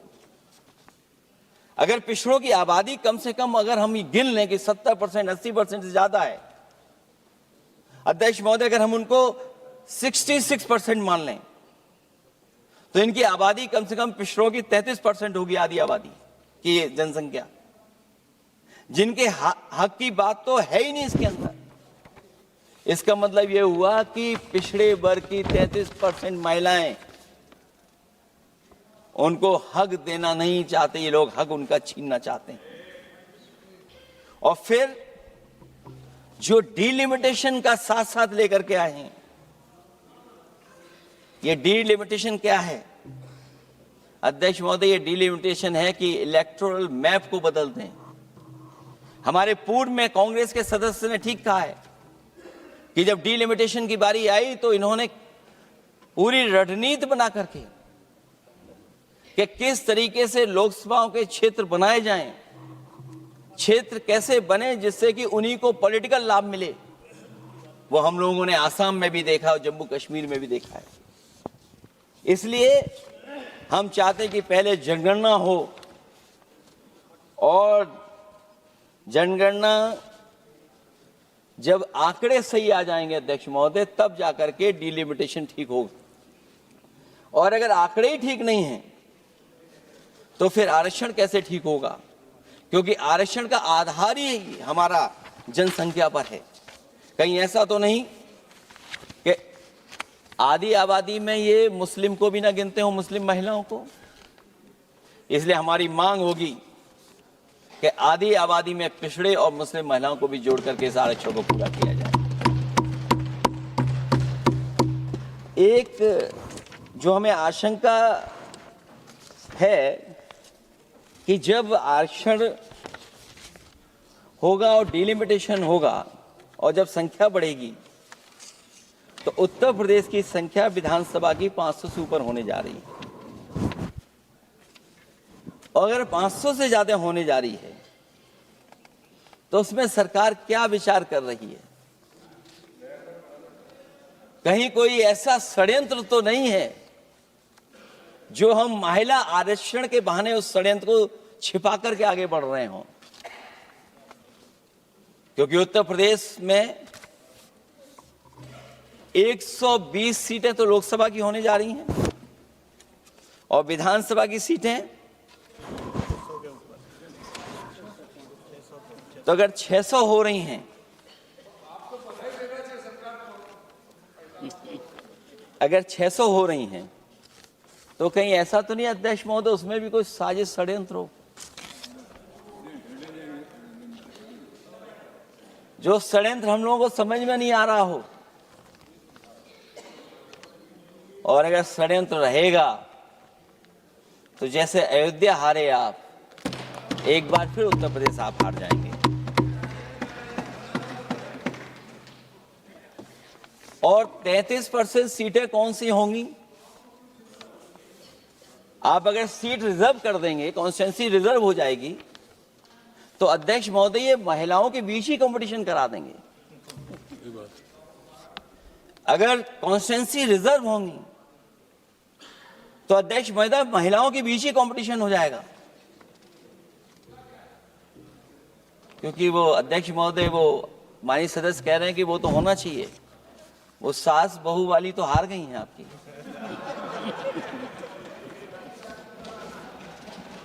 तो अगर पार्टी को ये मौका मिलेगा तो न केवल कंपटीशन से हम बच सकते हैं बल्कि संख्या महिलाओं की लड़ने की ज्यादा होगी। ये महिलाओं को ज्यादा नहीं लड़ने देना चाहते हैं चुनाव, इसलिए कॉन्स्टिट्यूंसीज को रिजर्व कर रहे हैं। अध्यक्ष महोदय हमारा पक्ष है, हमारी मांग है कि ये जो लागू हो आरक्षण वो पार्टी को मौका मिले, पार्टी लड़ाए उनको, पार्टी संख्या तय करे। इसके साथ साथ जो रोटेशन वाला है इशू, स्वाभाविक है कि जब हम एक क्षेत्र से लड़ते हैं अध्यक्ष महोदय तो एक भावनात्मक अटैचमेंट बनता है वोटरों के बीच में। और अगर ये रोटेशन का मामला होगा तो अध्यक्ष महोदय कोई भी अपने क्षेत्र में बहुत ज्यादा भावनात्मक लगाव नहीं रखेगा क्षेत्र की जनता से। तो अगला क्षेत्र की सोचने लगेगा कि अगला क्षेत्र हमारा क्या होगा। इसलिए हम इसके भी खिलाफ है अध्यक्ष महोदय कि रोटेशन नहीं हो। हम रोटेशन की प्रणाली के खिलाफ हैं, इसके पक्ष में हम लोग नहीं हो सकते।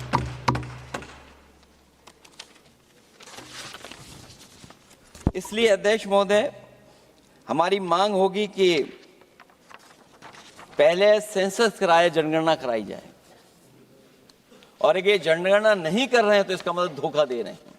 क्योंकि पुराने बिल में जो हम लोगों ने बात देखी और रखी थी उस समय वो यही था कि जनगणना करा करके महिला आरक्षण बिल आएगा। लेकिन ये लोग 2011 का लेकर के आ रहे हैं। इसका मतलब इनकी पूरी तैयारी है कि कौन सा लोकसभा क्षेत्र कैसा होगा। इनके गुप्त लोगों ने वो कहीं ना कहीं नक्शा बना करके रखा होगा, जिसको आरक्षण पास होते ही, बिल पास होते ही लागू करने की कोशिश करेंगे। और जो और सुधार होने चाहिए महिलाओं के, जो सुधार होने चाहिए, उन सुधारों पे इसमें बिल में कोई विशेष योजना या विशेष बात नहीं हो रही है। बिना उनके लिए लाभ पहुंचाए, सस्तीकरण किए, शायद हम पूरा उनको हक नहीं दे पाएंगे। मैं अध्यक्ष महोदय आपसे यही निवेदन और अपील करूंगा कि पिछड़ों को, माइनॉरिटी को, खासकर मुस्लिम महिलाओं को आरक्षण दिया जाए। जो सेंसस से ये दूर भाग रहे हैं, वो इसीलिए भाग रहे हैं क्योंकि जाति गणना की मांग उठेगी, और अगर जाति गणना की बात उठेगी तो आरक्षण की बात और उठेगी। हमें उम्मीद है कि हम लोगों की बात मान करके सरकार उस पर विचार जरूर करेगी। जब हम आरक्षण देना चाहते हैं तो बिना पिछड़ा, बिना मुसलमानों के शायद हमारा जो लक्ष्य है महिला आरक्षण का, वो पूरा नहीं होगा। इन्हीं शब्दों के साथ आप सबका बहुत बहुत धन्यवाद।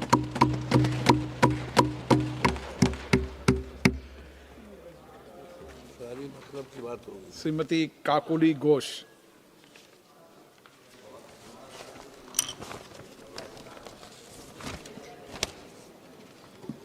শ্রদ্ধেয় অধ্যক্ষ মহাশয়, সংবিধানের 131 নম্বর সংশোধনী বিলের পক্ষে সর্বভারতীয় তৃণমূল কংগ্রেসের পক্ষ থেকে আমি দাবি জানাতে উঠেছি যে 50% আসন মহিলাদের জন্য সংরক্ষিত করা হোক। তবেই আমরা সম্পূর্ণভাবে আপনাদের সঙ্গে সহমত পোষণ করে সহযোগিতা করব। কেননা 33% আমাদের নেত্রী মাননীয় মমতা বন্দ্যোপাধ্যায় ইতিমধ্যে বহুবার, যখনই নির্বাচন হয়েছে বিধানসভা বা লোকসভায়, তিনি মহিলা প্রার্থী দিয়েছেন এবং হেরে যাওয়ার মতো সিটে নয়, তিনি আমাদের জিতিয়ে এনেছেন।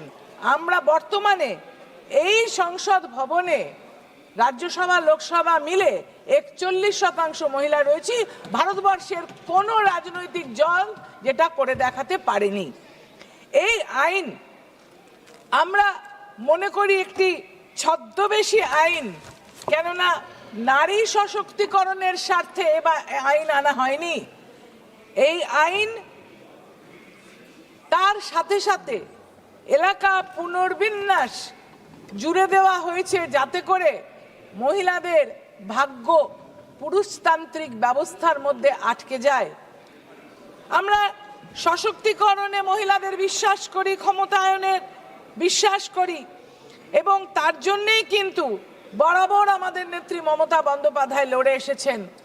আমি স্মরণ করিয়ে দিতে চাই, আজ থেকে 28 বছর আগে 1998 সালে এই সদনেই আমার নেত্রী মমতা বন্দ্যোপাধ্যায় লড়াই করেছিলেন পুরুষতান্ত্রিক সাংসদদের বিরুদ্ধে, দাবি জানিয়ে যে মহিলাদের সশক্তিকরণের স্বার্থে এই মহিলা সংরক্ষণ বিল আনা হোক। তখন সেটা আনা হয়নি। আমার প্রশ্ন, 28 জানুয়ারি থেকে বাজেট অধিবেশন শুরু হয়েছিল এবং 2 দফায় আমাদের বহুদিন বহু চর্চা হয়েছে। যদি এটাকে আপনারা এতটাই গুরুত্ব দিতেন, তাহলে সেই সময় কেন এই গুরুত্বপূর্ণ আইনটি আনা হয়নি? একটা স্পেশাল সেশন ডাকা হলো, সেই সময় পেহেলগাঁওতে গুলি চালিয়ে 26 জন সাধারণ নাগরিককে হত্যা করেছিল আতঙ্কবাদীরা। ওপার থেকে এসে, অন্য দেশ থেকে এসে, সেই সময় স্পেশাল সেশনের দাবি আমরা জানিয়েছিলাম, কিন্তু সে দাবি রাখা হয়নি। আমরা যখন যুদ্ধ হলো অপারেশন সিন্দুর, তখনও আমরা জানিয়েছিলাম দাবি, সে দাবিও মানা হয়নি। এত তড়িঘড়ি করে এখন 3 দিনের সেশন ডাকার উদ্দেশ্য অন্য কিছু রয়েছে বলে আমরা মনে করি।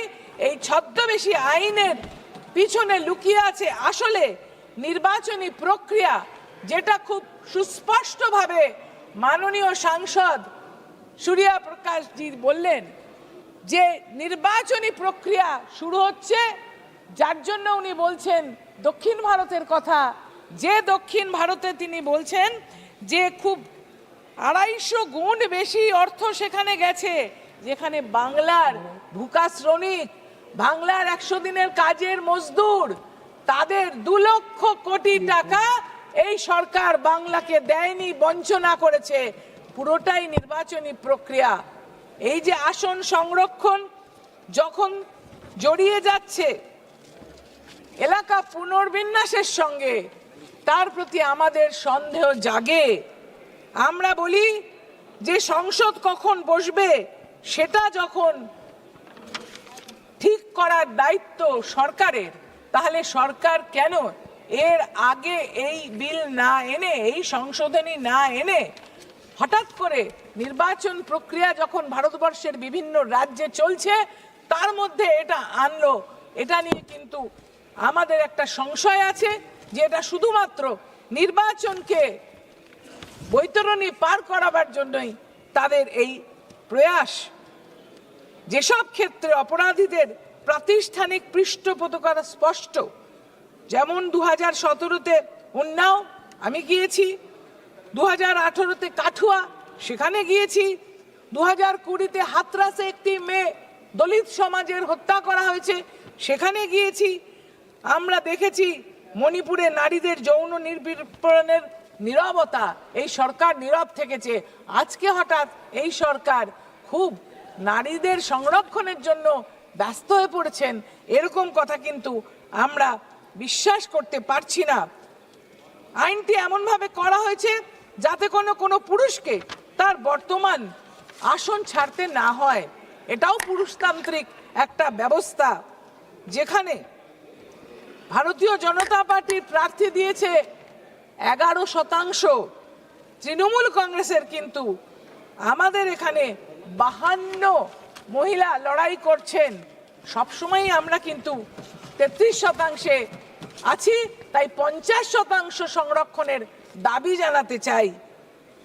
এখানকার যিনি সামাজিক মাধ্যমের চিফ আছেন ভারতীয় জনতা পার্টির, আমি নাম নেব না কেননা তিনি এই আইনসভার সদস্য নন, তিনি 2013 সালে বলেছিলেন সামন্ততান্ত্রিক দৃষ্টিভঙ্গি নিয়ে যে যখন সব রকম সংরক্ষণ থেকে সরে আসার কথা বলা হচ্ছে তখন নারীদের জন্য সংরক্ষণের দাবি একটি নতুন ঢেউ আনছে। যখন আমাদের সব ধরনের সংরক্ষণ থেকে সরে আসা উচিত, তখন নারীদের জন্য সংরক্ষণের দাবি, এটা কিন্তু মেনে নেওয়া যায় না। এটা ওনাদের কথা, আমার কথা নয়। সেই সংরক্ষণ যিনি কোনো আইন ছাড়াই প্রণয়ন করেছেন 98 সালে, তার শপথকে সওয়াল করে মমতা বন্দ্যোপাধ্যায়, তিনি কিন্তু একটি মূক ও বধির মেয়েকে, তিনি ধর্ষিতা হয়েছিলেন যে মেয়েটি, সেই মেয়েটিকে ন্যায় বিচার পাওয়ার স্বার্থে তৎকালীন রাজ্য সরকারের মুখ্যমন্ত্রীর ঘরে গিয়েছিলেন, চুলির মুঠি ধরে মমতা বন্দ্যোপাধ্যায়কে টেনে হিঁচড়ে তৎকালীন পুলিশ বার করে দিয়েছিল। সেই মমতা বন্দ্যোপাধ্যায় কিন্তু তার যে অবস্থান থেকে সরে আসেননি। আজও তিনি মমতা বন্দ্যোপাধ্যায় লড়াই করে যাচ্ছেন স্বামী বিবেকানন্দের কথা মাথায় রেখে, না জাগিলে ভারত ললনা, এ ভারত জাগে না জাগে না। তিনি মাথায় রেখেছেন বিদ্রোহী কবি নজরুলের কথা, বিশ্বে যা কিছু মহান সৃষ্টি চিরকল্যাণকর, অর্ধেক তার করিয়াছে নারী, অর্ধেক তার নর। সেই অর্ধেক নারীর জন্য অর্ধেক অর্থাৎ 50% সংরক্ষণ আমরা দাবি করছি। আমাদের রাজ্যে মহিলাদের সশক্তিকরণে তিনি যে কাজ করছেন, কন্যাশ্রী প্রকল্প, লক্ষ্মীর ভান্ডার প্রকল্প, মেয়েদের এগিয়ে নিয়ে যাওয়ার জন্য রূপশ্রী প্রকল্প, এবং বারে বারে তাদেরকে অর্থনৈতিক সাহায্য করে লেখাপড়া এগিয়ে নিয়ে যাওয়া, তার জন্য কিন্তু মমতা বন্দ্যোপাধ্যায় চিরস্মরণীয় হয়ে থাকবেন এবং তার পথ অনুসরণ করে উচিত 50% সংরক্ষণ করা। যে দল তারা সংরক্ষণ করবেন বলছেন, মা দুর্গার অস্তিত্ব নিয়ে, মা দুর্গার আবির্ভাব নিয়ে, মা দুর্গার বংশ পরিচয় নিয়ে এই সদনের প্রাক্তন সদস্য ভারতীয় জনতা পার্টির, আমি নাম নেব না, তিনি প্রশ্ন তুলেছিলেন যে মা দুর্গা কে। আজকে আমি প্রশ্ন করতে চাই, আপনারা মা দুর্গার অস্তিত্ব নিয়ে প্রশ্ন তুলে নারী সংরক্ষণের কথা বলছেন। এই ছদ্মবেশী বিল আসলে হচ্ছে আপনাদের ডিলিমিটেশনের বিল। এলাকা পুনর্বিন্যাসের বিল যেটা চুপি সারে এগিয়ে নিয়ে যেতে চাইছেন, এলাকা পুনর্বিন্যাস করে মানুষকে সেখান থেকে বাদ দিয়ে বিভিন্ন জাতি ধর্ম সম্প্রদায়ের মানুষকে আলাদা করে দিয়ে দেশের যে আজকে যে জায়গায় গণতান্ত্রিক পরিকাঠামো সেটাকে ধ্বংস করতে চাইছেন, সেই আলাদা করে আমরা দাবি জানাই যে এলাকা পুনর্বিন্যাসের সঙ্গে এই নারীর যে একটা মিশিয়ে দিচ্ছেন আপনারা, সেটা কিন্তু আমরা মানব না। সংরক্ষণের আইন আপনারা যেভাবে আনছেন এবং একটা বলছেন ডিলিমিটেশন কমিশন হবে, এক ইলেকশন কমিশন দেশটাকে শেষ করে দিল। এক ইলেকশন কমিশন সাংসদদের সঙ্গে কিভাবে ব্যবহার করতে জানে না, তারা বলছে গেট আউট। ইলেকশন কমিশনের যিনি চিফ তিনি তাদের সঙ্গে দেখা করতে গেছে, বলছে গেট আউট, বলেছে গেট লস্ট। আমি অন রেকর্ড বলতে চাই ইলেকশন কমিশন বলছে গেট আউট, গেট লস্ট। সেই ইলেকশন কমিশনে হয়নি একা সুগ্রীব রামে লক্ষ্য, শুনুন, সুগ্রীব দোষর আবার ডিলিমিটেশন কমিশন আনছেন। সেই কমিশন একটা অথরিটেরিয়ান কমিশন হবে, দেশের মানুষকে সর্বনাশ করবে। আমরা বলি যে আপনারা যে এই ধরনের পরিস্থিতি সৃষ্টি করার চেষ্টা করছেন, এটা কিন্তু দেশের জন্য একটা ভয়ঙ্কর বার্তা বয়ে নিয়ে আসছে। 1962 সালে যেখানে 46% মহিলা নির্বাচক মণ্ডলীতে ছিলেন, সেটা আমাদের 2024 সালের লোকসভা নির্বাচনে 65.78% হয়েছে। কিন্তু যেখানে আমরা প্রার্থী দিচ্ছি সেখানে সর্বভারতীয় তৃণমূল কংগ্রেস দিচ্ছে 41%, ভারতীয় জনতা পার্টি দিচ্ছে 14%। কেন আপনারা দেননি 33%? কেন আপনাদের এই আইনসভাতে 33% মহিলা নেই?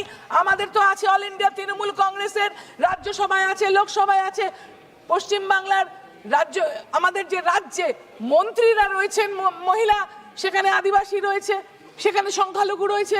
কিন্তু আপনারা কেন দিচ্ছেন না? কেননা আপনাদের পিছনের চিন্তাটা অন্য, সামনে আপনারা অন্য কিছু আনছেন।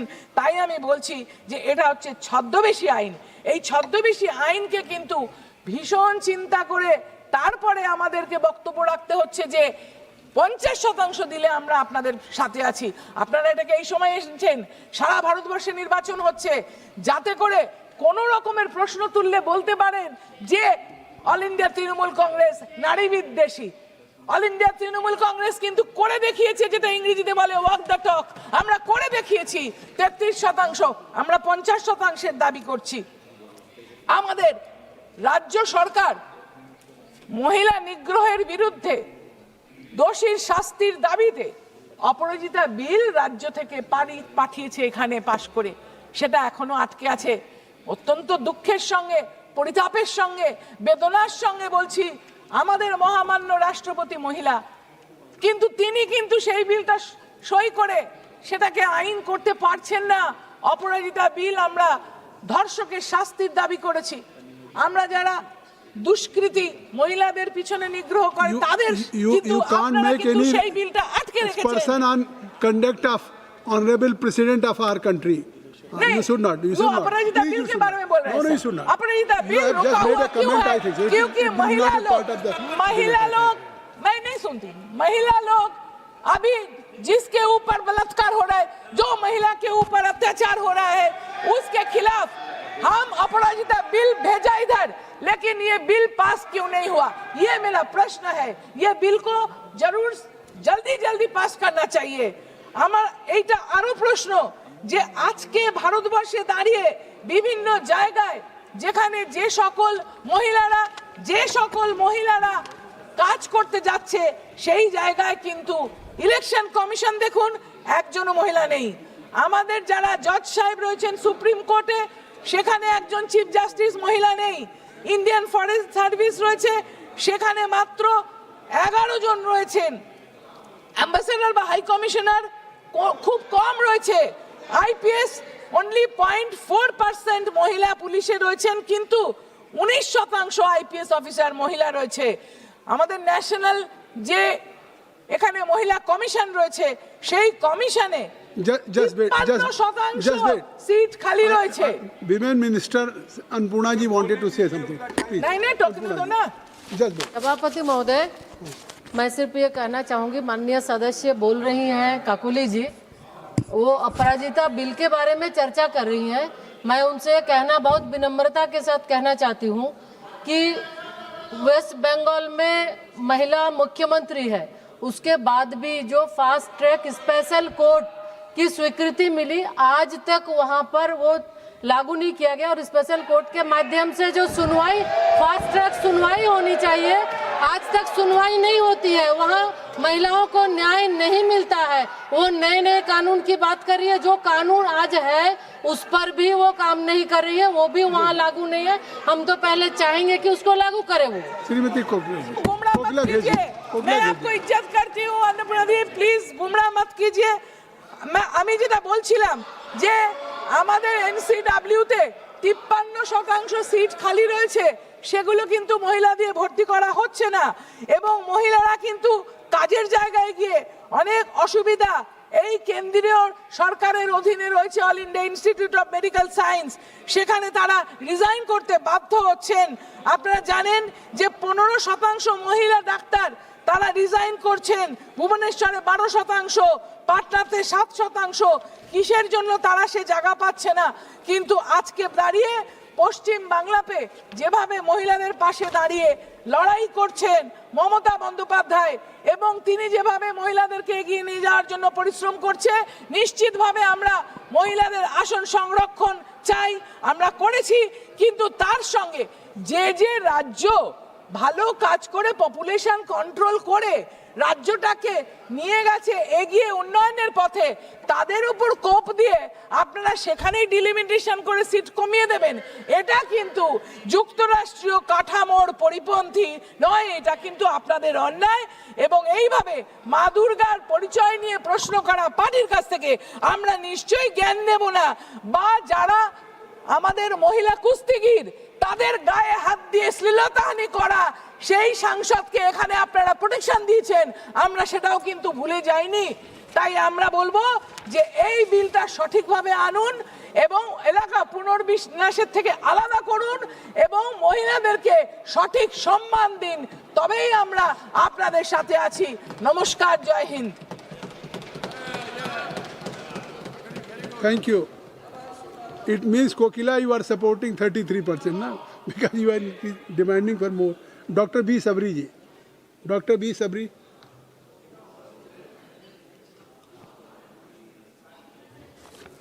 Thank you, Speaker, sir. It swells with immense pride and on that the constitutional bill that has been taken place, I'm representing from Telugu Desam Party, sir. And every woman carries energy within her. So the strength of Ma Durga, wisdom of Ma Saraswati, and abundance of Ma Lakshmi. And today with this bill, our Honorable Prime Minister Narendra Modi ji has awakened every goddess in our women, and also it is true that he has given freedom to lead the nation, and also in a true and very meaningful way. Sir, I'm representing Telugu Desam Party in this parliament. The very birth of our party was in a very crucial time, a time when poverty and also corruption was at its peak, and 3.5 decades of misrule. And after this, it was only Nandamuri Taraka Ramarao Garu that who rose his voice in the center and also in the state, sir. And after this, the very first speech, political speech, he has said that in a country that is ruled by the women prime minister, is it not a disgrace for women not to be safe in this country? Sir, this was not a question, but it was a protest, beginning of a protest to realize the vision of women-led development. This is the legacy of Telugu Desam Party, a party that lived for women and a party that calls every woman Ada Paduchu, that means sisters, and a party that always honored and respected women. And sir, this women empowerment TDP has never seen it as a welfare policy, but always seen for the betterment of society. And the vision of Nandamuri Taraka Ramarao Garu and our Honorable Chief Minister Chandrababu Naidu Garu aligns with the vision of this bill that would convert ordinary Nari to Narayan.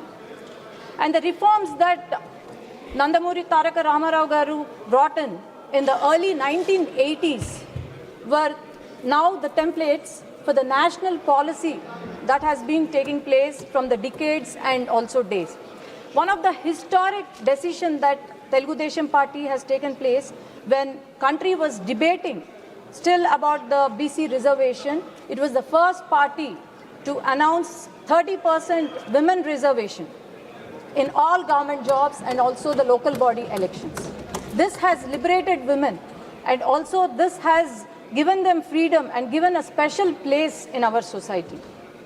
And another important decision that Telugu Desam Party took was to decide on and amend the Hindu Succession Act 1956, where every woman had equal rights, in the paternal property.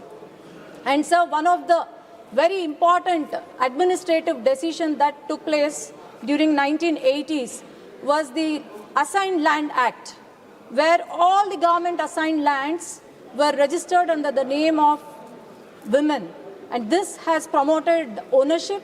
It has also promoted economic independence to them, and also the domestic violence has come down.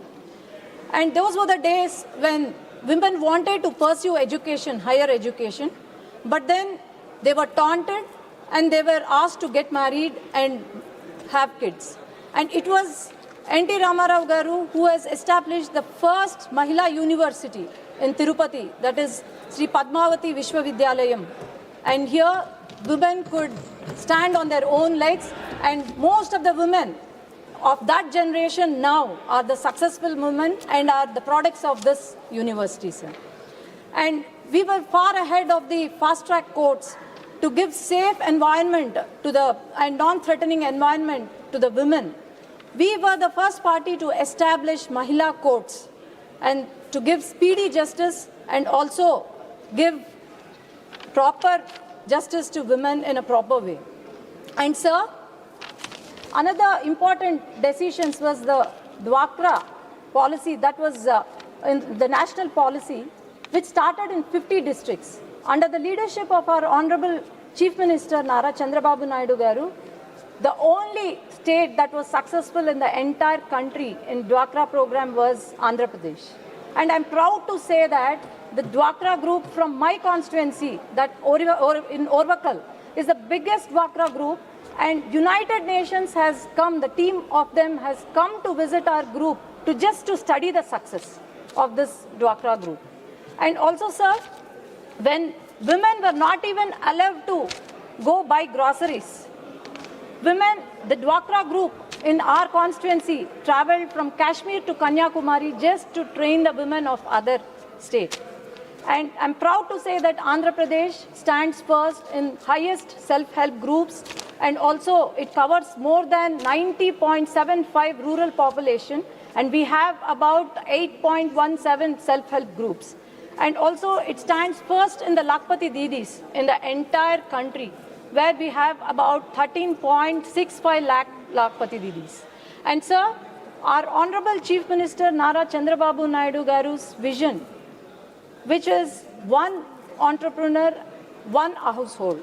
And he has given us a target that within 2 years, we have to achieve 1 lakh entrepreneurs, women entrepreneurs. But we have already surpassed this target of 1.1 lakh women entrepreneurs establishing MSMEs.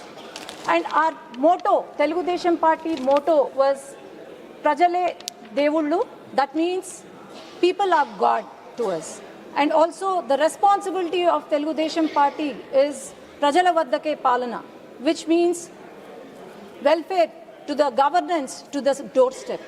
And sir, this is an example where every month on 1st, our Honorable Chief Minister, along with all the elected representatives and Karyakarta, visit the households of our BPL especially the BPL, and also different welfare schemes are distributed, especially the pensions. This is the greatness of our party. And also, sir, the main reason why we have been after the giving economic independence to women was the political empowerment was not alone. It is not enough. And with this, economic independence and economic strength also should be given. And today, our women from especially Andhra Pradesh are ready to lead the nation, and from grassroots level to the national level. And also, sir, due to various welfare schemes that we have been taking place, such as Deepam Padakam, like otherwise there are many schemes, Sri Shakti program. There are many schemes that are useful for women in our state. And sir, 5 years, on the contrary, 5 years of YSRCP rule was the dark days for the entire women of our state. 45 handles, 40 individuals, all in a very close acquaintances of ex-chief minister. Everyone harassing all the karyakartas of NDA, all the leaders. More than 90%, the social media abuse were directed to women, are characters assassin, body shamed, are used filthy language on us, and also our images morphed. Our very own Honorable Chief Minister's wife was the target, and our Deputy Chief Minister's daughters, who were just 14, 15-year-old, were abused in social media, and our Home Minister, Anita Garu, who is sitting in the gallery and watching this, was abused to such an extent that she was the only lady who has given strength to all the ladies in the state. And sir, the party which did not care, which did not share space with women, a party that humiliated women, and a person, our then ex-chief minister, who did not protect women in the state, or who did not even stop the social media abuse, neither he or his party leaders have any moral authority to even talk about this women empowerment or this bill, sir. And the story of women empowerment, it is not a story because of the lack of intent, but it is because of delay, which was introduced in 1996, which was discussed, debated, and then again referred to the committees, reintroduced, and again lapsed. It was only in 2023 when the nation witnessed not just the passage of bill, but it was the decisive correction. It was the women empowerment was delivered, just not debated. And sir, they had a very clear vision that political empowerment cannot be isolated. The political empowerment cannot be achieved alone. So this is where they have planned it in such a way that we women are not just ready to raise the voice, but are economically strengthened and are supported institutionally. And also, sir, through various initiatives such as Sashakti Netri Abhiyan, about 7 lakh already elected representatives are ready to face the challenges. And today, about women-oriented panchayats, about 744 are in place. And other initiatives such as Panchayat to Parliament, where women are equipped, they are confident, and they are also trained to face the challenges and lead the nation. And I should appreciate the NDA government that all the national policies, more than 60 to 80% are women beneficiaries, and this is where we are economically strengthened. And sir, to conclude my speech, I can tell few words, sir. Gone are the days when we were defined by confinement, silence or even dependency. Gone are the days when our roles were restricted only to wife or daughter or mother. Gone are the days when the nation was talking about women development. But here comes the days when nation is talking about women-led development, and the nation is giving us a chance to compete with the world, compete with the nation, and also giving us a chance to lead the nation in a rightful way. And as women shine, the nation rises. And sir, I would like to thank our Honorable Prime Minister Narendra Modi ji, and especially from every women elected representative from my state, and also the Mahila MLAs and also chairmen who have come just to witness all the way and sitting in the gallery and watching this historic moment. Would like to thank our Honorable Prime Minister to get this important bill and change our lives. Thank you, Bharat Mata ki. Thank you doctor B Sabari ji. Shri Dileshwar Kamat ji. सभापति महोदय, आज सदन में विधायी कार्य अंतर्गत संविधान 131वां संशोधन विधेयक 2026, संघ राज्य क्षेत्र विधि संशोधन विधेयक 2026 और परिसीमन विधेयक 2026 पर संयुक्त रूप से चर्चा हो रही है। आपने इस चर्चा में मुझे भाग लेने का अवसर दिया, इसके लिए मैं आभार व्यक्त करता हूं। माननीय प्रधानमंत्री श्री नरेंद्र मोदी जी के प्रति आभार प्रकट करता हूं, जिनके द्वारा महिलाओं की भागीदारी सुनिश्चित कर विकसित भारत 2047 को सुगम एवं आसान बनाने के लिए यह विधेयक को लाया गया है। महोदय, भारत के यशस्वी प्रधानमंत्री आदरणीय श्री नरेंद्र मोदी जी के दूरदर्शी एवं प्रगतिशील आर्थिक नीतियां एवं योजनाएं जो समाज के अंतिम व्यक्ति के साथ सभी वर्गों को समानांतर एवं सार्थक लाभान्वित करती है। सबका साथ, सबका विकास, सबका विश्वास एवं सबका प्रयास के मूल मंत्र द्वारा महिलाओं की भागीदारी सुनिश्चित कर संरचनात्मक एवं योजनाबद्ध तरीके से परिवर्तन की शुरुआत कर आर्थिक हित, लोकहित में रोजगार और उद्यमिता के अधिक से अधिक अवसर प्रदान कर भारतीय अर्थव्यवस्था को सुदृढ़ करने का माननीय सदस्यगण अपने अपने चेयर पे बैठ जाएं। भारतीय समाज में महिलाओं की दशा और दिशा पर विचार किया जाए तो सर्वविदित है कि भारत में महिलाओं को देवी का दर्जा दिया जाता है। हम सब प्राचीन काल से ये पंक्तियां पढ़ते और सुनते आते हैं।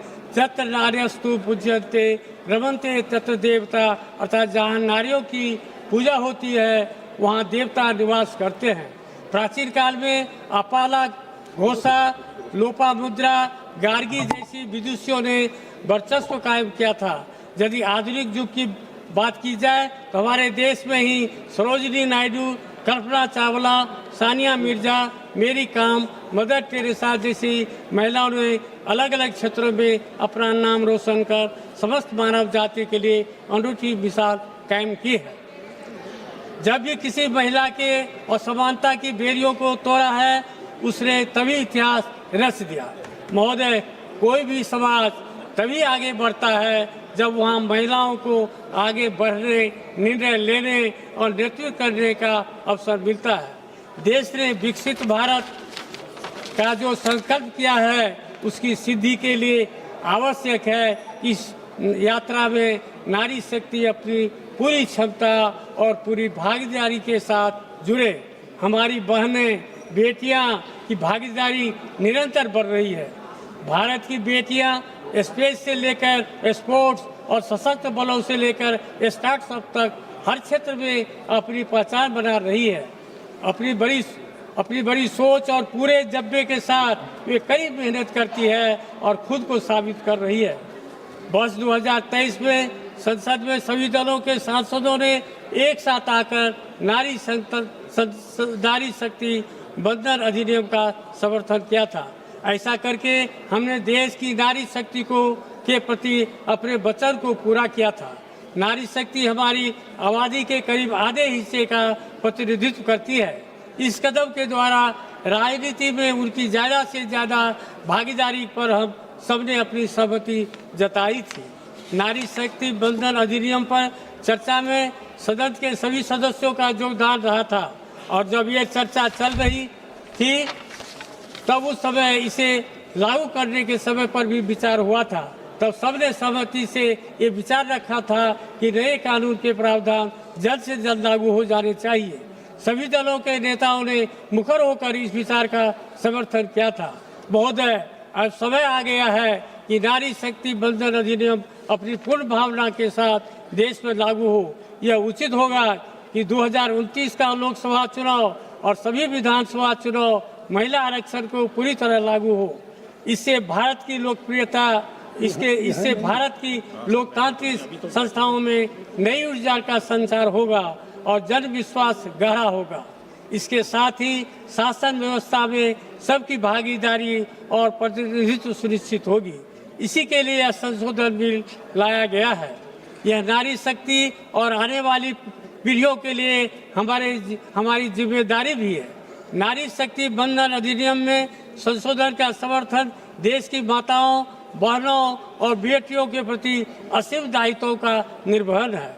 इस संबंध में मैं कहना चाहता हूं कि बिहार पहला राज्य है जहां आदरणीय श्री नीतीश कुमार जी ने सभी सरकारी नौकरियों में महिलाओं को 35% आरक्षण दिया और सभी निकाय चुनाव तथा प्राथमिक शिक्षक बहाली में 50% महिलाओं को आरक्षण दिया। बेटियों को प्रोत्साहित करने के लिए 10वीं, 12वीं तथा स्नातक एवं बीपीएस एवं यूपीएससी के प्रारंभिक परीक्षा में पास करने पर प्रोत्साहन राशि देने का काम किया। महिला सशक्तिकरण के बहुत सारे योजनाएं बिहार में चल रही है।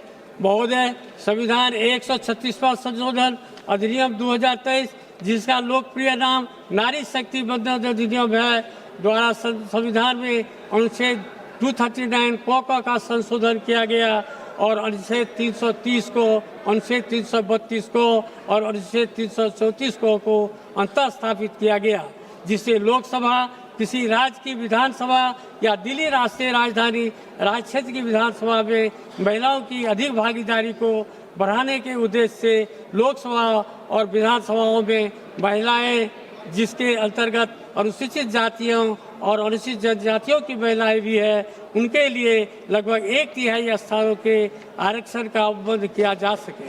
उक्त उपबंधों में यह परिकल्पना की गई है कि ऐसा आरक्षण उक्त संशोधन अधिनियम के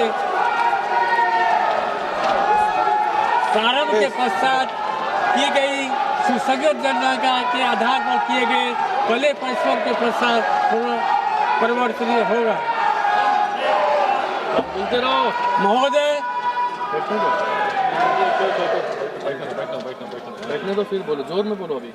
महोदय, अगली जनगणना और परिसीमन कार्रवाई में काफी समय लगेगा और इस प्रकार हमारी प्रजातांत्रिक रणनीति में महिलाओं की प्रभावी और समर्पित भागीदारी में विलम्ब होगा। अतः प्रस्तावित विधेयक का उद्देश्य नवीनतम प्रकाशित जनगणना 2021 की जनसंख्या आंकड़ों के आधार पर की जाने वाली परिसीमन कार्रवाई के माध्यम से लोकसभा और राज्यों, दिल्ली राष्ट्रीय राजधानी राज्य क्षेत्र और संघ राज्य क्षेत्रों की विधानसभाओं में महिलाओं, जिसके अंतर्गत अनुसूचित जाति और अनुसूचित जनजाति की महिलाएं भी है, के 1/3 आरक्षण को परिवर्तनीय बनाया है। अतः महिलाओं के लिए स्थानों के आरक्षण का कार्यान्वयन लोकसभा और विधानसभाओं में स्थानों के आवंटन के पुनः समायोजन और परिसीमन आयोग द्वारा प्रादेशिक निर्वाचन क्षेत्रों की सीमाओं के पुनः निर्धारण की संवैधानिक स्कीम से संबद्ध है। वर्तमान में हमारी सरकार यहाँ लोकसभा में तथा विधानसभा में जितने सदस्य हैं उसका 50% बढ़ा करके महिलाओं के लिए जो आरक्षण का प्रावधान किया है। महोदय, प्रस्तावित विधेयक प्रादेशिक निर्वाचन क्षेत्र के परिसीमन को सुगम बनाएगा और लोकसभा और विधानसभाओं में महिलाओं के लिए स्थानों के आरक्षण को परिवर्तन में लाएगा। यह महिला सशक्तिकरण को भी बढ़ावा देगा और राष्ट्र निर्माण की प्रक्रिया में भाग लेने के लिए महिलाओं को अवसर प्रदान करेगा। इसके अतिरिक्त निर्णय लेने की प्रक्रिया में महिलाओं का बढ़ा हुआ प्रतिनिधित्व समावेशता में अधिवृद्धि करेगा और विकसित भारत 2047 के लक्ष्यों को प्राप्त करने में सहायता करेगा। अध्यक्ष महोदय, विकसित भारत के विनिर्माण में देश की नारी शक्ति सशक्त होगी। सरकार इसके लिए प्रतिवचनबद्ध है। इन्हीं शुभकामनाओं के साथ मैं इन तीनों विधेयकों का समर्थन करता हूँ। अपनी बात को समाप्त करता हूँ। बहुत बहुत धन्यवाद। माननीय प्रधानमंत्री नरेंद्र मोदी जी।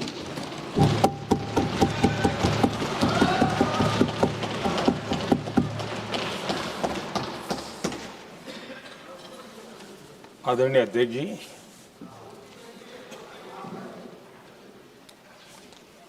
इस महत्वपूर्ण विधेयक पर आज सुबह से चर्चा प्रारंभ हुई है।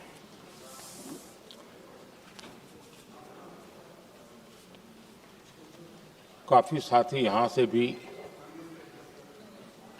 जिन मुद्दों को स्पर्श किया गया है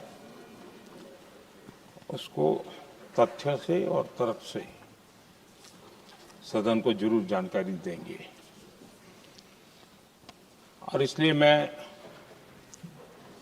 उन विषयों में जाना नहीं चाहता। आदरणीय अध्यक्ष जी, राष्ट्र के जीवन में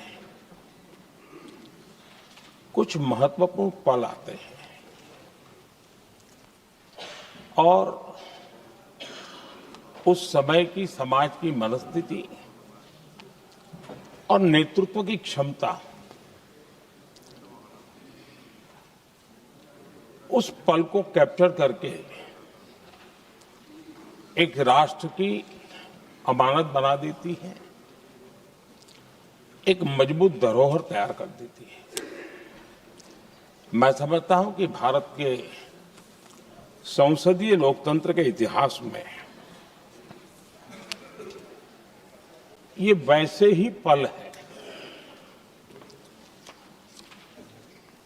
आवश्यकता तो ये थी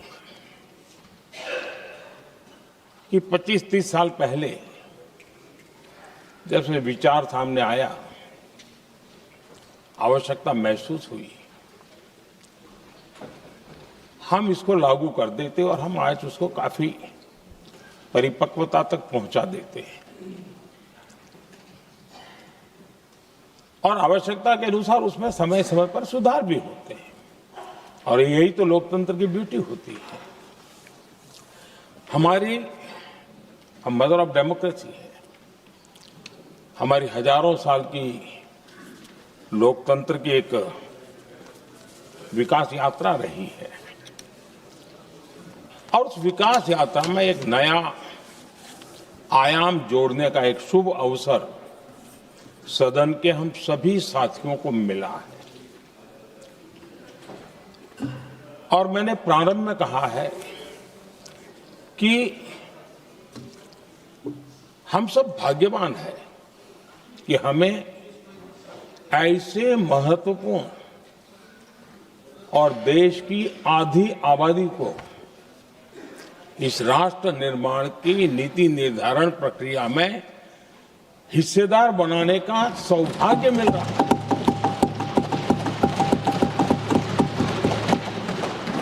ये हम लोगों के लिए सौभाग्य है और मैं चाहता हूं कि मेरे सभी माननीय सांसद, मैं इधर उधर की आज बात करना नहीं चाहता हूं, हम सभी सांसद इस महत्वपूर्ण अवसर को जाने न दें। हम भारतीय सब मिल करके देश को नई दिशा देने जा रहे हैं। हमारी शासन व्यवस्था को संवेदनशीलता से भरने का एक सार्थक प्रयास करने के लिए जा रहे हैं और मुझे विश्वास है कि इस मंथन से जो अमृत निकलेगा वो देश की राजनीति की भी उसके रूप स्वरूप को तो तय करने ही करने वाला है, लेकिन ये देश की दिशा और दशा भी तय करने वाला है। इतने महत्वपूर्ण मोड़ पर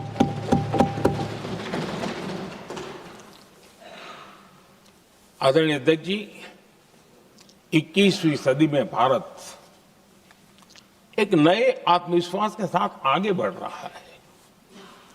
विश्व में भी आज भारत की स्वीकृति हम सब महसूस कर रहे हैं और ये हम सबके लिए गौरव का पल है। एक समय हमारे पास आया है और इस समय को हमने एक विकसित भारत के संकल्प के साथ जोड़ा है और मैं पक्का मानता हूं कि विकसित भारत का मतलब केवल उत्तम प्रकार के रेल, रास्ते, इंफ्रास्ट्रक्चर या कुछ आर्थिक प्रगति के आंकड़े, सिर्फ इतने से ही विकसित भारत की सीमित कल्पना वाले हम लोग नहीं हैं।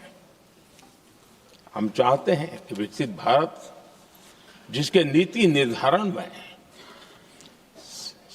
साच अर्थ में सबका साथ सबका विकास का मंत्र समाहित हो, देश की 50% जनसंख्या नीति निर्धारण का हिस्सा बने, ये समय की मांग है। हम पहले ही देरी कर चुके हैं, कारण कोई भी होंगे, जिम्मेवार कोई भी होंगे, लेकिन इस सच्चाई को हमें स्वीकार करना होगा कि जब हम अकेले मिलते हैं तब मानते हैं हाँ यार, लेकिन जब सामूहिक रूप से मिलते हैं, मुझे याद है कि जिस इसकी प्रक्रिया चली थी, सभी दलों से मिलना हुआ है, एक दल को छोड़ करके जिन जिन से मिलना हुआ है, हर एक ने सैद्धांतिक विरोध नहीं किया है। बाद में जाकर के जो कुछ भी हुआ होगा, राजनीतिक दिशा पकड़ी जा रही है, लेकिन जो राजनीतिक दिशा में ही सोचते हैं, मैं उनको भी एडवाइज करना चाहूंगा, एक मित्र के रूप में एडवाइज करता हूं और सबको काम आएगी। हमारे देश में जब से विमेन रिजर्वेशन को लेकर के चर्चा हुई है और उसके बाद जब जब चुनाव आया है, तो हर चुनाव में महिलाओं को मिलने वाले इस अधिकार का जिसने विरोध किया है, जिसने विरोध किया है, देश की महिलाओं ने उन्हें माफ नहीं किया है। उनका हाल बुरे से बुरा किया है। लेकिन ये भी देखिए कि 24 के चुनाव में ऐसा नहीं हुआ।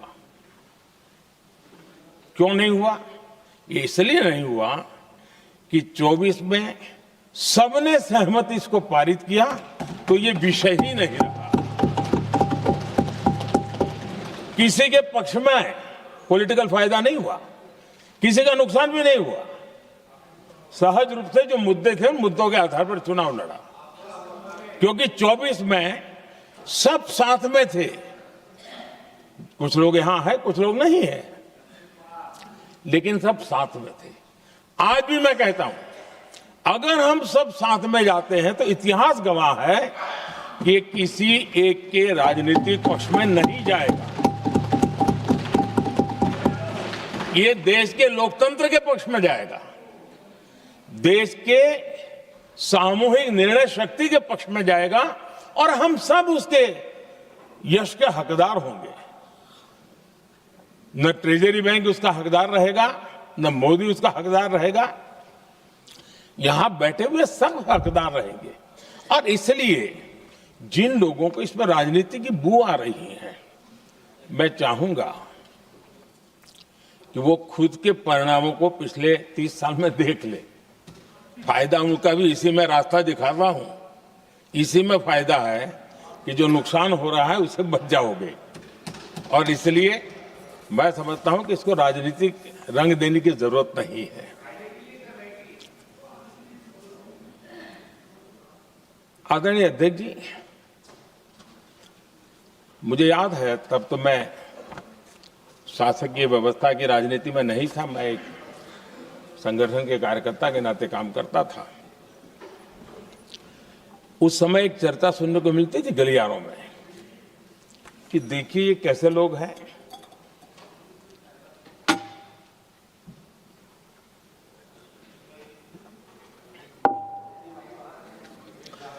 पंचायतों में आरक्षण देना है तो बहुत आराम से दे देते हैं,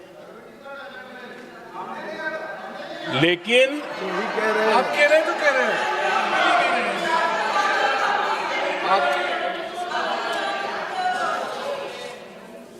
पंचायतों में आरक्षण देना है तो आराम से देते हैं, क्योंकि उसमें उनको खुद का पद जाने का डर नहीं लगता है।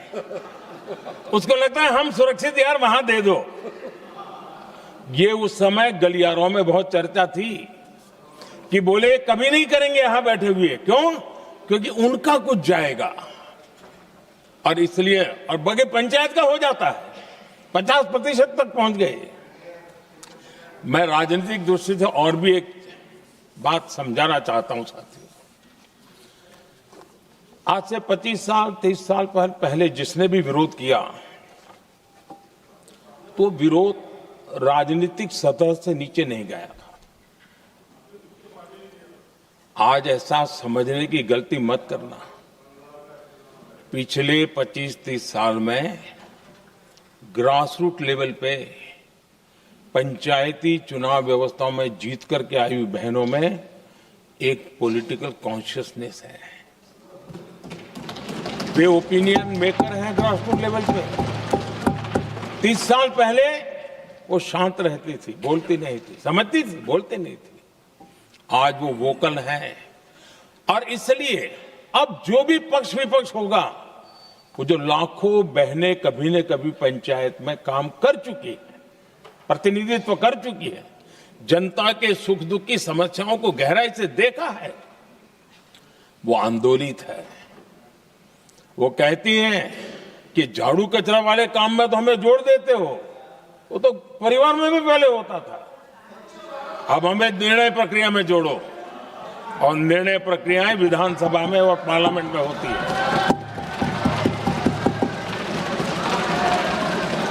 और इसलिए मैं राजनीतिक जीवन में जो लोग प्रगति चाहते, मैं किसी भी सांसद की बात करता हूं, किसी भी एमएलए की बात करता हूं, ये दल वो दल की बात मैं नहीं कर रहा हूं। जो भी राजनीतिक जीवन में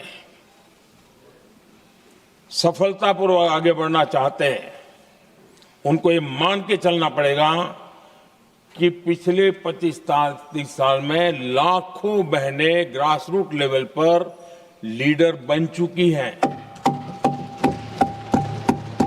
अब उनके अंदर सिर्फ यहां 33% का नहीं, वहां भी वो आपके फैसलों को प्रभावित करने वाली है।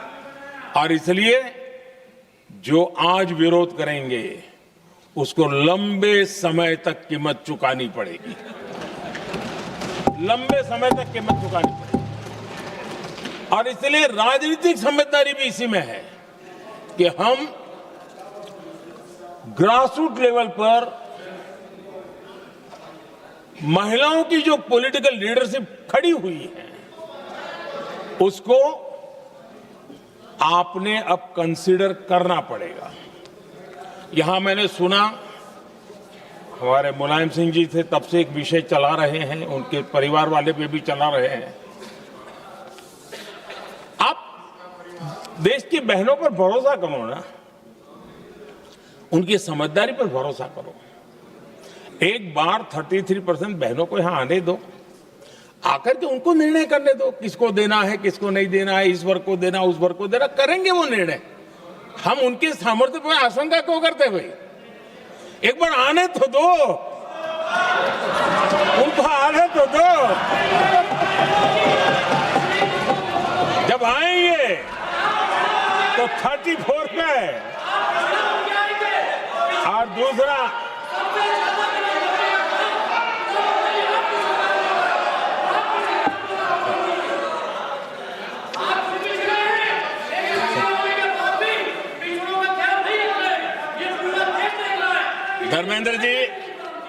धर्मेंद्र जी, मैं आपका बहुत आभारी हूं कि आपने मेरी पहचान करा दी। ये बात सही है, मैं अति पिछड़े समाज से आता हूं।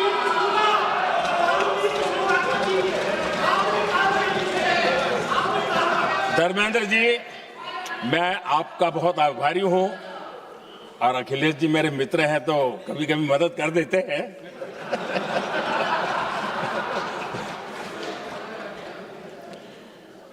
ये बात सही है कि मैं अति पिछड़े समाज से आता हूं, लेकिन मेरा दायित्व समाज के सबको साथ लेके चलने का है, और यही मेरे संविधान ने मुझे यही रास्ता दिखाया है।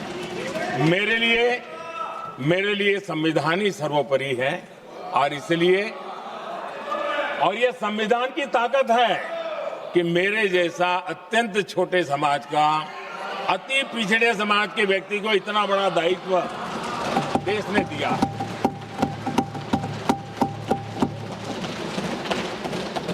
और इसलिए मैं तो देशवासियों का ऋणी हूं, और मैं तो संविधान निर्माताओं का ऋणी हूं कि जिसके कारण आज मैं यहां हूं। लेकिन आदरणीय अध्यक्ष जी,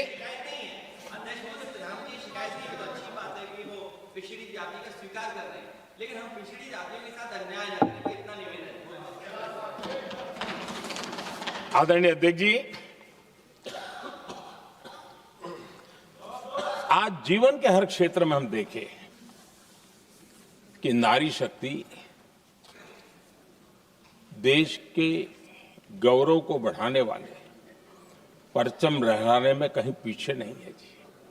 हम गर्व कर सकें इस प्रकार से जीवन के अलग अलग क्षेत्रों में आज हमारी माताएं बहनें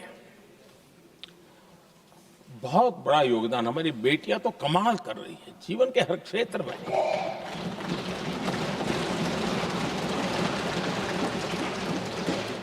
इतना बड़ा सामर्थ्य, उसको हम हिस्सेदारी से रोकने के लिए क्यों इतनी ताकत खपा रहे हैं जी? उनके जुड़ने से सामर्थ्य बढ़ने वाला है, और इसलिए मैं आज अपील करने आया हूं आपके पास कि इसको राजनीति के तराजू से मत तोलिए। ये राष्ट्रहित का निर्णय है।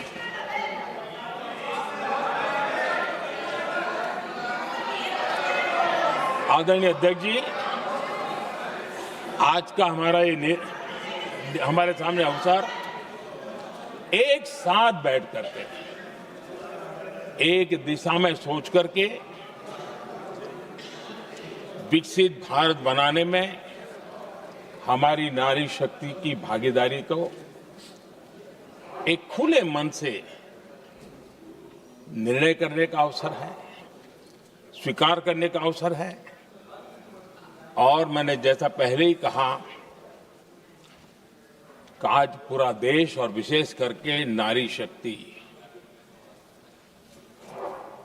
हमारे निर्णय तो देखेगी, लेकिन निर्णय से ज्यादा हमारी नीयत को देखेगी।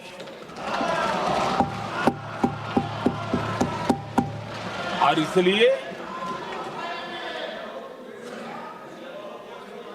हमारी नीयत की खोट देश की नारी शक्ति कभी माफ नहीं करेगी।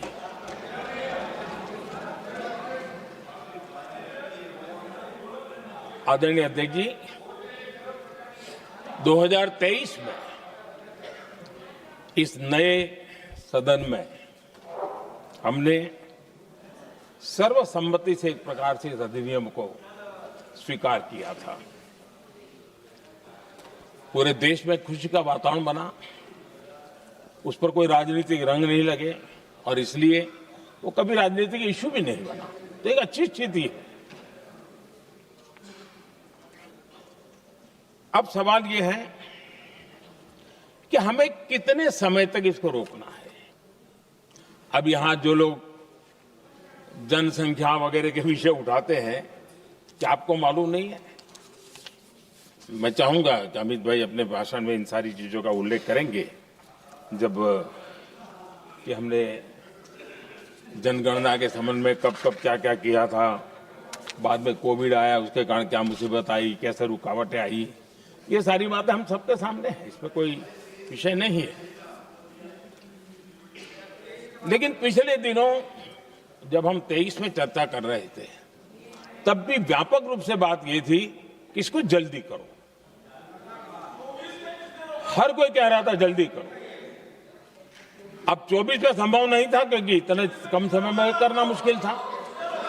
अब 29 में हमारे पास अवसर है। अगर हम 29 में भी नहीं करते तो ये स्थिति क्या बनेगी हम कल्पना कर सकते हैं। फिर हम देश की माताओं बहनों को ये विश्वास नहीं बना पाएंगे कि हम सचमुच में प्रयास सच्चे अर्थ कर सकते थे।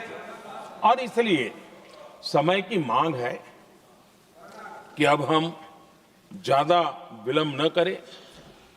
इस दरमियान राजनीतिक दल के लोगों से, संविधान के जानकार लोगों से, जो महिलाओं में एक्टिविस्ट के नाते काम करने वाले, ऐसे लोगों से भी कई चर्चाएं हुई। कुछ लोगों ने खुद होकर के भी सुझाव दिए। सारा मंथन करते करते करते और यहाँ भी सभी दलों से लगातार बातें इनकी होती रही है। स्ट्रक्चर वे में हुई है, इनफॉर्मल भी हुई है, और उसमें से आखिर बना हुई एक कुछ रास्ता निकालना होगा ताकि हम हमारी माताओं बहनों की शक्ति को जोड़ सकते हैं।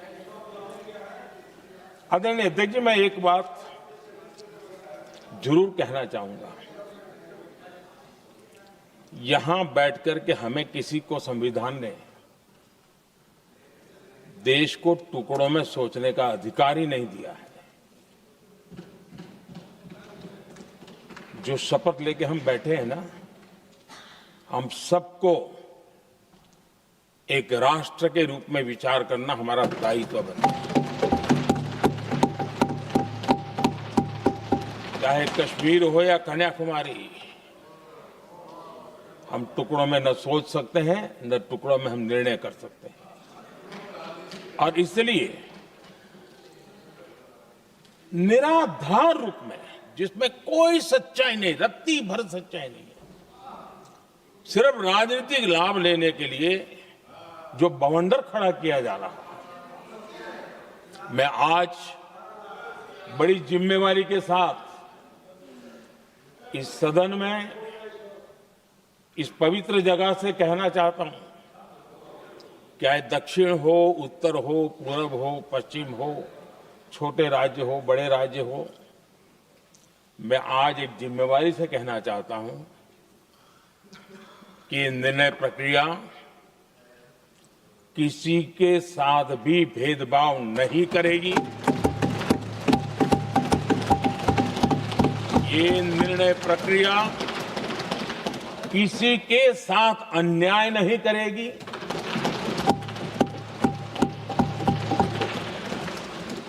भूतकाल में जो सरकारें रही और जिनके कालखंड में जो परिसीमन हुआ और जो अनुपात उस समय से चला आ रहा है, उस अनुपात में भी कोई बदलाव नहीं होगा और वृद्धि भी उसी अनुपात में होगी।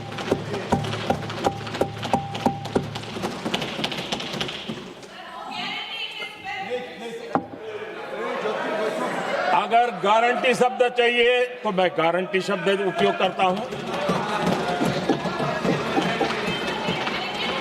वादा की बात करते हो तो मैं वादा शब्द उपयोग करता हूं। अगर तमिल में कोई अच्छा शब्द हो तो वो भी मैं बोलने के लिए तैयार हूं। क्योंकि जब नियत साफ है तो फिर शब्दों का खेल करने की हमें जरूरत नहीं है जी।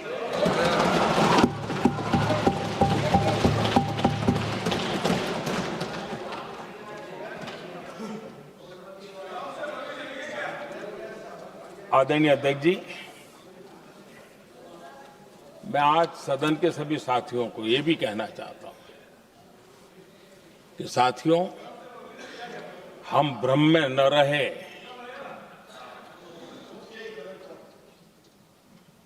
हम उस अहंकार में न रहे,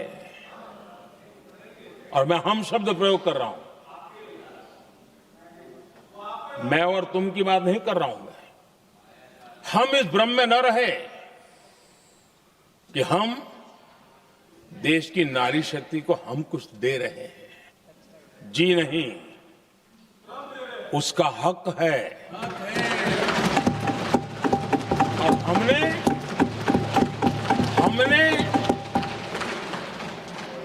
कई दशकों से उसको रोका हुआ है।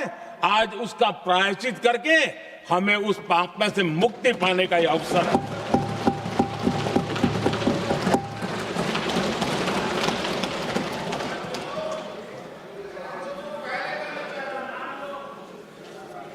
हम सब जानते हैं हर एक ने कैसे चालाकी की है, हर बार चतुराई की। बिल्कुल हम तो इसके पक्ष में ही हैं, लेकिन हम इसके साथ ही है। लेकिन हर बार कोई न कोई टेक्निकल पूंछ लगा दी इसको और इसको रोका गया। हर बार ऐसी चीजें लाई गई है। हिम्मत नहीं है कि हम 33% महिलाओं के आरक्षण का विरोध कर पाए। वो तो जमाना चला गया, आपको करना नहीं है, लेकिन कहने की हिम्मत भी नहीं है। और इसलिए टेक्निकल बहानेबाजी, ये करो तो ये, वो करो तो वो, डिगरा करो। अब देश की नारी को नहीं समझा पाओगे। सदन में नंबर का खेल क्या होता है वो तो समय तय करेगा, लेकिन ये पक्का है कि अब इन भांति भांति के बहानेबाजी, भांति भांति टेक्निकल मुद्दों के आधार पर चीजों को उलझा करके 3 दशक तक इसको अड़ंगे डाले, हमने फंसा के रखा। आपने जो अचीव करना था कर लिया, अब छोड़ दो ना भाई। 3 दशक कम पड़ते हैं क्या रोकने में? 3 दशक तक आपने रोका, फिर भी कुछ कर नहीं पाए, तो अब तो करो।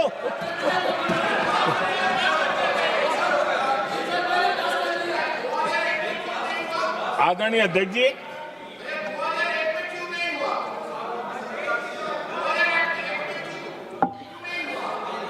यहां कुछ लोगों को लगता है, आदरणीय अध्यक्ष, यहां कुछ लोगों को लगता है इसमें कहीं न कहीं मोदी का राजनीतिक स्वार्थ है।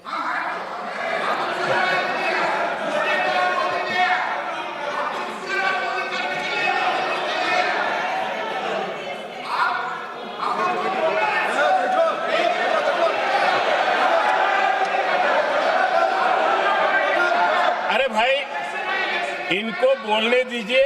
वहां पर बेचारे को मुंह पे ताला लगा हुआ है, बहुत बगल में कोई बोलने नहीं देता उसको।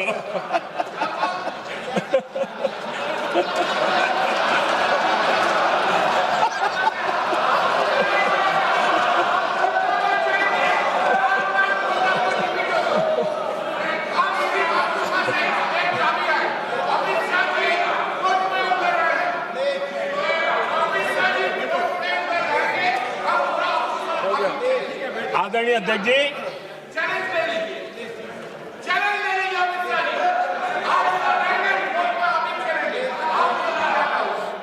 आदरणीय अध्यक्ष जी, देखिए, इसका अगर विरोध करेंगे तो स्वाभाविक है कि राजनीतिक लाभ मुझे होगा, लेकिन साथ चलेंगे तो किसी को भी नहीं होगा, ये लिख के रखो। किसी को नहीं रहेगा, क्योंकि एक फिर अलग पहलू हो जाता है, फिर किसी को फायदा नहीं होता। और इसलिए हमें क्रेडिट नहीं चाहिए। जैसे ये पारित हो जाए, मैं कल एडवर्टाइजमेंट दे करके सबका धन्यवाद करने के लिए तैयार हूं, सबकी फोटो छपवाने के लिए तैयार हूं। क्रेडिट आप ले लो, चलो।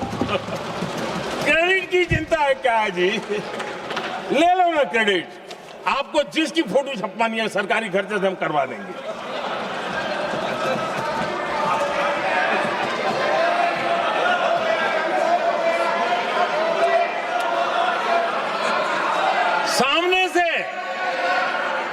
सामने से क्रेडिट का ब्लैंक चेक आपको दे रहा हूं।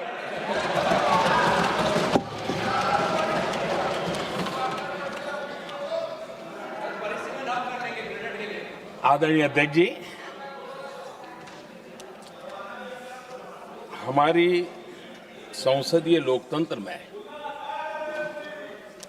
महिलाओं की भागीदारी ये सिर्फ आंकड़ों का खेल या एक लोकतांत्रिक व्यवस्था में सुधार इतना सीमित नहीं है। लोकतंत्र की जननी के रूप में, मदर ऑफ डेमोक्रेसी के रूप में ये निर्णय भारत का कमिटमेंट है, ये सांस्कृतिक कमिटमेंट है।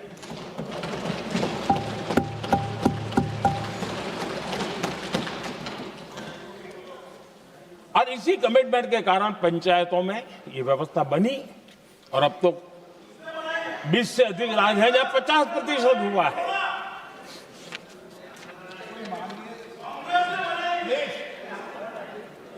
और हमने अनुभव किया है, मुझे लंबे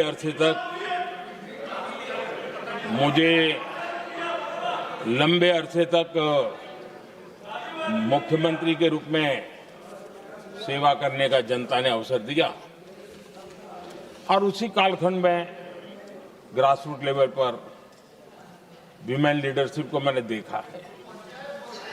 मेरा अनुभव है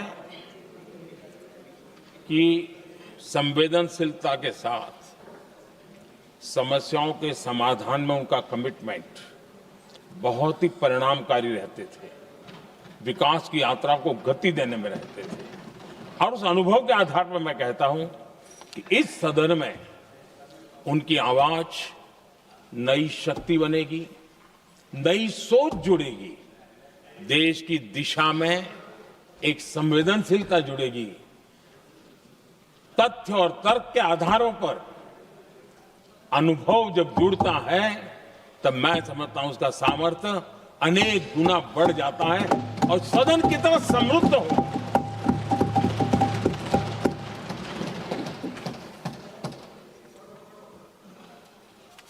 आदरणीय अध्यक्ष जी, हमारे देश में अनुभवी नारी शक्ति की कोई कमी नहीं है, सामर्थ्यवान में कोई कमी नहीं। हम भरोसा करें वे कंट्रीब्यूट करेंगे, बहुत अच्छा कंट्रीब्यूट करेंगे।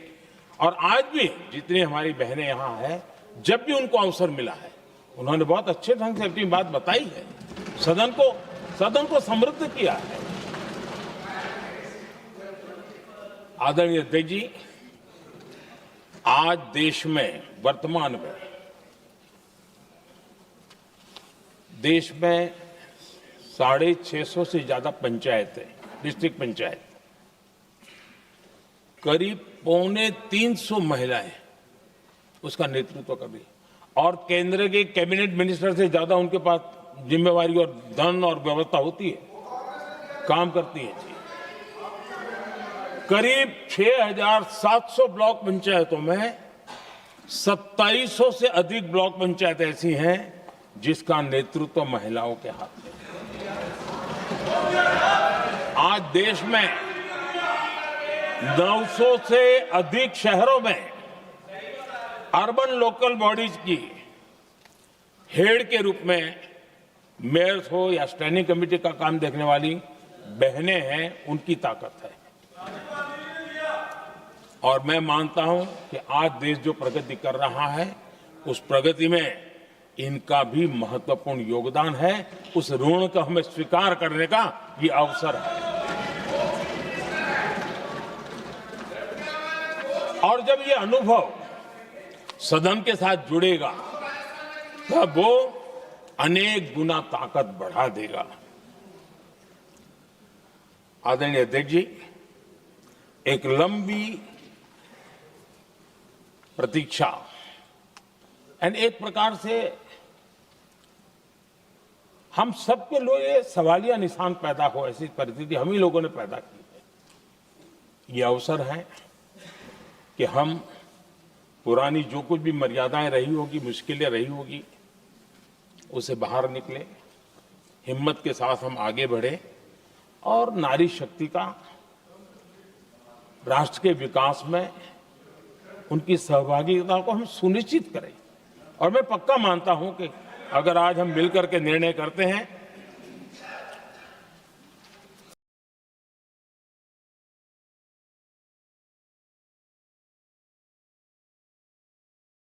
और मैं तो आग्रह करूंगा कि हमें सर्वसम्मति से इसको आगे बढ़ाना चाहिए और जब सर्वसम्मति से बढ़ता है तो ट्रेजरी बेंच पर एक दबाव रहता है जी। उनको भी लगता है भाई सबका इसमें हक है, हर एक की बात मान के चलो, कोई नुकसान नहीं है। सामूहिक शक्ति से तो अनेक परिणाम हमें अच्छे मिलते हैं। आदरणीय अध्यक्ष जी, मैं ज्यादा समय न लेते हुए इतना ही कहूंगा कि इसको राजनीति के तराजू से न तोलें। हम जब भी कुछ निर्णय करने जा रहे हैं तो देश के इतने बड़े देश का आधा जिम्मा जो उठा रहे हैं उनका भी कोई हक बनता है यहां आने का, हमें रोकना नहीं चाहिए। और दूसरा, संख्या के संबंध में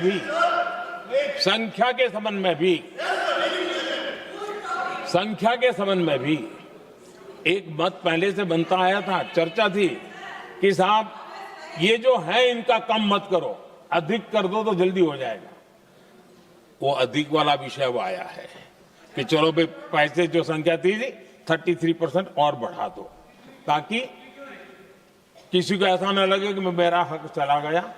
एक नई शक्ति जुड़ेगी, अतिरिक्त शक्ति जुड़ेगी। और अब सदन की रचना भी तो अब पहले से हमने सोच कर रखा है, जगह तो बना ली है। और आदरणीय अध्यक्ष जी, मैं लाइटर में मैं जरूर कहना चाहूंगा, हर एक के अपने राजनीतिक कारण होते हैं और पराजय का डर जरा हैरान करने वाला होता है, लेकिन अपने यहां जब कोई भी शुभ काम होता है उसको नजर न लग जाए, इसलिए काला टीका लगाने की परंपरा है। मैं आपका धन्यवाद करता हूं काला टीका लगाने के लिए, बहुत बहुत धन्यवाद।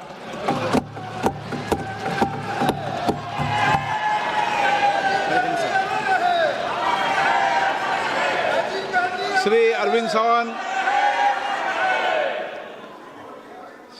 सावंत। बाप रे, क्या बात है। आज महिला नारी शक्ति वंदना बिल पर जो संशोधन आया, मेरा सौभाग्य है कि आदरणीय प्रधानमंत्री जी के बाद में मुझे बोलने का अवसर मिल रहा है। अध्यक्ष जी, आदरणीय प्रधानमंत्री जी ने कुछ बातें कही, उसमें एक शब्द प्रयोग किया, सैद्धांतिक और राजनीतिक। अगर ये राजनीतिक नहीं है, सैद्धांतिक, तो यहाँ बैठी हुई सभी को लगेगा कि हम सब विपक्ष के लोग महिलाओं के आरक्षण के खिलाफ है।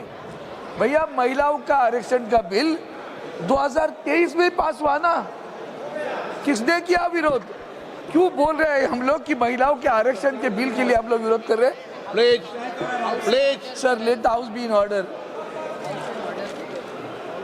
माननीय सदस्य प्लीज तो पहले सांगतो ना, बाईला भरपूर आहे। बैठिए। माननीय सदस्य प्लीज।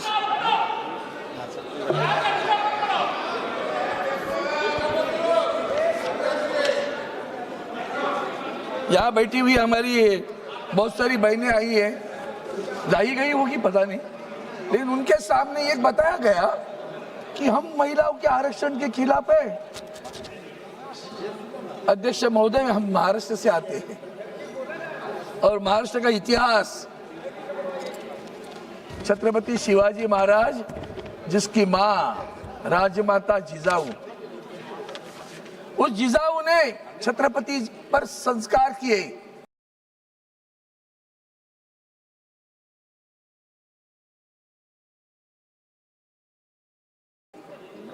स्वराज्य का निर्माण जिजाऊ के संस्कार से हुआ। उन्होंने कभी दोहरी नीति नहीं खेली। महिलाओं पर अन्याय होने के बाद में छत्रपति शिवाजी महाराज ने जो कार्रवाई की है ना सर, वो आप आज भी पढ़ेंगे तो चौंक जाएंगे। चौरंगा करो ऐसे बोलते थे, उसका शब्द था चौरंगा करो, हाथ पैर तोड़ देते थे। यह छत्रपति शिवाजी महाराज की महाराष्ट्र है। इस महाराष्ट्र में सर कौन कौन किसके किसके जन्म हुए? झांसी की रानी, अब झांसी यहाँ उत्तर प्रदेश में गई है। वो बलवंत नगर था, मराठों का राज्य था। झांसी की रानी मराठी थी। अहिल्याबाई होळकर, तारा रानी, ये सारी महाराष्ट्र के इतिहास है। इनके सभी के इतिहास दो लाइन में भी बोल सकता हूं मैं। इन पराक्रमी महिलाओं का महाराष्ट्र है। उसी महाराष्ट्र में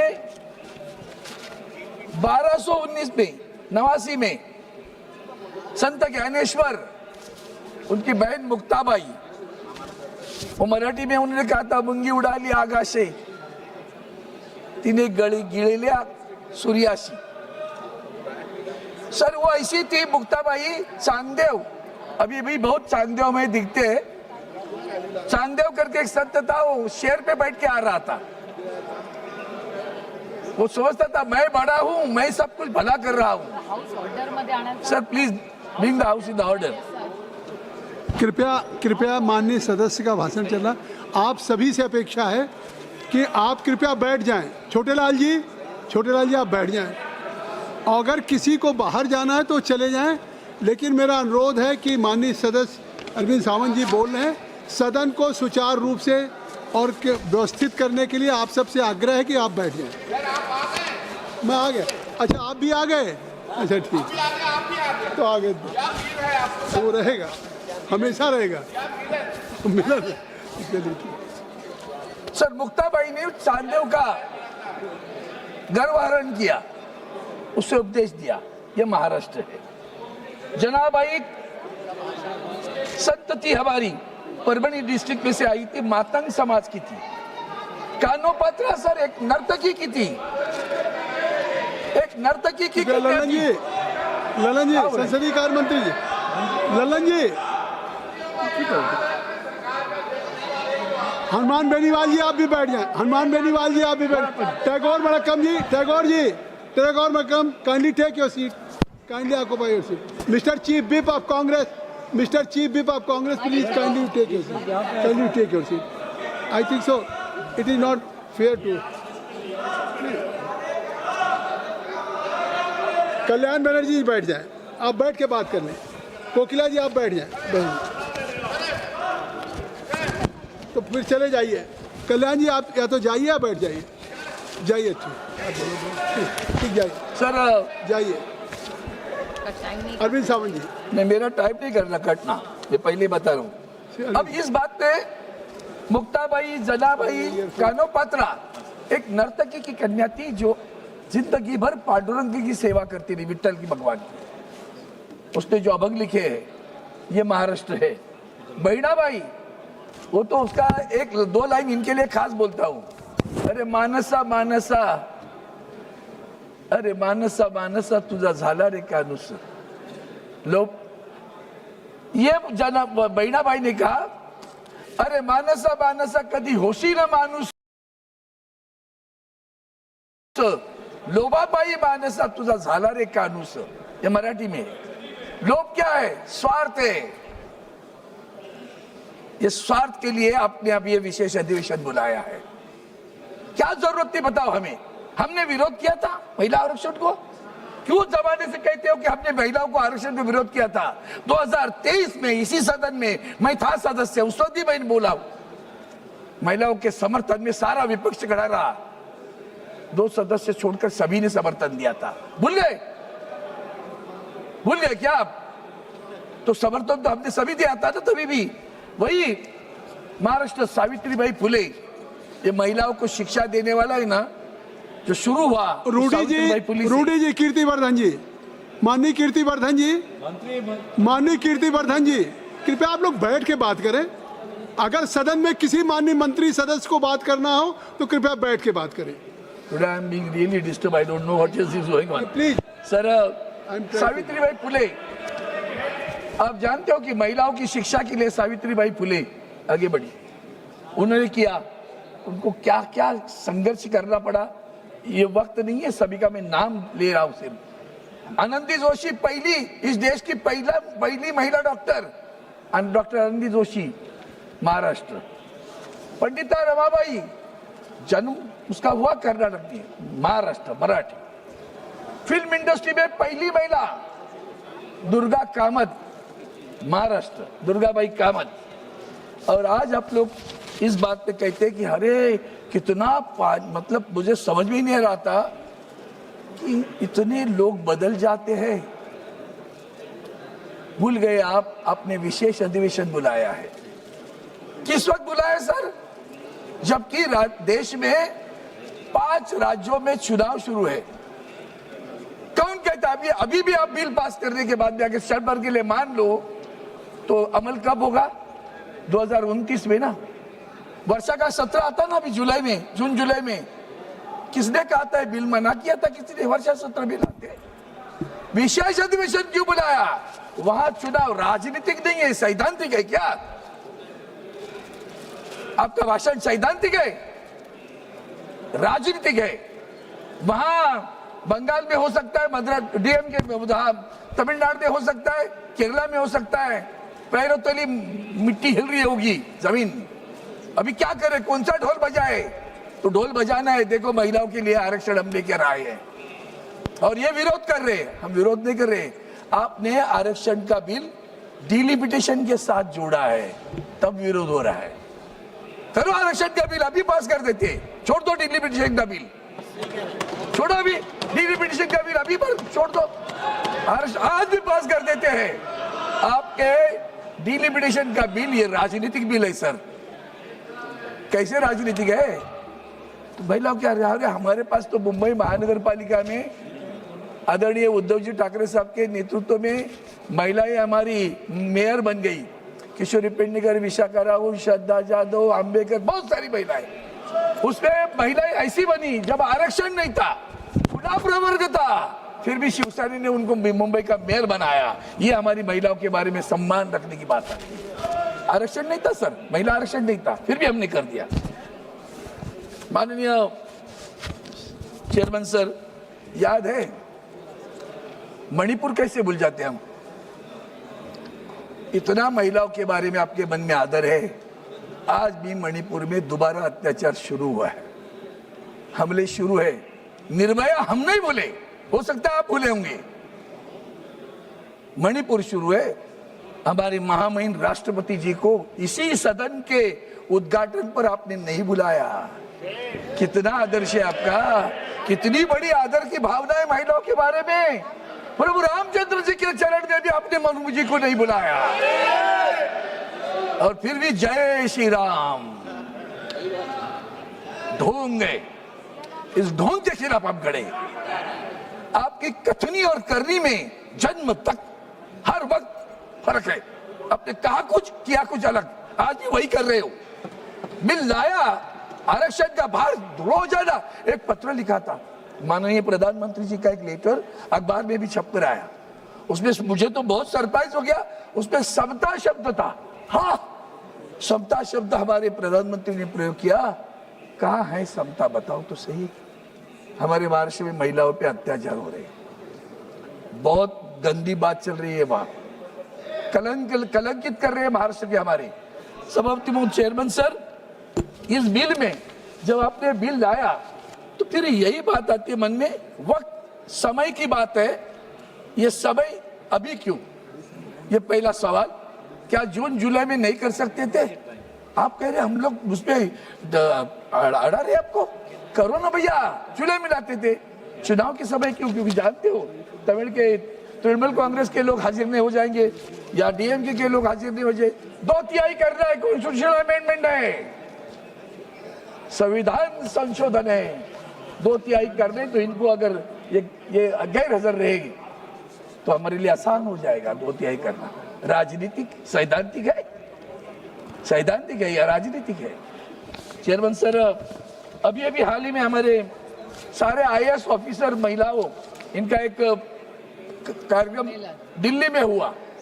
एक हमारी महिला अधिकारी है आईएएस सर, बहुत होशियार महिला है, उसने एक आर्टिकल लिखा। उसने क्या लिखा मालूम है? इनकी सरकार है हमारे महाराष्ट्र में, और महाराष्ट्र सरकार ने एक मंत्री ने कहा कि मुझे मेरे पास महिला अधिकारी नहीं भेजना। ये महिलाओं के बारे में सम्मान की बात करते, आरक्षण की बात करते, संरक्षण की बात करो। महिलाओं की संरक्षण पहला करना चाहिए। स्वती मैं तो बहुत है सुप्रिया प्रॉक्सी मत करो सर। हाँ क्या सर, आप नहीं भूलना कुलदीप सेनगर कौन है, किसके पार्टी का है? ब्रिजभूषण सिंह नहीं भूलना। महिलाओं के सम्मान करने वाले लोग हैं क्या? ये महिलाओं के सम्मान की बात करते हैं। सवती महोदय विद्यमान जो एक व्यवस्था कर देना प्लीज,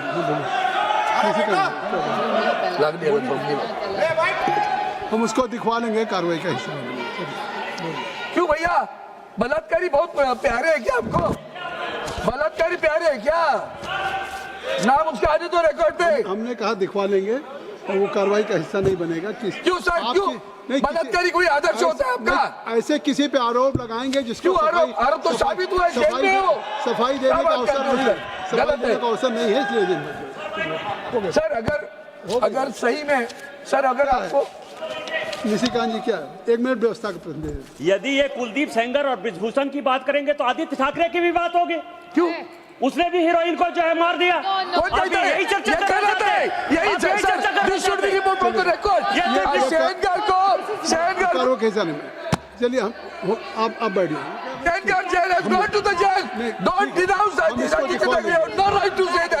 क्या बात करते हो? एकदम सर, इसके ऊपर तो इनके ऊपर कार्रवाई होनी चाहिए, कार्रवाई होनी चाहिए इसके ऊपर। क्या है ये? क्या है ये? क्या है ये सर? हम दिखवा लेंगे, वो कार्रवाई का हिस्सा नहीं बनेगा। हमने निर्णय दे दिया, निर्णय दे दिया सर। कैसे निर्णय दे दिया? निर्णय दे दिया। अरविंद सावंत जी, nothing will go on record except Arvind Sawant जी। अरविंद सावंत जी की बात जाएगी। सर ये बात क्या? सॉरी, क्या है सर? हमने निर्णय दे दिया है। सुप्रिया जी, गौरव गोगोई जी मान लें। कृपया आप लोग बैठ जाए। बहुत बोलेगा एक मिनट सर, पूरा आ जाएगा, गोदरा बिदरा आ जाएगा। ऐसा है, एक मिनट आप चुप हो जाए। एक मिनट अरविंद सावंत जी, एक मिनट अरविंद सावंत जी, आपने एक मिनट, आपने बैठ जाए। कृपया 1.5 मिनट आप बैठ जाए। नहीं, आपने कृपया बैठ जाए। मेरी बात सुन लें, मेरी बात सुन लें। मैंने आपकी जो बात आपने कही या उन्होंने कही, मैंने कहा कि वो कार्रवाई का हिस्सा नहीं बनेगा, तो अब बात खत्म हो गई। मैंने गौरव गोगोई जी बैठिए। धर्मेंद्र जी आप बैठ जाएं। धर्मेंद्र जी आप बैठ जाएं। अखिलेश जी, धर्मेंद्र जी को बैठ जाएं। गौरव गोगोई जी कृपया आप बैठ जाएं। न केवल डॉक्टर अरविंद सावंत जी का जाएगा, आप उन्हें बोलने देना। आप बीच में मत खड़े होइए। अरविंद सावंत जी को आप बीच में कैसे खड़े होंगे?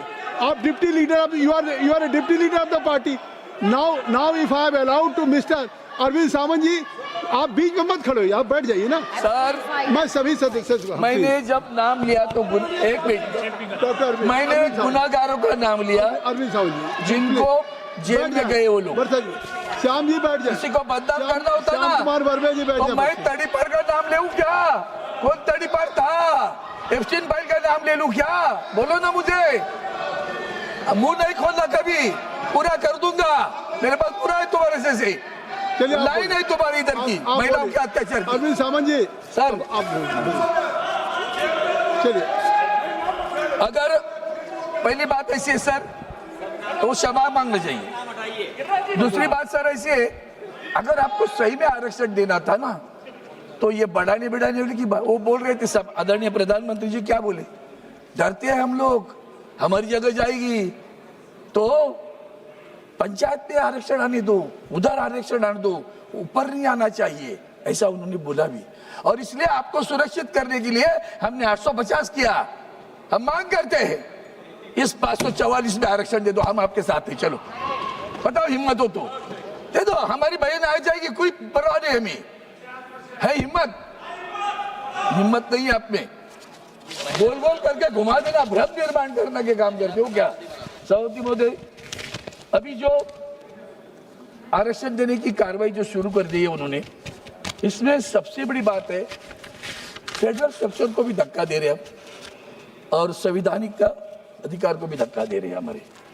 आज क्या हो रहा है, उत्तर प्रदेश, बिहार, मध्य प्रदेश, राजस्थान, हरियाणा, छत्तीसगढ़, उत्तराखंड और दिल्ली, इसमें से लोकसभा में 543 में से 207 है। अभी आपने कानूनन जो प्रावधान किए ना सर, वो तो बहुत ही बड़ी बात है। क्या कहा था हमारे पुराने कानून 2023 में जब महिला आरक्षण का क्या कहा था कि हम जनगणना करेंगे, 2026 में जनगणना पूरी होगी और उस जनगणना के आधार पर आरक्षण देंगे। आरक्षण में और क्या होगा, आपने ओबीसी कहीं नहीं लिखा है। ओबीसी आरक्षण, एससी एसटी, ओबीसी का नाम ही नहीं पूरे कानून में, तीनों कानून में ओबीसी का नाम नहीं। उसके बावजूद 50% बढ़ोतरी का भी नाम नहीं है। इसी में बड़ा गेम है सर। अगर 50% इंक्रीज नहीं हुआ तो कल को तमिलनाडु, हमारे साउथ के सारे राज्य जिनकी जनसंख्या कम हुई है, तो अगर जनसंख्या के आधार पर बनता गया तो इनकी सारों सांसदों की संख्या कम होगी। देश को हम विभाजन की तरफ लेके जा रहे हैं। मैं सावधान कर रहा हूं।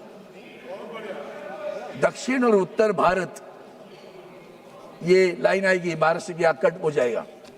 कर्नाटक, आंध्र, तेलंगाना, केरला, तमिलनाडु, सुशिक्षित है, बहुत लोग शिक्षित है, आगे बढ़े हैं, तो जनसंख्या कम है। यहाँ क्या है, ऊपर जनसंख्या बहुत है। तो इससे क्या होगा, तो देश में विभाजन आ जाएगा। और हर वक्त सर, एक मिनट, मुझे 5-1 मिनट चल लगेगा सर, मैं अभी बिल पे भी बोलूंगा ना थोड़ा सा। अभी आपके अमेंडमेंट बिल की खासियत देखिए, आपने इन द आर्टिकल, ये जो आपका clause 3, the expression population means population as ascertained at such time as Parliament by law determine of which the relevant figures have been published. उसके आगे लिखते हैं आप, for the words upon the completion of each census the allocation of the seats, ये जो word है पूरा इसमें पहले, इसमें आर्टिकल 4 नंबर में, आर्टिकल 82 में क्या लिखते हैं, ओरिजिनल क्या है, for the words by such authority in such a manner, नहीं उसके पहले, sorry, B, for the words upon the completion of each census the allocation of seats, the words the allocation of seat, मतलब upon the completion of each census निकाल दिया। After 18 minute you have come on bill. और क्या बात करते हो sir, आप bill pay आए। पूरा तमाशा 10 मिनट तो आपके आशीर्वाद से चल रहा था। 2 मिनट में कंक्लूड करें। तो ये जो बात है, ये कैसी बात है, देखिए आप, मतलब सेंसस नहीं करोगे तो जाति न्याय जनगणना नहीं होगी, जाति न्याय जनगणना नहीं हो तो पिछड़े वर्गों का आरक्षण नहीं मिलेगा। सिर्फ नहीं है ना, इस बिल में नहीं है, मैं बार बार बता रहा हूँ, सिर्फ SC ST OBC नहीं है, 50% भी नहीं है। और एक बात सर, ये 333 का जो कर दिया आप लोगों ने, इसमें और एक बात है कि जो कर 2-3 मुद्दे ही मेरे है, बस डिलिमिटेशन पे ही बोलना है थोड़ा सा। और इसमें जो डिलिमिटेशन आपने लाया है, वो डिलिमिटेशन देखो कैसे लाया आपने, उसमें तो धमाल है आपकी। क्या करते, वो ज्ञानेश को कुमार नहीं बोलता क्योंकि उसका नाम आ जाएगा, ज्ञानवंत जो बैठा है ना वहाँ, हमने महाराष्ट्र में भी देखा है, महानगर पालिका के चुनाव में यहाँ से वहाँ घुमा देते सीधा, भौगोलिक संलग्नता नहीं, कहीं भी एक टुकड़ा यहाँ से एक टुकड़ा वहां से कर दिया, वार्ड बना दिया वार्ड। क्यों, हम कैसे चुन कर आ सकते हैं, कैसे डिवीजन कर सकते हैं? डिवीजन की तो और सत्ता दूसरा कोई विषय ही नहीं रहता, यहाँ सत्ता के कारण करते हैं सर। सभापति महोदय, चेयरमैन सर, ये the election commission shall act as delimitation commission for the purpose of delimiting constituencies in the legislative assembly also.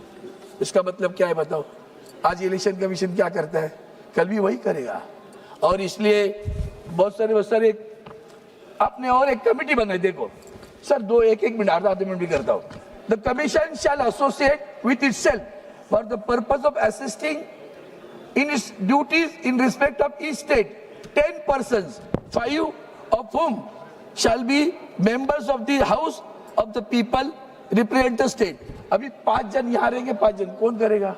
Who will decide it? Speakers will decide it. आगे Now, के how we will get the representation? आगे के सभी speaker Maharashtra के हैं, हाँ sir NCP के भी, शिवसेना के भी, तो इसलिए प्लीज कंक्लूड करिए। अब मेंबर शैल हैव राइट, समाप्त उनको राइट, एक सर उसको अधिकार नहीं, वोटिंग करने का अधिकार नहीं है। 10 लोगों को भी वोटिंग करने का अधिकार नहीं है। दूसरी बात है, काइंडली कंक्लूड। एक 2 मिनट में खत्म करता हूँ सर। 1 मिनट में, 1 मिनट। कोर्ट में नहीं जा सकते, आपको मालूम है। The commission shell determine its own procedure and shall in the performances of it have all the powers of मेरी मर्जी। ये बताया ना, इंसल्ट किया उसने, ये मेरी मर्जी वाली बात है। इसलिए जाते जाते इतना ही कहता हूँ सर, बोले तैसा चाले त्याची वंदावी पावली। हमारी मराठी में एक जो कवन है हमारे संतों का, जो बोलता है उक्ति और कृति में जिसका साम्य है उसको वंदन करो। आपकी उक्ति और कृति में सर ऐसे पूरा कभी भी साम्य नहीं रहा। आप फिर दोबारा इस चुनाव के लिए, जैसे महाराष्ट्र में लाडली बहन योजना आई ना, उस तरह का ये ड्रामा है। और आज सर एक वाक्य पूरा कर, लाडली बहन योजना के तहत आज महाराष्ट्र को पता चला है 24,000 करोड़ का घाटा आ रहा है और 70 लाख महिलाओं को निकाल लिया उसमें से।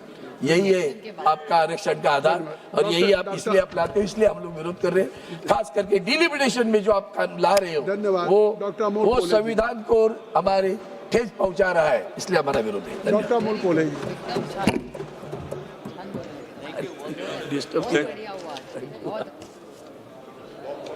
धन्यवाद अध्यक्ष महोदय। आज या ऐतिहासिक निर्णयावर बोलण्यासाठी मी उभा आहे आणि हा प्रवास खरं तर सोपा नव्हता। हा प्रवास काल परवाचा नाही, हा अनेक वर्षांचा प्रवास आहे आणि यावर बोलताना मुद्दाम आज डोक्यावर फुले पगडी घालून आलेलो आहे।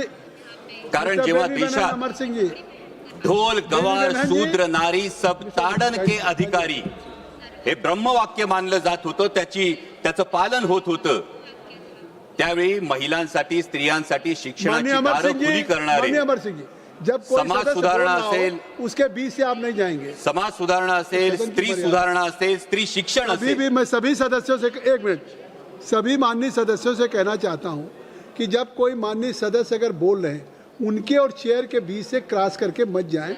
ये माननीय उस सदस्य की और चेयर सभी सदस्य। धन्यवाद अध्यक्ष महोदय। आज या ऐतिहासिक क्षणी बोलताना मुद्दाम डोक्यावर फुले पगडी घालून उभा आहे बोलायला, कारण जेव्हा या देशामध्ये ढोल गंवार शूद्र पशु नारी सब ताडन के अधिकारी हे ब्रह्मवाक्य मानलं जात होतं, त्याचं पालन होत होतं, तेव्हा स्त्री स्वातंत्र्याचा, स्त्री शिक्षणाचा पुरस्कार करणारे पहिले समाज सुधारक कोण होते, तर ते महात्मा ज्योतिराव फुले होते। जेव्हा पूर्ण चेहरा झाकला जाईल असा घुंगट ओढून चूल आणि मुलीपर्यंतच, चूल आणि मूल यापर्यंतच महिलेला राखून ठेवलं जात होतं, तिला बंधनात ठेवलं जात होतं, माणूस म्हणून सुद्धा जगण्याचा अधिकार नाकारला जात होता, तेव्हा ज्यांनी उंबरठा ओलांडला, शेणगारा सोसला, पण स्त्रीला अक्षरांची ओळख करून दिली, तिला तिच्या स्त्रीत्वाची जाणीव करून दिली, त्या क्रांतिज्योती सावित्रीबाई फुले, या फुले दाम्पत्याचं फार मोठं योगदान या संपूर्ण प्रवासात आहे। आणि आज नारी शक्ती वंदन अधिनियमाच्या अंमलबजावणीची चर्चा करत असताना महात्मा ज्योतिराव फुले आणि क्रांतिज्योती सावित्रीबाई फुले यांना अभिवादन करणं आपणा सर्वांचं कर्तव्य आहे। आणि त्याच वेळी त्यांच्या द्विजन्म शताब्दी वर्षातही अजूनही त्यांना भारतरत्न पुरस्कार आपण देऊ शकलो नाही, हे देशाचं दुर्दैव आहे। अध्यक्ष महोदय, महात्मा ज्योतिराव फुले, तथागत भगवान गौतम बुद्ध आणि संत कबीर यांना गुरुस्थानी मानणाऱ्या डॉक्टर बाबासाहेब आंबेडकरांनी जे इंग्लंड अमेरिकेला जमलं नाही ना, ते करून दाखवलं। संविधानाच्या अंमलबजावणीपासून पहिल्या दिवसापासून हा महिलांना मतदानाचा अधिकार दिला। आणि ही नररत्न ज्या महाराष्ट्रात जन्मली, त्या महाराष्ट्राचा मी मावळा आहे। या महाराष्ट्रात एक फार मोठा मातृत्वाचा, नेतृत्वाचा आणि कर्तृत्वाचा वसाडी वारसा आहे। जो मातृत्वाचा वसाडी वारसा आहे तो राष्ट्रमाता जिजाऊ माँसाहेबांचा आहे, कर्तृत्वाचा वसाडी वारसा क्रांतिज्योती सावित्रीबाई फुल्यांचा आणि नेतृत्वाचा वसाडी वारसा पुण्यश्लोक अहिल्याबाई होळकरांचा आहे। आणि त्यामुळे या महिला आरक्षण विधेयकाला विरोध असण्याचं काही कारणच उद्भवत नाही. इतकंच नाही अध्यक्ष महोदय, तर देशात पहिल्यांदा स्थानिक स्वराज्य संस्थांमध्ये 33% महिला आरक्षण देणारं राज्य हे महाराष्ट्र होतं आणि तेव्हाचे मुख्यमंत्री होते आदरणीय शरदचंद्रजी पवार साहेब. देशाला पहिलं महिला धोरण देणारे, संरक्षण दलात महिलांना नोकरीची संधी देणारे, वडिलोपार्जित संपत्तीमध्ये सुद्धा महिलांना वाटा देणारे आदरणीय शरदचंद्रजी पवार साहेब होते. आणि त्यामुळे या महिला आरक्षण विधेयकाला विरोध करण्याचा मुळीच प्रश्न नाही. आणि जर कोणी म्हणत असेल की कुणाला वाटत असेल की हे करून आपण उपकार करतो, तर त्यांना एवढंच सांगू इच्छितो की उपकार आपण करत नाही आहोत, तर त्या मातेनं आपल्याला जन्म दिला आणि हे जग बघण्याची संधी दिली, हा तिचा आपल्यावर उपकार आहे. पण अध्यक्ष महोदय, एक अंतर्मुख होऊन मात्र विचार करावा लागतो की एकीकडे आपण नारी शक्ती वंदन विधेयकाच्या अंमलबजावणीची चर्चा करतो आणि त्याच वेळी आपल्याच देशामध्ये बेटी बचाव बेटी पढाव हे अभियान राबवावं लागतं. त्याच वेळी आपल्या देशामध्ये महिलांवर होणाऱ्या अत्याचारांची संख्या दिवसेंदिवस वाढत जाते. लाखो महिला या बेपत्ता होण्याच्या तक्रारी नोंदल्या जातात, त्याच्यावर कुठली ऍक्शन घेतली जात नाही. आत्ताच अध्यक्ष महोदय महाराष्ट्रामध्ये एका भोंदू बाबांचं प्रकरण समोर आलं आणि त्या भोंदू बाबाचं प्रकरण समोर आल्यानंतर त्या लैंगिक अत्याचार प्रकरणातले व्हिडिओज हे समाज माध्यमावर जर व्हायरल झाले तर मग तपास करणारे अधिकारी आणि पर्यायानं गृहमंत्री म्हणून त्यांची या महिलांचं संरक्षण करण्याची जबाबदारी नव्हती का, हा प्रश्न निर्माण होतो. आणि म्हणूनच अध्यक्ष महोदय, अंमलबजावणी करणाऱ्यांच्या मानसिकतेविषयी जरूर प्रश्नचिन्ह उपस्थित होतं. कारण यत्र नार्यास्तु पूज्यते रमन्ते तत्र देवता असं एकीकडे म्हणणाऱ्या आणि त्याच वेळी स्त्रियांना वेदांचं अध्ययन नाकारणाऱ्या आणि पतीची सेवा हे स्त्रीचं कर्तव्य असं मानणाऱ्या मनुस्मृतीचा उदो करणाऱ्यांच्या हातात जर याची अंमलबजावणी असेल तर याच्या अंमलबजावणीच्या हेतू शुद्धतेविषयी खरोखर मनात शंका निर्माण होते.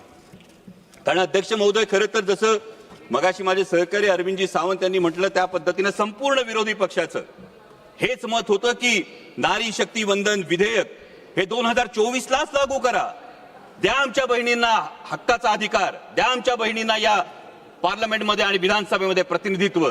आणि हे फार सोपं होतं करणं.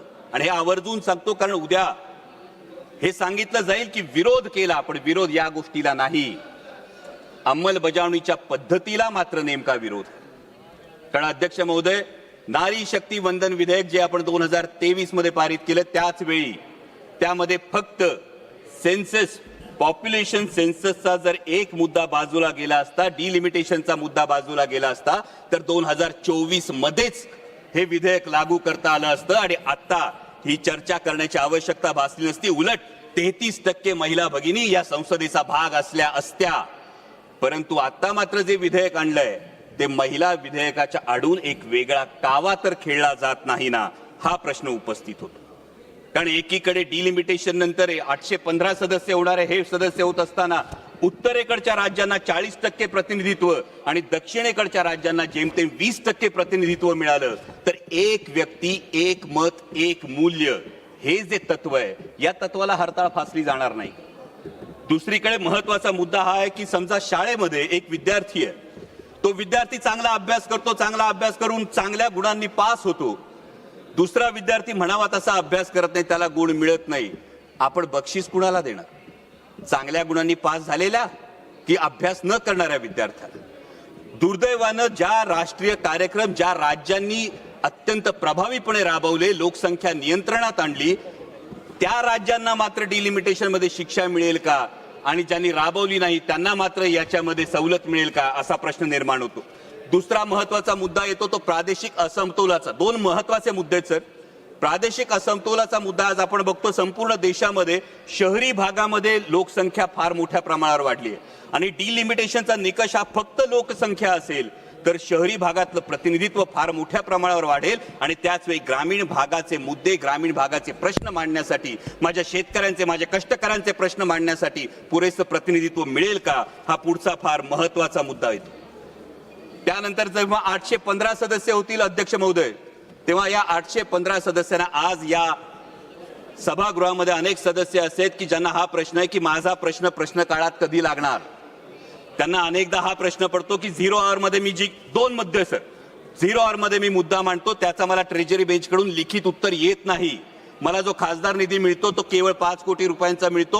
24 लाख लोकसंख्या असते, म्हणजे रुमाल दिला आणि कोट शिवायला सांगितलं अशी परिस्थिती आहे. माननीय स्पीकर, त्यामुळे या डिलिमिटेशनच्या विषयी जवाब देने के लिए कहा. सर कंक्लूड कर रहा हूं सर. त्यामुळे या डिलिमिटेशन विषयी पारदर्शकता आणि सुस्पष्टता असणं हे अत्यंत आवश्यक आहे, जेणेकरून कुणावरही अन्याय होणार नाही. आणि त्याच वेळी जे माझे मित्रपक्षातले साथीदार आहेत त्यांना फक्त एक सल्ला देऊ इच्छितो की काही लोकांचा इतिहास असा असतो की ज्यांच्या वेळी असं म्हटलं जातं, ऐसा कोई सगा नाही जिसे इन्होंने ठगा नाही. त्यामुळे यावर मतदान करताना याचा आपण जरूर भान ठेवाल अशी अपेक्षा व्यक्त करतो. आणि महिला विधेयकाला मुळीच विरोध नाही, परंतु डिलिमिटेशनच्या बाबतीत पारदर्शकता आणि सुस्पष्टता असायला हवी अशी मागणी करतो. धन्यवाद. जय शिवराय. श्री नरेश महास्के जी. श्री नरेश महास्के जी. माननीय अध्यक्ष महोदय, आज ऐतिहासिक सदन में नारी शक्ति वंदन विधेयक पर चर्चा के लिए खड़ा होना मेरे लिए केवल एक संसदीय कर्तव्य नहीं बल्कि एक परम गौरव का क्षण है. ये विधेयक केवल एक विधायी प्रक्रिया नहीं है, अपितु ये भारत की लोकतांत्रिक यात्रा को पूर्णता की ओर ले जाने वाला एक महायज्ञ है. मैं इस नारी शक्ति वंदन अधिनियम के पक्ष में अपनी पार्टी शिवसेना और हमारे नेता महाराष्ट्र के यशस्वी उपमुख्यमंत्री श्री एकनाथ जी शिंदे उनकी ओर से पूर्ण और विशेष समर्थन दर्ज कराने के लिए यह खड़ा हूं. इस पावन अवसर पर मुझे यह पंक्तियां स्मरण हो रही है. शक्ति का पर्याय है नारी, सृष्टि का आधार है नारी, कोमल हृदय वज्रसा संकल्प, हर मुश्किल का सार है नारी. आज का दिन भारत के संसदीय इतिहास में स्वर्ण अक्षरों में लिखा जाएगा, क्योंकि आज हम उस आधी आबादी को उसका पूरा अधिकार देने जा रहे हैं जिसे दशकों तक केवल वोट बैंक समझा गया. मैं इस ऐतिहासिक कानून को लाने के लिए हमारे यशस्वी प्रधानमंत्री श्री नरेंद्र मोदी जी का अभिनंदन करता हूं. हमारे नेता एकनाथ शिंदे जी ने 2 दिन पहले ही पत्र देकर माननीय पंतप्रधान नरेंद्र मोदी जी का अभिनंदन करके समर्थन जाहिर किया है. उन्होंने कहा है, शिवसेना एनडीए के एक प्रतिबद्ध घटक दल के रूप में इस सुधार को अपना पूर्ण एवं अटूट समर्थन प्रदान करता हूं. राष्ट्र निर्माण के आपके निरंतर प्रयासों के लिए एक बार पुनः हृदय से अभिनंदन. अध्यक्ष महोदय, भारत का इतिहास गवाह है कि यह स्त्री केवल सृजन की जननी ही नहीं बल्कि राष्ट्र निर्माण की मुख्य शिल्पी रही है. हम उस संस्कृति के उत्तराधिकारी है जहां ज्ञान की अधिष्ठात्री सरस्वती है और शौर्य की प्रतीक मां दुर्गा है. गार्गी और मैत्रेयी की विद्वत्ता से लेकर अहिल्याबाई होलकर के न्यायपूर्ण शासन तक, राजमाता जिजाऊ के संस्कारों से लेकर झांसी की रानी लक्ष्मीबाई की पराक्रम तक और सावित्रीबाई फुले द्वारा जलाई गई ज्ञान की ज्योति तक, भारत की नारी ने हर कालखंड में स्वयं को सिद्ध किया है. आधुनिक युग में भी टेसी थॉमस जैसी वैज्ञानिकों, लता मंगेशकर, आशा भोसले जैसी कला साधिकाओं और मेरी कॉम और पीवी सिंधु जैसे खिलाड़ियों ने विश्व पटल पर भारत का मस्तक ऊंचा किया है. अध्यक्ष महोदय, जब इस सदन और विधानसभाओं में 33% आरक्षण का विधान होगा तब केवल संख्या नहीं बदलेगा बल्कि देश की नीति और नियति में भी एक मानवीय दृष्टिकोण जुड़ जाएगा. हम देखते हैं कि गांव की एक साधारण सी ग्राम सेविका या सरपंच जो विकास की बागडोर संभालती है तो पूरे गांव का स्वरूप बदल जाता है. आज देश के सर्वोच्च पद पर महामहिम राष्ट्रपति श्री द्रौपदी मुर्मू जी की उपस्थिति इस बात का जीवंत प्रमाण है कि यदि अवसर मिले तो भारत की बेटियां शून्य से शिखर तक का सफर तय कर सकती है। इसी सामर्थ्य को ये समर्पित ये पंक्तियां, कभी बनी हो ममता की मूरत आंचल में खुशियां भरती है, कभी बनी हो रणचंडी अन्याय से कभी न डरती है।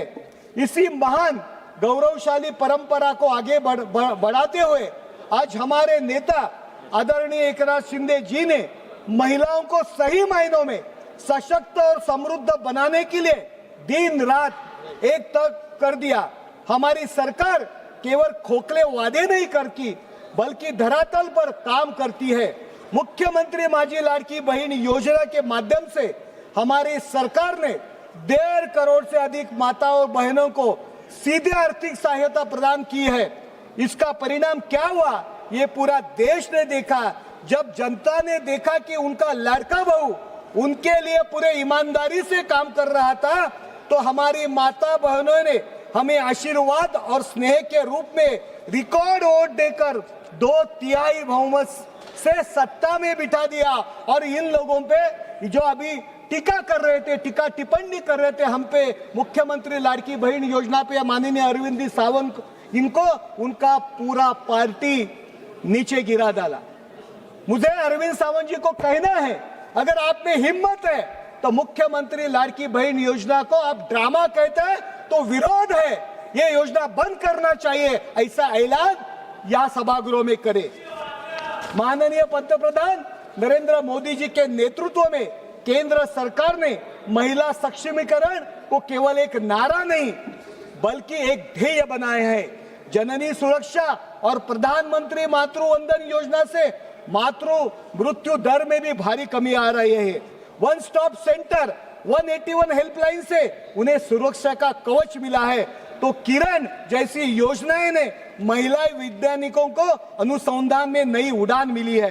चूल्हे की उस आग से लेकर सरहद की हुंकार तक, कलम की कोमल स्याही से विज्ञान के चमत्कार तक, हर क्षेत्र में परचम उसका स्वाभिमान से लहराता है। जिस राह पर बढ़ जाए वो इतिहास नया बन जाता है। इस विधेयक को लागू होने से बदलाव तो आएंगे, वो अभूतपूर्व होंगे। आज इस विधेयक के माध्यम से संविधान के निर्माता भारत रत्न डॉक्टर बाबा साहेब अम्बेडकर जी का सपना साकार हुआ है। बाबा साहब ने संविधान के अनुच्छेद 14 और 15 में महिलाओं को जो समानता देने का लक्ष्य रखा था, आज वो धरातल पर उतर रहा है। इस कानून के द्वारा संविधान के अनुच्छेद 239AA, 330A और 332A में संशोधन करके महिलाओं को लोकसभा और विधानसभा में 33% का आरक्षण देने का ऐतिहासिक प्रावधान किया है। कांग्रेस ने कि देश की सबसे पाखंडी और महिला विरोधी पार्टी है। 1996 में 5 मिनट जब पहली बार महिला आरक्षण का विधेयक संसद में आया, तब कर्नाटक के पूर्व मुख्यमंत्री और तब के प्रधानमंत्री HD देवेगौड़ा जी के नेतृत्व था। जानते हैं उस सरकार का क्या हुआ? इसी सत्ता की भूखी कांग्रेस पार्टी ने उस सरकार को गिराने का पाप किया था ताकि महिलाओं का आरक्षण न मिल सके। ऐसे बहुत से उदाहरण है। 1985 का शाहबानो केस तो कांग्रेस के तुष्टीकरण और महिला विरोधी चरित्र का सबसे बड़ा प्रमाण है। एक 73 साल की बुजुर्ग मुस्लिम महिला जो अपने पति से गुजारा भत्ता मांग रही थी, सुप्रीम कोर्ट ने उसके पक्ष में ऐतिहासिक फैसला दिया, लेकिन राजीव गांधी के सरकार ने कट्टरपंथियों के दबाव में आकर 1986 में कानून बदलकर उस सुप्रीम कोर्ट के फैसले को पलट दिया और एक असहाय महिला को उसके हाल पर छोड़ दिया। कांग्रेस ने 60 सालों तक उस सामाजिक समानता को रोका। आज मोदी सरकार ने उस सामाजिक और राजनीतिक समानता के अधूरे काम पूरा कर रही है। 2014 के बाद उस देश के एक अभूतपूर्व बदलाव आया है। शेवटी मला एवढंच सांगायचं आहे की नारी शक्तीचा सन्मान करणं ही केवळ आपली नैतिक जबाबदारी नाही, तर एक विकसित राष्ट्राचा अनिवार्य लक्षण आहे। जेव्हा आपण महिलांना आरक्षणाद्वारे सन्मान देतो, तेव्हा आपण केवळ एका व्यक्तीला पद देत नाही, तर आपण संपूर्ण पिढीला आणि समाजाला एक नवीन दिशा देत असतो। 2 मिनिट मॅडम। नारी शक्तीचे समर्थन करताना आपण हे विसरता कामा नये की ज्या हाताने पाळणा हलवला तेच आज देशाच्या सीमा सुरक्षित राखत आहेत आणि तेच हात आज सर्वोच्च सभागृहात कायद्याची निर्मिती करणार आहेत. हे विधेयक अदृश्य हातांना दृश्य ताकद देण्याचं काम करत आहेत. मी या सभागृहातील सर्व सन्माननीय सदस्यांना विनंती करतो, पक्षाचे जोडे बाजूला ठेवून ऐतिहासिक विधेयकाला एकमताने पाठिंबा द्या.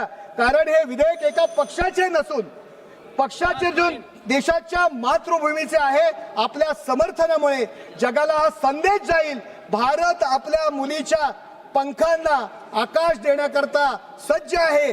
तिच्या अस्तित्वातच आहे तेजोमय प्रकाश, तिच्या जिद्दी पुढे झुकते सारे आकाश, तिचे पाऊल पडते जिथे तिथे मंगल होईल. नारी शक्तीच्या तेजाने हा भारत उजळून निघेल. मी आमचा पक्ष शिवसेना आणि मुख्य नेते एकनाथ शिंदे यांच्या वतीने या विधेयकाला संपूर्णपणे पाठिंबा देत आहे. जय हिंद, जय महाराष्ट्र, वंदे मातरम, भारत माता की जय. माननीय सदस्य श्रीमती संभवी जी.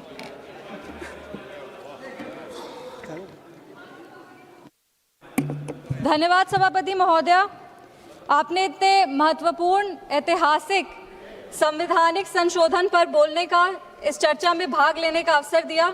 हम अपनी पार्टी लोक जनशक्ति पार्टी, अपने नेता राष्ट्रीय अध्यक्ष श्री चिराग पासवान जी, समस्तीपुर की देवतुल्य जनता और बिहार की तमाम बेटी बहनों की ओर से नारी शक्ति वंदन अधिनियम के समर्थन में बोलने के लिए खड़े हुए हैं. अपनी बात शुरू करने से पहले हम एक कोट पढ़ना चाहेंगे. A statesman is one who thinks of the future generations, while a politician is one who thinks of the upcoming elections. ये हम इसीलिए कोट करें क्योंकि जो स्टेट्समैन स्पिरिट हमारे नेता राष्ट्रीय अध्यक्ष श्री चिराग पासवान जी ने दिखाया है वो काबिलियत तारीफ है. बिना किसी लीगल इन्फोर्समेंट के उन्होंने 40% महिलाओं को 2024 की लोकसभा में चुनाव में जिता करके इस सदन में बिहार का प्रतिनिधित्व करने के लिए भेजा और इसके हम सदा आभारी रहेंगे कि महज 25 साल की युवा सांसद उनके वजह से इस सदन में जीत करके आई और बिहार की जनता का प्रतिनिधित्व कर रही हैं. हमारी शास्त्रों में लिखा है यत्र नार्यस्तु पूज्यन्ते रमन्ते तत्र देवता. इसका अर्थ है कि जिस घर में, जिस समाज में नारी को पूजा जाता है वहां पे देवता अर्थात सुख, शांति और समृद्धि का वास होता है. महोदय, ये जो बिल है महज कागज का टुकड़ा नहीं, पर ये उन करोड़ों माताओं बहनों के आत्मसम्मान का, अधिकारों का घोषणा पत्र है. ये केवल एक अमेंडमेंट नहीं बल्कि सदियों से जो उनकी तपस्या है, जो उनके संघर्ष है, उसका ये परिणाम है. ये सदियों की बंदिशों को, रूढ़ियों को तोड़ने का ऐलान है और ये पूरे देश में मातृशक्ति का हक और सम्मान देने का एक बहुत खूबसूरत सुनहरा अवसर है.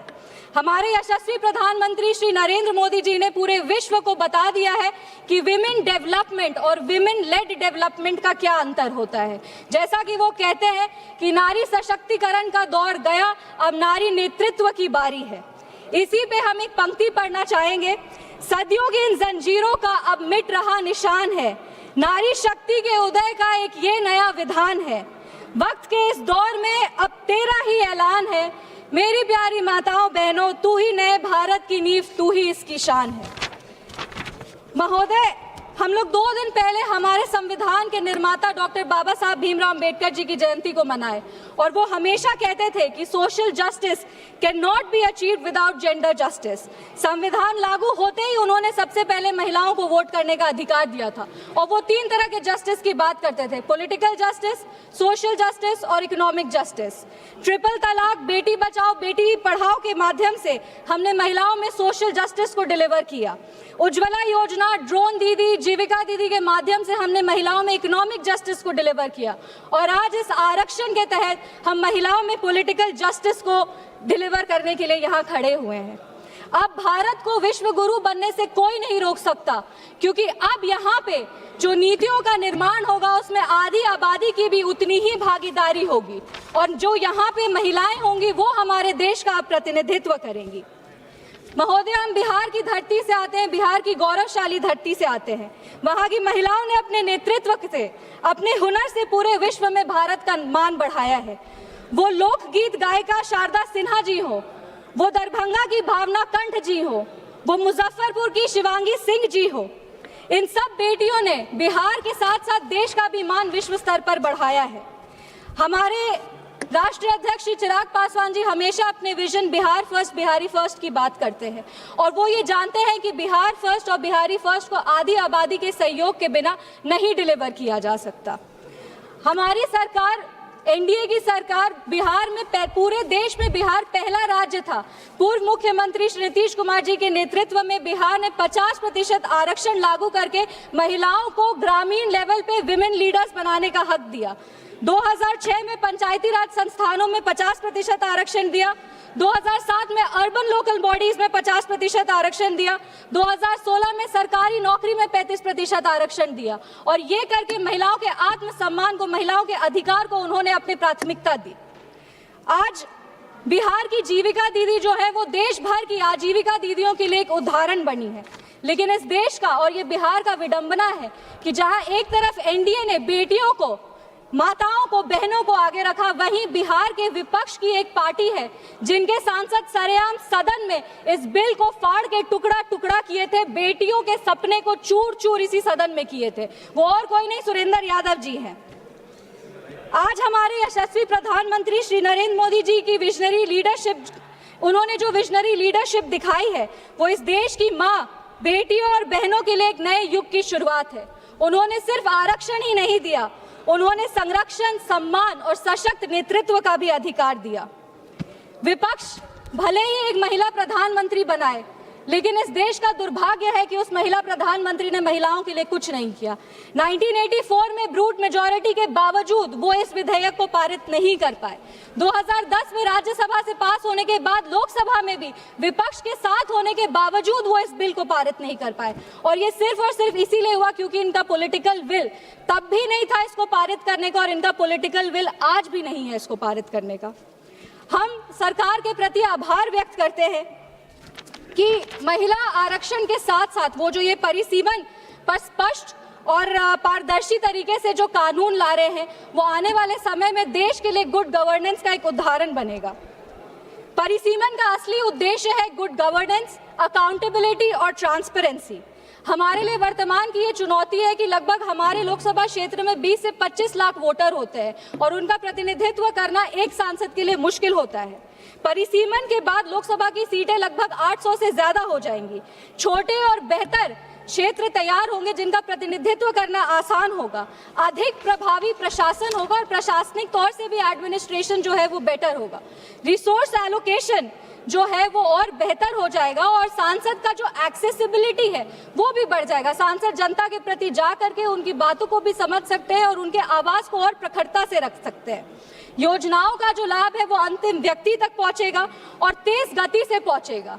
डीलिमिटेशन एक बहाना है। सच बात तो यह है कि डीलिमिटेशन की आड़ में विपक्ष महिला सशक्तिकरण को रोकने का प्रयास कर रही है, महिला आरक्षण को रोकने का प्रयास कर रही है। हमारी जो माताएं बहनें हैं वो कई वर्ष से उनको साइलेंट वोटर्स कहा जा रहा है, पर अब समय आ गया है कि वो ये साइलेंट वोटर्स नहीं बल्कि लॉ मेकर्स बने। हमारे देश की महिलाएं, हमारी देश की माताएं बहनें लाइन में लग लग कर बहुत सरकार बनाई है महोदया, लेकिन अब समय आ गया है कि इस सदन के प्रथम पंक्ति में बैठ करके वो इस देश का नेतृत्व करे, देश की नीतियों का निर्माण करे और अपने हक की बात वो खुद रखे। महोदय, महिलाओं को किसी की सहानुभूति की जरूरत नहीं है, महिलाओं को बस सामान्य अधिकार की जरूरत है। हम दुष्यंत कुमार जी की एक कविता पढ़ना चाहेंगे इस सदन में। हो गई है पीर पर्वत सी पिघलनी चाहिए, इस हिमालय से कोई गंगा सी निकलनी चाहिए। आज यह दीवार पर्दों की तरह हिलने लगी है, मगर शर्त यह थी कि इसकी बुनियाद हिलनी चाहिए। सिर्फ हंगामा मेरा मकसद नहीं, मेरी कोशिश है कि ये सूरत बदलनी चाहिए। मेरे सीने में नहीं तो तेरे सीने में ही सही हो कहीं ना कहीं, मगर ये आग जलनी चाहिए। ये आग नहीं, ये ज्वाला है और ये ज्वाला तब तक प्रज्वलित रहेगा जब तक नारियों को सशक्तिकरण से नारी नेतृत्व का रास्ता हम नहीं तय कर पाते। बिहार की बेटी, देश की बेटी होने के नाते हम तमाम माताओं बहनों को शुभकामनाएं देंगे और विपक्ष से विनम्र अनुरोध करेंगे कि साथ में आइए और बेटी के हक की लड़ाई लड़िए और इस विधेयक को पारित करिए। बहुत बहुत धन्यवाद। जय हिंद, जय बिहार। आइटम नंबर 4 माननीय मंत्री श्री अर्जुन राम मेघवाल जी। ऑनरेबल चेयरपर्सन मैम, आज की लोकसभा की संशोधित कार्यसूची के क्रम संख्या 4 पर अंकित दस्तावेज जो BL वर्मा जी के नाम से हैं for ministry of social justice and empowerment, आपकी अनुमति से सदन के पटल पर रखता हूँ। धन्यवाद। माननीय सदस्य Shri KC Venugopal ji. Thank you, Madam Chairperson. I raise to oppose the Constitutional 31st Amendment Bill 2026, the Delimitation Bill 2026, and the Union Territories Laws Bill 2026. Madam, Honorable Prime Minister has given a speech today during the course of the discussion. In his complete speech, we are searching for a word, delimitation, which is very much pertinent for this bill. He has never uttered a single word about the delimitation provision on this bill. All the members from the opposition bench raise a serious concern about the provision which the government of India are taking away the constitutional cover of the delimitation issue. Prime Minister never uttered a single word. Then he is only speaking about the women reservation. Madam, we passed the women reservation in 2023 unanimously. That was passed in 2023. Now we are sitting in 2026. 3 years already passed. Then now you are coming with a legislation that, and Prime Minister is advising to us, if you are opposing this bill, then your future politics will be in danger. What is it, sir? What is it, madam? Complete drama by a Prime Minister. Drama by Kiran Rijiju, we can understand. But complete drama by a Prime Minister. Sir, madam, I didn't understand that at all. We didn't understand. Yes, Madam Speaker, Madam Chairperson, who stopped the women reservation bill? We, everybody passed. माननीय सदस्य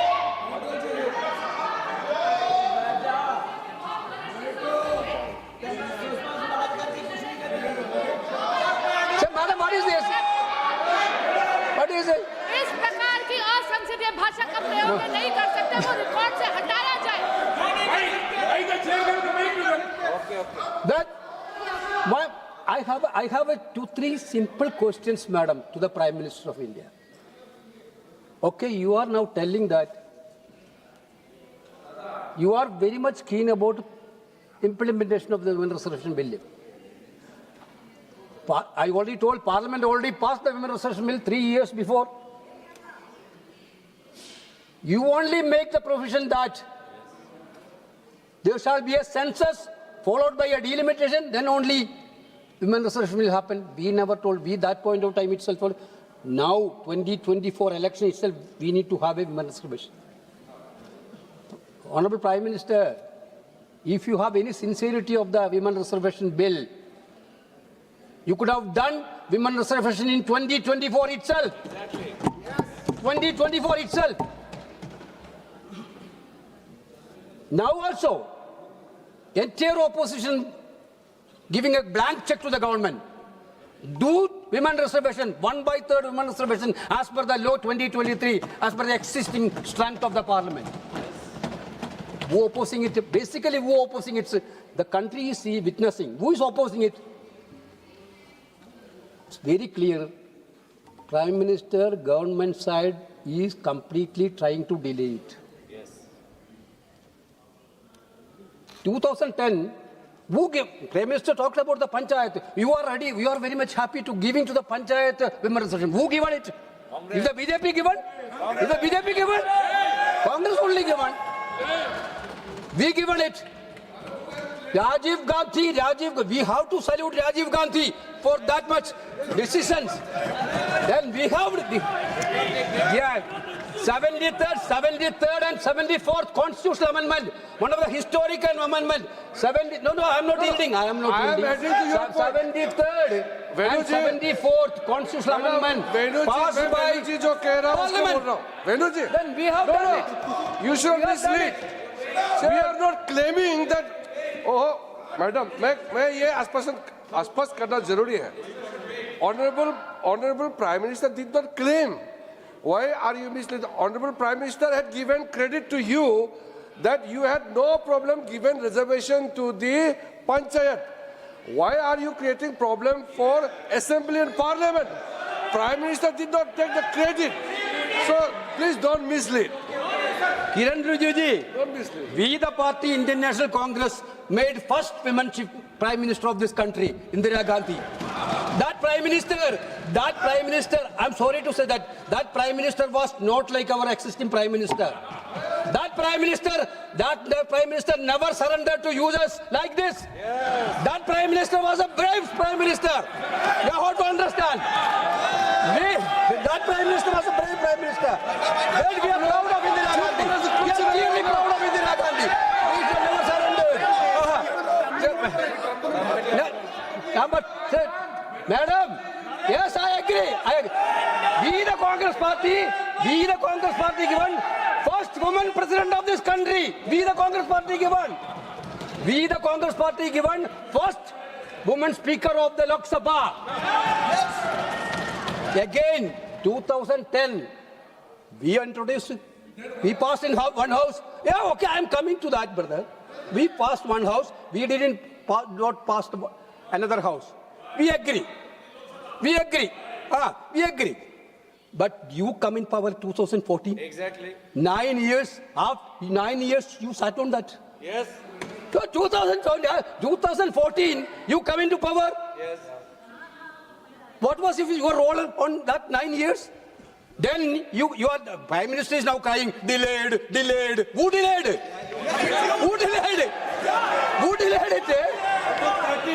Just 23rd. Sir, Madam Chairperson, now after 9 years, they bring 2023 bill. Yes. After that also 3 years, they didn't done anything for implementation of this bill. Now they are telling time is delayed. You are making women reservation as a weapon to destroy the democracy of this country. That is clear. Everybody can understand. Otherwise, we are giving blank check to you. Do it now. Take credit. Do it now. Take credit. No issue. Take credit. Karo, you did now. Why you not? The country knows your hypocrisy. Yeah, we are for, no doubt about it, we are for women reservation. Our concern is very clear. Kiran Rijiju. As per existing constitutional provision, the decision of delimitation from the constitution to this bill is completely for shifting the decision of delimitation from the constitution to ordinary legislation. Yes. What was your intention? Kiran Rijiju, you know that. How many times Congress President wrote letter to the Prime Minister, at least call an all-party meeting? You are telling this is an important legislation. You need all the opposition support also to pass this constitution bill. Honorable Congress President wrote 2 times to the Prime Minister, call an all-party meeting. We are for implementation of women reservation bill, but we have some doubt, serious doubt. The government, it is the duty of the government to clear that doubt with the opposition party. 2 letters wrote to the Prime Minister of India by the Congress President. Are you what? What stopped you to calling an all-party meeting? What is this? Because number two. You are members of Tamil Nadu. Raja is sitting here. Raja is sitting here. Our Kalyan Banerjee, the TMC people are sitting here. My simple question, you please answer to the country this question. What will happen if you convene this session after the election, 10 days after? For 10 days delaying, 10 days delaying. What was your intention? I am completely questioning your intention. Integrity. Of course. You think whenever Tamil Nadu people are in election, you want to pass a legislation against Tamil Nadu without their presence. When West Bengal is going to for election, you want to pass a legislation without their presence.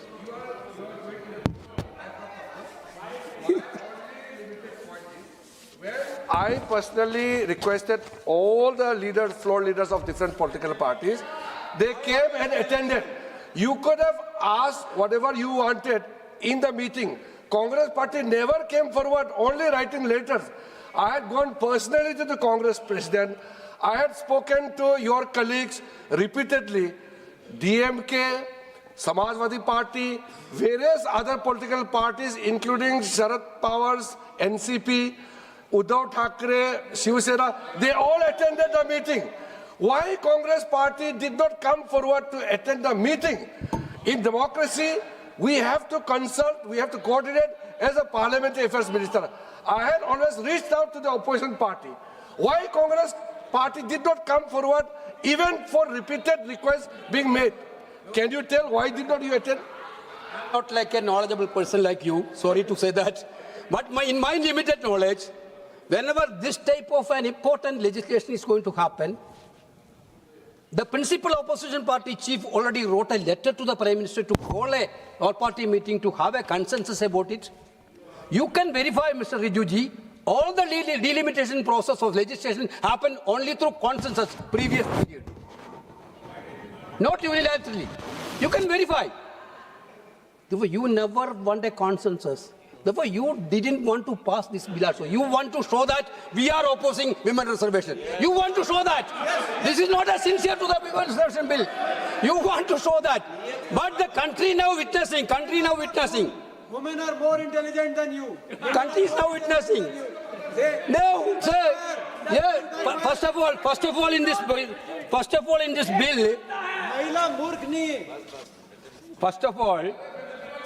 महिला मूर्ख नहीं आपसे ज्यादा intelligent है महिलाओं को पता चल गया आपकी नहीं Now then you speak, brother. Then increasing the seats. Gaurav-ji asked a very important question. Who decided how this much number has to be increased? On what basis you decided that? Now Prime Minister is telling he had done so many tollers baying. 2 crore job per year, 15 lakhs for black money will bring back. That type of one bogus claim he now also done. Yes. Okay. But in the legislation, where was it? If you have a sincerity, put it in the legislation. Not in the bill. We are asking only one thing. Whether Kiran Rijuji, can you perfectly put in the bill, in the constitutional amendment bill, the decision of delimitation from the constitution to an ordinary legislation. If you can withdraw that, put it in that whatever it was there, they are not ordinary persons. Niraji, Atal Bihari Vajpayee, all done this because of this country. Because Tamil Nadu, why Prime Minister is completely joking about the black shirt. Because the Prime Minister didn't know the sentiments of the people of Tamil Nadu. Yes. He never know the sentiments. He never know the sentiments of the people of Kerala. Last speech also told. Whenever he is coming to Kerala, he used to wear dhoti. Okay. Whenever he comes to Tamil Nadu also, he will do some Tamil symbol. But unfortunately, you say that our Prime Minister didn't know the culture of Tamil Nadu or Kerala. There is a pain in some states. There is a pain. Whether we are not the part of this country or not, That pain is there. There in the shortage. That is in the Odisha. That is in Punjab. That is in Kerala. That is in Tamil Nadu. That is in Karnataka. That is in northeastern state. Your state also. Therefore, your design is very clear. When you are having a shorter chappal, you cannot cut the leg. You are doing that only now. You decided that we have to win 2029. At the present scenario, it cannot be happen like this. What is the remedy? What is the escape route for winning 2029? Only one escape route is there. Delimitation. Delimitation. Like Assam, like Jammu and Kashmir. Delimitation. But people are very much intelligent. The country is also like that. Therefore, you cannot do like all these things, Kiran Rijiju. Therefore, I think you withdraw this bill. Come with a clear-cut, concrete idea. Call an all-party meeting. We will give you suggestion how to implement it. We will give you suggestion. Then call an all-party meeting. Don't get the leg purchase. Then pass the bill unanimously. Otherwise, don't think that you can make everybody fool by introducing all these things. You are cheating the women of this country. Yes, cheating. You are cheating the women of this country. That we cannot completely agree with that. This is what I want to say, Madam Speaker.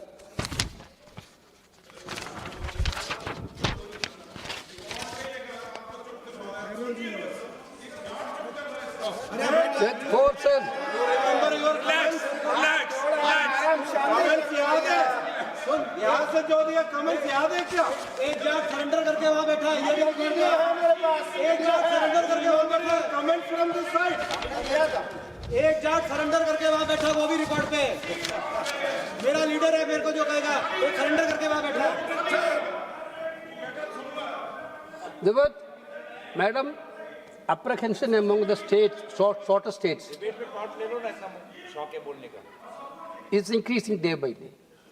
Therefore, this bill also, because whenever I used to tell like that, you people bringing the bill with your brain, you think that your brain is working very intelligently. But people of India deserve the government should come with a bill with heart,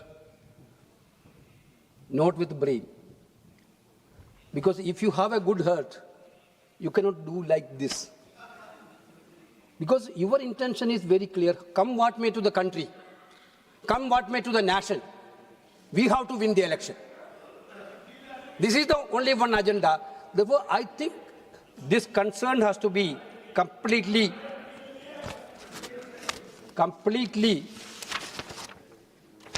avoided.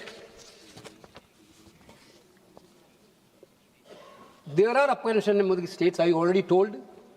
Therefore, in this current form of the bill, cannot be passed like this. Therefore, in the name of women reservation, you are trying to sabotage Indian democracy, Indian federal system.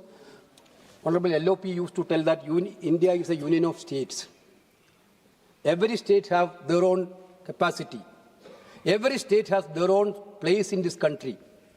You are trying to diminish the status of some states for political motive, for political benefit, which is going to be complete, which is not galat, Nishikant ji.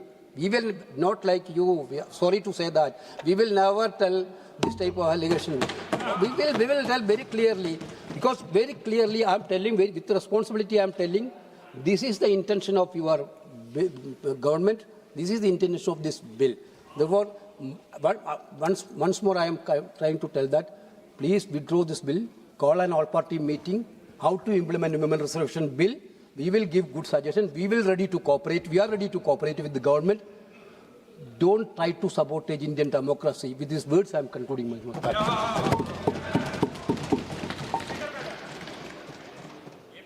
Order है ये भारत का संविधान है बाबा साहब अंबेडकर का, और article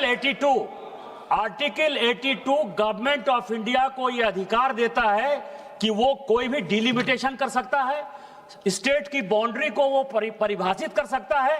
और कांग्रेस ने 27 बार सिंपल मेजोरिटी से सारे राज्यों को तोड़कर, फोड़कर, मरोड़कर बर्बाद कर दिया है। और यह आर्टिकल 82 कहता है, इनका पूरा कंटेंशन गलत है। ठीक है माननीय सदस्य बांसुरी स्वराज जी। बहुत धन्यवाद सभापति महोदया।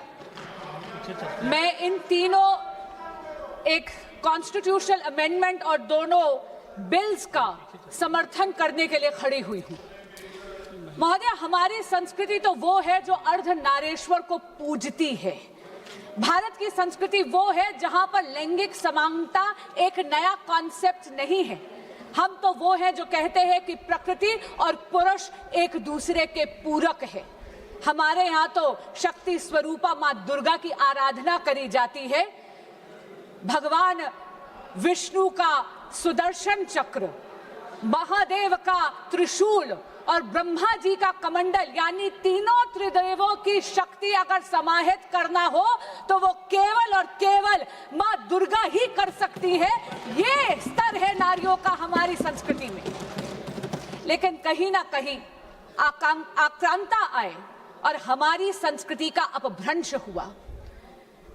जहां सम्मान हमारी संस्कृति है, वहीं महोदया नारियों का सशक्तिकरण करना हमारा कर्तव्य है।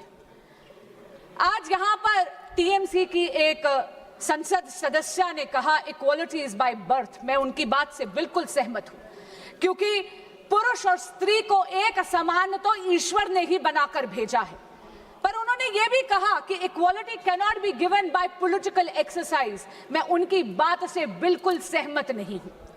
महिला आरक्षण की आवश्यकता क्या है, ये मैं कुछ आंकड़े देकर इस सदन के समक्ष रखना चाहूंगी। आज महिलाएं पूरे के पूरे विश्व में, खास करके महिलाएं जो भारत की बेटियां हैं, वो अपना परचम लहरा रही हैं। वो चाहे साइंस हो, चाहे टेक्नोलॉजी हो, चाहे लॉ हो, लेकिन राजनीतिक क्षेत्र में उनका प्रतिनिधित्व बहुत कम है। अगर हम 2024 का इलेक्शन देखें तो वहां पर महिला वोटर की तादाद पुरुषों के मुकाबले ज्यादा थी। लेकिन मैं पूछना चाहती हूं विपक्ष के उन साथियों से जो आज इस संशोधन का समर्थन नहीं कर रहे, क्या बात आप महिलाओं की भूमिका केवल मतदाता तक ही रखना चाहते हैं क्या? आज इस सदन में महिलाओं का प्रतिनिधित्व केवल 13.6% है। अगर हम विधानसभा में जाएं तो वहां पर महिलाओं का प्रतिनिधित्व 10% से भी कम है। और अगर हम ग्लोबल परसेंटेजेस देखें महोदया, तो वहां पर 27.6% है।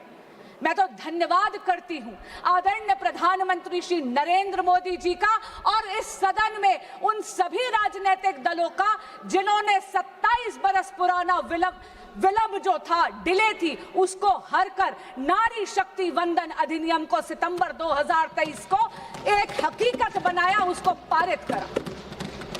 और महोदया, मुझे अचंबा है कि मेरे विपक्ष के साथी जिन्होंने सर्वसम्मति से नारी शक्ति वंदन अधिनियम पारित तो कर दिया, उसे कानून तो बना दिया, आज वो इसे 2029 में लागू करने के लिए अपना समर्थन क्यों नहीं दे रहे हैं? वो क्यों अपने हाथ खींच रहे हैं? कल मैंने एक वीडियो देखी जो माननीय नेता प्रतिपक्ष ने जारी करी थी। मैं आपके माध्यम से उनको कहना चाहती हूं, ये जो संशोधन आया है, ये वचन पूर्ति के लिए आया है। इस पूरे सदन ने प्रधानमंत्री श्री नरेंद्र मोदी जी की प्रेरणा से, इस देश की मातृ शक्ति से ये वचन करा था कि हम इस कानून को 2029 से ही लागू कर देंगे। मैं पूछना चाहती हूं माननीय नेता प्रतिपक्ष से, वो कहते हैं this is a power grabbing move. मैंने याद कराना चाहती हूँ, पावर ग्रैब का मुद्दा नहीं, ये पावर बैलेंस का विषय है। ये हक चोरी का विषय नहीं, हक के हिसाब का विषय है। और महोदया, बहुत विनम्रता से कहना चाहूंगी कि इस सदन को, इस देश की मातृशक्ति को उसके हक का हिसाब देना पड़ेगा। दल और राजनीतिक स्वार्थ से ऊपर उठकर विचारधारा की भिन्नता से ऊपर उठकर इस सदन की जिम्मेदारी है कि हम इस संशोधन को सर्वसम्मति से पारित करें। विपक्ष के कुछ साथियों ने कुछ ऐसे क्रिटिसिज्म्स रखे हैं, कुछ ऐसे कटाक्ष रखे हैं, जिन्हें मैं यहां बहुत विनम्रता से उनका जवाब देना चाहूंगी उन संशयों का, और ये आग्रह करना चाहूंगी कि आपके संशय डिबेट तक सीमित रहे, वोट तक उन पर उनकी परछाई मत पड़ने दीजिएगा। माननीय उपनेता सदन ने कहा कि हम आरक्षण के पक्ष में नहीं हैं। मैं उन्हें याद कराना चाहती हूं कि 40 बरस से इस देश की बेटियां प्रतीक्षा कर रही थी नारी शक्ति अधिनियम लागू हो, महिला आरक्षण लागू हो। ये नरेंद्र मोदी सरकार है जो सर्वसम्मति से इसको पारित कर कानून बना पाई सितंबर 2023 से। तो हमारी नीयत साफ है, हमारी नीति साफ है, ये तो परिलक्षित हमने सितंबर 2023 में ही कर दिया। मैं फिर पूछना चाहती, बार बार विपक्ष के कई साथियों ने कहा टाइमिंग की बात करी, यहां तक कि माननीय अखिलेश यादव जी ने कहा जल्दबाजी। मैं पूछना चाहती हूं कि 40 बरस की डिले के बाद भी आप जल्दबाजी का आरोप किस मुंह से लगा रहे हैं? और रही बात इलेक्शन की, महोदय, जब तक कि एक राष्ट्र एक चुनाव का रिफॉर्म इस देश में लागू नहीं हो जाएगा, हमारी पॉलिटी का नेचर ये है कि यहाँ तो चुनाव हमेशा रहते हैं। मैं आपको एक व्यक्तिगत अनुभव बताती हूँ। मुझे अभी 2 साल भी पूरे नहीं हुए एज अ सांसद, जून में 2 साल में कंप्लीट करूंगी, लेकिन बंगाल का चुनाव 7वां चुनाव है जिसमें योगदान करने का मुझे मौका मिल रहा है। इसलिए चुनाव तो यहाँ चलते रहेंगे, लेकिन चुनाव बहाना नहीं बन सकता हमारे देश की मातृशक्ति का हक मारने के लिए। अखिलेश जी ने विचार परिवार की भी बात करी। मैं शायद वो इस बात से अवगत नहीं है, क्योंकि मैं भी राष्ट्रीय सेविका समिति की ही एक कार्यकर्ता हूं।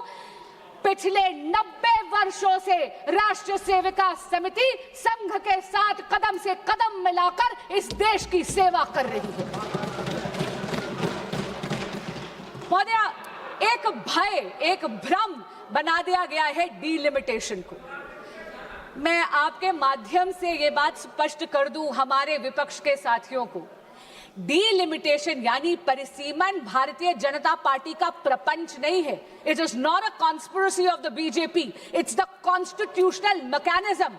वही कॉन्स्टिट्यूशन, वही संविधान जो बाबा भीमराव अंबेडकर जी ने बनाया है, उन्हीं के रचित कॉन्स्टिट्यूशन में ही ये प्रावधान है, ये मैकेनिज्म है जहां पर डीलिमिटेशन अनिवार्य है।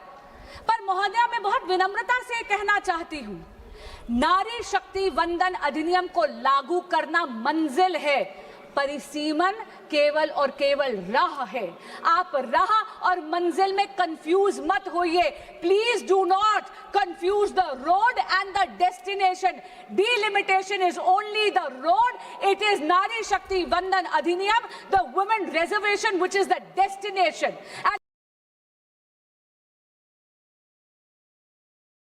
It is high time that we complete that journey to that destination. एक और बात कही गई, यहां पर बोला गया कि 543 में क्यों नहीं लगा देते, और मैं हैरान हुई जब एक महिला सांसद ने ये कह दिया कि आप परिसीमन कर सीटें बढ़ा रहे हैं, ये तो शोविनिज्म है। शोविनिज्म का आरोप लगाते हुए ये भूल गई कि 543 सीटें पुरुषों का एकाधिकार नहीं है। वो भूल गई कि इन 543 में आज भी 74 पर हम नारी शक्ति का रिप्रेजेंटेशन करते हैं। महिला सांसद भी हैं इस सदन में। आप रिजर्वेशन को एब्स्ट्रैक्ट में लागू नहीं कर सकते। आपको रिजर्वेशन को आइडेंटिफाइड कॉन्स्टिट्यूएंसीज में ही करना पड़ेगा, और इसीलिए परिसीमन आवश्यक है, सीटों की बढ़ोतरी आवश्यक है। कई लोगों ने पूछा कि आप 543 में ही क्यों नहीं लागू कर देते। मैं याद कराना चाहती हूं कि ये जो अभी कॉम्पोजिशन है 543 सीटों की, ये 1971 के बेसिस से, उनके सेंसस के बेसिस पे है, तब भारत की पॉपुलेशन वाज ओनली 51.4 करोड़। आज भारत की पॉपुलेशन 3 दुगनी हो गई है। हम आज 140 करोड़ का देश है। महोदया, ये सदन अनर्थ करेगा अगर महिला सशक्तिकरण की केवल बात करता है और महिला आरक्षण पॉपुलेशन को रिफ्लेक्ट करते हुए इंप्लीमेंट नहीं करेगा। नारी शक्ति वंदन अधिनियम के इफेक्टिव इंप्लीमेंटेशन के लिए यह अनिवार्य है कि परिसीमन हो और सीटें बढ़ाई जाए। 74 से 273 तक का ये जो सफर है, ये केवल मातृशक्ति के उत्थान के लिए नहीं, ये इस राष्ट्र को सुदृढ़ करने के लिए, इस राष्ट्र में एक स्वर्णिम अध्याय लिखने के लिए। एक और बोली गई बात, यहां पर उन्होंने कहा कि आप जनगणना नहीं करना चाहते। मैं पुनः याद कराना चाहूंगी, आज सुबह ही माननीय गृह मंत्री ने रिकॉर्ड पे बोला है जनगणना की प्रक्रिया चालू हो गई है। उसमें कास्ट सेंसस केंद्र सरकार करवा रही है। लेकिन महोदय, ऐसा लग रहा है कि महिलाओं को आधार तो क्या मिला, विरोधियों का आधार ही खिसक गया है। महिलाओं का अधिकार से अगर आपका आधार खिसकता है तो ये आपका राजनीतिक अवसरवाद है। पर मैं आज करबद्ध प्रार्थना करना चाहूंगी विपक्ष के सभी साथियों से कि एक बहुत ही इंटेलिजेंट सॉल्यूशन इस विधेयक में, इस बिल में बनाया गया है, जहां पर यह सुनिश्चित करा गया है कि जो टेरिटोरियल ज्योग्राफी है वो तो 2011 के सेंसस के बेसिस पे करी जाए, लेकिन जो सीटों की बढ़ोतरी है उसमें किसी भी मैं पुनः कहती हूं, किसी भी राज्य का हक ना मारा जाए।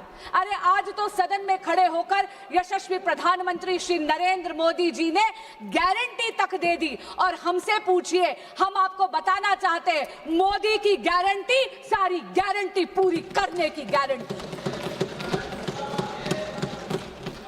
दक्षिण भारत में तमिलनाडु में चुनाव है, इसलिए वहां के नेता चुनावी स्वार्थ में, राजनीतिक स्वार्थ में इस देश को नॉर्थ और साउथ में डिवाइड करने की कोशिश कर रहे हैं। लेकिन महोदय, आपके माध्यम से मैं उनको बताना चाहूंगी कि ये जो उनका प्रयास है ये असफल होगा, और जिस संगत में वो बैठे हैं वहां पर केवल हार का चिट्ठा लिखा जाता है। जो भी व्यक्ति इस विधेयक का और इस संशोधन का विरोध कर रहा है वो नारी शक्ति के आक्रोश का पात्र बनेगा। मैं करबद्ध प्रार्थना करती हूं आपके माध्यम से विपक्ष के साथियों को कि कृपया महिलाओं के आक्रोश का नहीं, उनके आशीर्वाद का पात्र बनिए।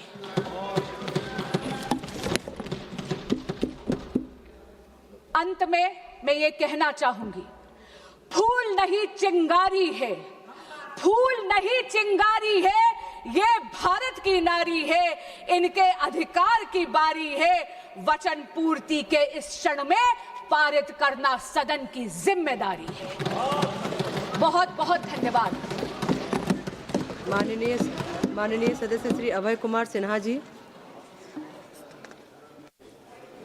धन्यवाद सभापति महोदया।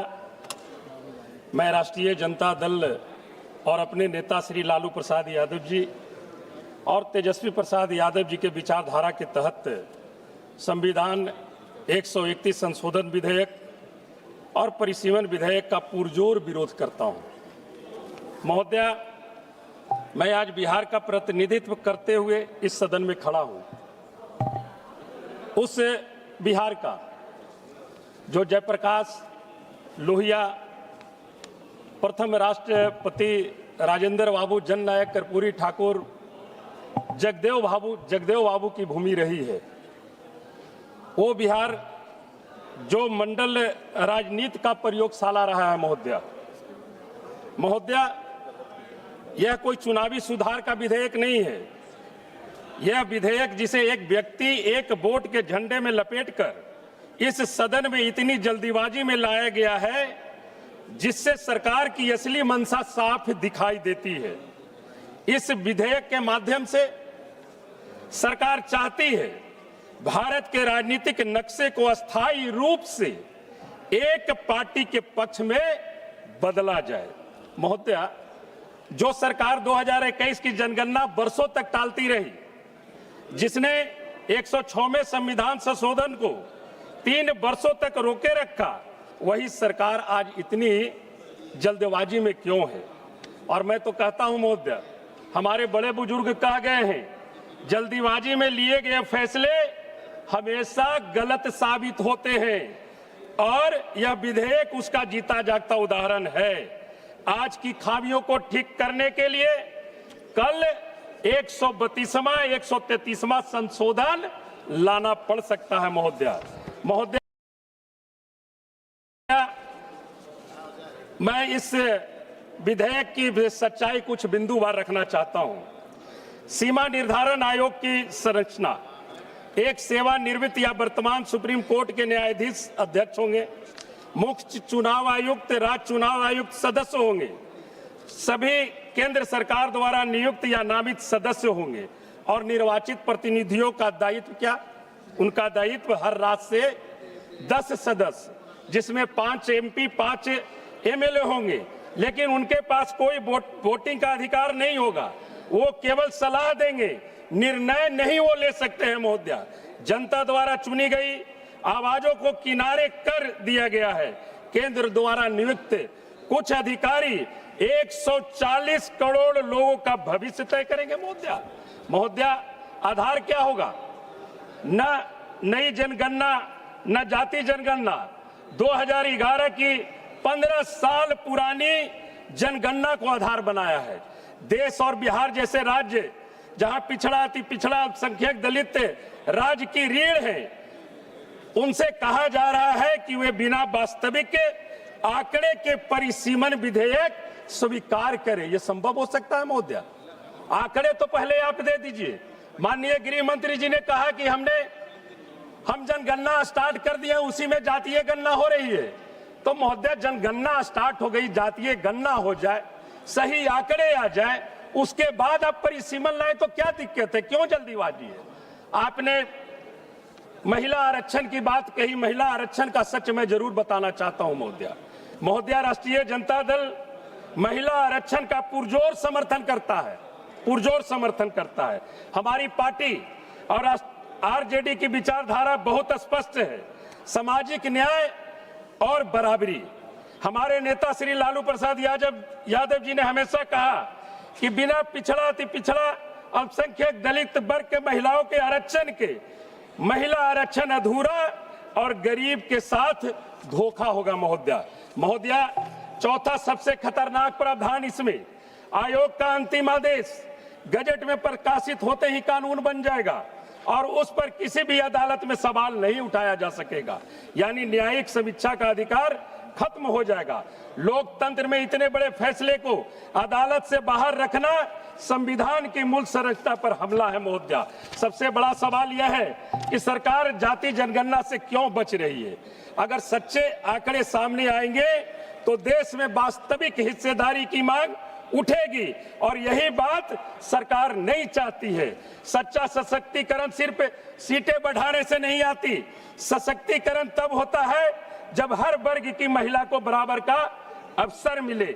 यह विधेयक मैं दावे के साथ कह सकता हूं महोदया, यह विधेयक शहर और अमीर वर्ग की महिलाओं को ज्यादा फायदा देगा, जबकि गांव की गरीब महिला, खेत में काम करने वाली, रोज संघर्ष करने वाली महिला फिर पीछे रह जाएगी। मैं एक सीधा सवाल पूछना चाहता हूं, क्या शहर की संपन्न महिला गांव की गरीब महिला की असली आवाज बन सकती है? यह सवाल किसी के खिलाफ नहीं है महोदया, यह सवाल किसी के खिलाफ नहीं है, बल्कि प्रतिनिधित्व की सच्चाई को सामने रखने के लिए यह सवाल है। बिहार ने पहले ही इसका उदाहरण दिया है, पंचायतों में 50% आरक्षण लागू किया। उस आरक्षण में महिलाओं के लिए, हर एक वर्ग के लिए आरक्षण लागू कर महिलाओं को अवसर देने का काम किया। माननीय प्रधानमंत्री जी पंचायती आरक्षण का जिक्र कर रहे थे, वो बता रहे थे कि पंचायतों में महिलाएं कैसे सशक्त हुई, तो मैं बताना चाहता हूं कि पंचायतों में आरक्षण 50%, हम 33% की बात नहीं कर रहे। हम तो चाहते हैं कि महिला आरक्षण, जब हम कहते हैं कि हमारी आधी आबादी है तो उन्हें 33% ही क्यों, उनको 50% आरक्षण दिया जाए, मैं उसका पक्षधर हूं। लेकिन उन तमाम वर्गों को चिन्हित करके जातीय गणना करके उन्हें आरक्षण का लाभ दिया जाए। महोदय एक मिनट में और लूंगा। बिहार की जनता महोदय मूर्ख नहीं है। हमें कुछ सीटें मिल भी जाएगी, 40 से 60 सीटें मिल जाएगी, वो भी किस कीमत पर? पिछड़ी, अति पिछड़ी, दलित, अल्पसंख्यक, आदिवासी महिलाओं के अधिकार को खोकर, संघीय संतुलन बिगाड़कर, असली विकास को नजरअंदाज कर यह विधेयक बिहार में फैक्ट्री नहीं बनाएगा, एक भी युवा को रोजगार नहीं देगा, पलायन नहीं रुकेगा, सिर्फ सांसदों की संख्या बढ़ाएगा। महोदया, बेरोजगारी, महंगाई, पलायन, सारी समस्याएं जस की तस धरी रह जाएगी। महोदया, नारी शक्तिकरण की बात करते हैं, बेटी पढ़ाओ बेटी बचाओ का नारा माननीय प्रधानमंत्री जी ने दिया था, सरकार ने दिया था। मैं ज्यादा दूर नहीं जाऊंगा, उन्हीं के लोकसभा क्षेत्र में वाराणसी में एक छात्रा की हत्या होती है, स्नेहा कुशवाहा की। क्या हुआ? आज तक कोई सच्चाई सामने नहीं आई। नीट की छात्रा की हत्या होती है पटना में दिन दहाड़े, आज तक उसकी सच्चाई सामने नहीं आती है। इसलिए हमारी आग्रह होगी कि इस परिसीमन विधेयक को जब तक जातीय गणना के आंकड़े सही रूप से सामने नहीं आ जाते हैं, तब तक इस परिसीमन को रोका जाए और 33% महिलाओं को आरक्षण नहीं बल्कि 50% महिलाओं को आरक्षण देते हुए उसमें पिछड़ा, अति पिछड़ा, दलित, महादलित, अल्पसंख्यकों के लिए, महिलाओं के लिए आरक्षित सीट किया जाए। बहुत बहुत धन्यवाद। माननीय सदस्य श्री लालजी वर्मा जी। धन्यवाद सभापति महोदय। सुबह से ही ये परिसीमन 2026 और संविधान 131वां संविधान संशोधन विधेयक पर चर्चा हो रही है और इस विधेयक को प्रस्तुत करते हुए माननीय मंत्री जी ने विस्तार से अपनी बातें रखी और उन्होंने इस बात को कहा कि हम बहुत बड़े महिलाओं की हितैषी हैं, जबकि भारतीय जनता पार्टी जिस विचारधारा को मानती है उस विचारधारा में महिलाओं को पढ़ने की भी इजाजत नहीं थी, उस विचारधारा में महिलाओं को कोई हक नहीं मिला था। लेकिन ज्योतिबा राव फूले जो महाराष्ट्र में पैदा हुए, उन्होंने सबसे पहले अपनी पत्नी सावित्रीबाई फूले को पढ़ाकर महिलाओं को पढ़ने का अधिकार देने का काम किया और बाबा साहब भीमराव अंबेडकर ने संविधान के माध्यम से महिलाओं को बराबरी की हिस्सेदारी देने का काम किया। आज भारतीय जनता पार्टी बार बार कहती है कि इसको लटकाने का प्रयास किया जा रहा है। लटका कौन रहा है? सर्वसम्मत से 2023 में माननीय भी हमारे वेणुगोपाल जी कह रहे थे कि 2009 साल के इंतजार के बाद 2023 में आप इस विधेयक को, नारी बंधन विधेयक को लाए। बड़ा पूरे चारों तरफ पूरे देश में ढिढोरा पीटा गया 2024 के चुनाव के पहले कि हमने बहुत अच्छा नारियों को सम्मान देने का काम किया।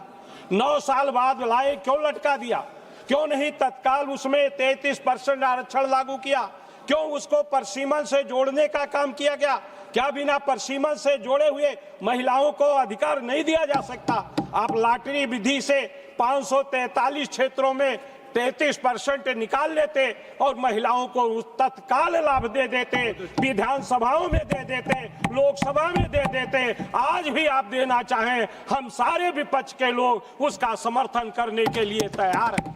लेकिन आपकी मंशा देने की नहीं है, आप उसको बहाना चाहते हैं और बहाने के रूप में परिसीमन और संविधान संशोधन की बात कर ले आने का काम कर रहे हैं। इसलिए कि उसके माध्यम से आप इस प्रदेश और देश के तमाम हिस्सों को इस तरह से विभाजित करना चाहते हैं कि जिससे आपका तो हक हो, आपको तो लाभ मिल जाए, लेकिन देश का नुकसान उठाना पड़े, देश के लोकतंत्र का नुकसान उठाना पड़े। इसलिए क्यों विभाजन करना चाहते हैं? आज भी तमाम ऐसी विधानसभाएं जो परिसीमन के बाद बनी है, जिसका जिक्र हमारे गौरव गोगोई जी कर रहे थे कि किसी लोकसभा में 16 लाख वोट और किसी लोकसभा में 26 लाख वोट। मैं भी देखता हूं हमारे यहाँ जो विधानसभा के परिसीमन हुए हैं उसमें भी इस तरह से 10% कम या 10% ज्यादा, अगर 4 लाख की आबादी का बन रहा है तो 10% माने 40 लाख हजार नीचे और 40,000 ऊपर, यानी 80,000 का फर्क। तो इस तरह का जब परिसीमन होगा तो उससे लोगों का भला होने वाला नहीं है। और न तो भौगोलिक आधार पर, मेरी एक विधानसभा जहां से मैं एमएलए होता था 3 तहसीलों में विभाजित है। तो इस तरह का परिसीमन और परिसीमन आयोग जो बनाया गया है उसमें केवल 3 लोगों को सर्वाधिक अधिकार दिया गया जो कंप्यूटर पर बैठकर निर्णय करते हैं। निश्चित रूप से उसमें सहवर्ती सदस्य तो बनाया गया लेकिन उसको अधिकार देने का काम नहीं किया गया। तो इससे जो है परिसीमन में सही ढंग से क्षेत्रों का परिसीमन नहीं होगा। अगर परिसीमन को आप अलग करिए, संविधान संशोधन करने की आवश्यकता नहीं है।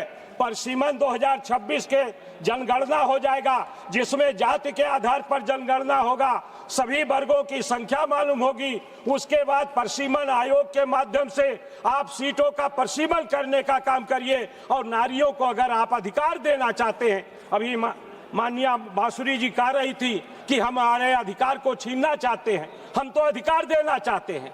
543 में 1/3 रिजर्व करिए, उसके बाद भी 74 जो जीत के आई हैं वो जीत के आएगी, अलग से जीत के आएगी, जनरल सीट पर भी आएगी, उसको कौन रोकने वाला है? हम तो चाहते हैं कि 50% हिस्सेदारी मिले, लेकिन इसके लिए रोकना आप टालने का काम कर रहे हैं। आप महिलाओं को केवल लॉलीपॉप देने का काम कर रहे हैं, इस देश के लोकतंत्र को खंडित करने का प्रयास कर रहे हैं, पिछड़े और दलितों के हक को मार रहे हैं। 2026 की जनगणना के बाद वास्तविक स्थिति, माननीय मैं हमारे जो कानून मंत्री जी हैं मैं उनसे कहना चाहता हूं कि 2026 की जनगणना में एससी की आबादी बढ़ेगी, एसटी की आबादी बढ़ेगी। जैसे उत्तर प्रदेश में अभी अनुसूचित जनजाति के लिए एक भी सीट रिजर्व नहीं है। 2026 की जनगणना के बाद अगर उनकी आबादी 20 लाख के आसपास हो गई तो निश्चित रूप से एक सीट रिजर्व होगी, उनका हक मारा जा रहा है। अनुसूचित जाति की जो जनसंख्या बढ़ेगी 2026 के बाद तब परिसीमन होगा तो उनकी सीटें ज्यादा रिजर्व होगी। केवल आप महिलाओं के नाम लेकर अनुसूचित जाति का, पिछड़े वर्ग का हिस्सेदारी कम करना चाहते हैं, निश्चित रूप से ये जायज नहीं है। अगर आप महिलाओं के हिस्सेदारी देने के उत्सुक हैं, उनके सही शुभचिंतक हैं, अगर आप उस विचारधारा को त्याग करके प्रायश्चित करना चाहते हैं जो विचारधारा पहले आपकी रही है, मनुस्मृति की विचारधारा, अगर उस विचारधारा को त्याग कर आप वास्तव में महिलाओं से प्रायश्चित करना चाहते हैं तो आइए आज हम मिलकर ये फैसला करते हैं कि हम 543 पर लागू करेंगे और 2027 में भी जो विधानसभा के चुनाव हैं उसमें भी लागू करेंगे, 2029 के लोकसभा के चुनाव में भी लागू करेंगे और लॉटरी के माध्यम से 543 में हम चयन कर सकते हैं। इसमें किसी तरह का रुकावट नहीं है। इस विचारधारा के साथ साथ मैं माननीय श्री अखिलेश यादव जी के जो उद्बोधन है उससे अपने को संबंध करते हुए पिछड़े और अल्पसंख्यक समाज को भी इसमें भागीदारी की मांग करते हुए अपनी बात को विराम देता हूं। धन्यवाद। माननीय सदस्य Shri E.T. Mohammad Bashir ji. Thank you very much, madam, for giving me an opportunity to react on this bill. Madam, we wholeheartedly support the women reservation as we did in 2023. At the same time, we vehemently oppose the delimitation bill. The reason is crystal clear. Madam, in the women reservation, we still emphasize the essentiality of subquota for OBC. We still maintain that stand. Similarly, instead of honestly implementing the legislation you have now come to a bundle of blunders. And I would like to say that, in fact, this government is not at all interested in implementing women reservation, and you really want an escape route, as pointed out by my friend Bernu this morning. Sir, similarly, this is a long pending issue. We have cooperated with you. We were giving all kind of support to pass it last time, 2023. What provoked you not to go with that? We have to know a reply to this. Now, with regard to constitutional amendment, madam, before entering to the demerit of the bill, let me say that how recklessly you are killing the sanctity and cordiality of the parliament. In that way, we have to think loudly. So, madam, we would like to say that when we are discussing a legislation having this much of consequences, far-reaching consequences, you are trying to enjoy the political game. That is the thing happening here. Every copy of the bill you have given, see, there is a procedure. We are having a sanctity. Even last day, maybe at 4 o'clock, we got this. Such a big bill which is having far-reaching consequences, that has not been circulated. You are taking some kind of joyful kind of things in this kind of doing cruelty. I need not tell you, when Parliament loses its dignity, what will happen? Democracy also will lose its direction. In that way, you are doing an injustice to the entire country. I would like to add that crooked method of you have adopted a highly condemnable step in this as far as this bill is concerned. Now coming to the other thing, delimitation. So delimitation, I wonder, why should you link it with the women reservation? It would have been an independent thing that you had an opportunity to do it, but you linked it. That creates more and more confusion in this. There is a phrase in Malayalam that is Pattil Podinya Pashanam. It means that poison wrapped in silk. That is what you are doing in this, adding this kind of things. You are taking away the constitutional position of the delimitation into ordinary law. Is it not an offense? It is directly against the spirit of our democratic setup. A simple question. What is the logic? You have to reply. What is the logic in clubbing this kind of thing in the same basket? What is your justification? Without that, we could have passed the other thing. Still, that is there. But you are maintaining that kind of a drama in this kind of things. What is the logic in this? We have to realize, ensuring women reservation, we could have achieved it. We are all for that. Unfortunately, you don't want to do it. You want to find out somebody, and you want to hand over the baby to somebody else and make yourself as clean, things like that. There also be objectives. Madam, if this is implemented, this will create a lot of confusion as far as the states are concerned.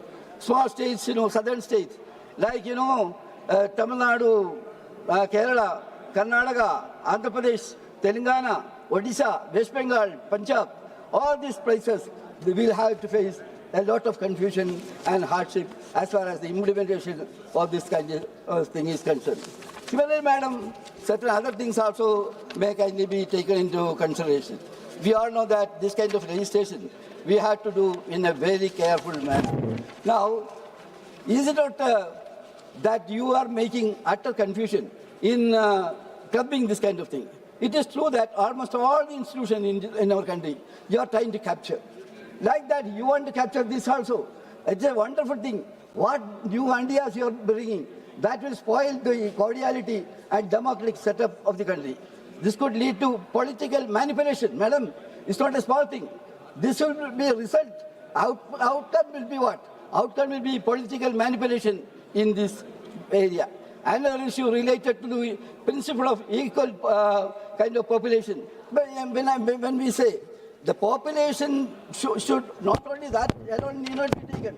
At the same time, geographical difficulties, all these kind of things are to be taken into consideration. Without doing all these things, you have to pay a higher price for that. Now coming to the federalism. My friends are saying about that. It is spoiling, madam. India is facing deterioration of federalism. Every day you are encroaching on the right of the states. They are denying the justice. That kind of things are going on. In in 2014, there has been systematic trend of centralization of power, weakening the autonomy of the states and undermining cooperative federalism. It is cooperative coercion now. That is happening. Instead of doing this kind of justice, you are precipitating the things, madam. Similarly, madam, some other point also I would like to mention. That is with regard to other kind of things. States. What is happening? What is happening in the states, madam? I see strong states. That's a need of the hour. You are trying to make confusion in that, difficulties in that, hardship in that. Strong states make strong nation. We have to realize that is the significance and importance as far as this federalism is concerned. Any attempt to conquer power in the center weakens the democratic accountability and damage to the constitutional balance. That is there. We have to realize that also. So we have to stand for this kind of federalism. That is the best as far as is concerned. India's beauties depend upon this kind of thing. Then your false claim that you stand for women, it is false. You are really making this a chance to induce your political game. That is what is happening. How bad is your activities as far as women welfare is concerned? We all know that. See, I don't want to say much. Investment, budget kind of allocation, that is coming down day by day. That is also a problem. Similarly, madam, there are a lot of schemes which is in dead letters. It is not implemented. As far as women are concerned, they are having a lot of problems. They are facing tears and blood like that. That much of hardship they are facing. Instead of solving that problem, you are doing this kind of wicked actions. We have to make an end to that. I will make an appeal that for the best interest of the nation, you must desist from this kind of cruel attitude. I once again appeal you to provide wisdom on your activities. You have to correct yourself. We hope that wisdom will prevail upon you in this country. With this few words, madam, I conclude. Thank you very much. माननीय सदस्य श्री के सुब्रायण जी।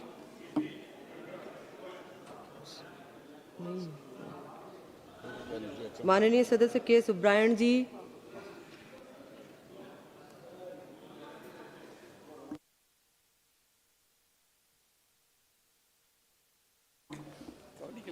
நான் பேசிட்டு இருந்தேன்.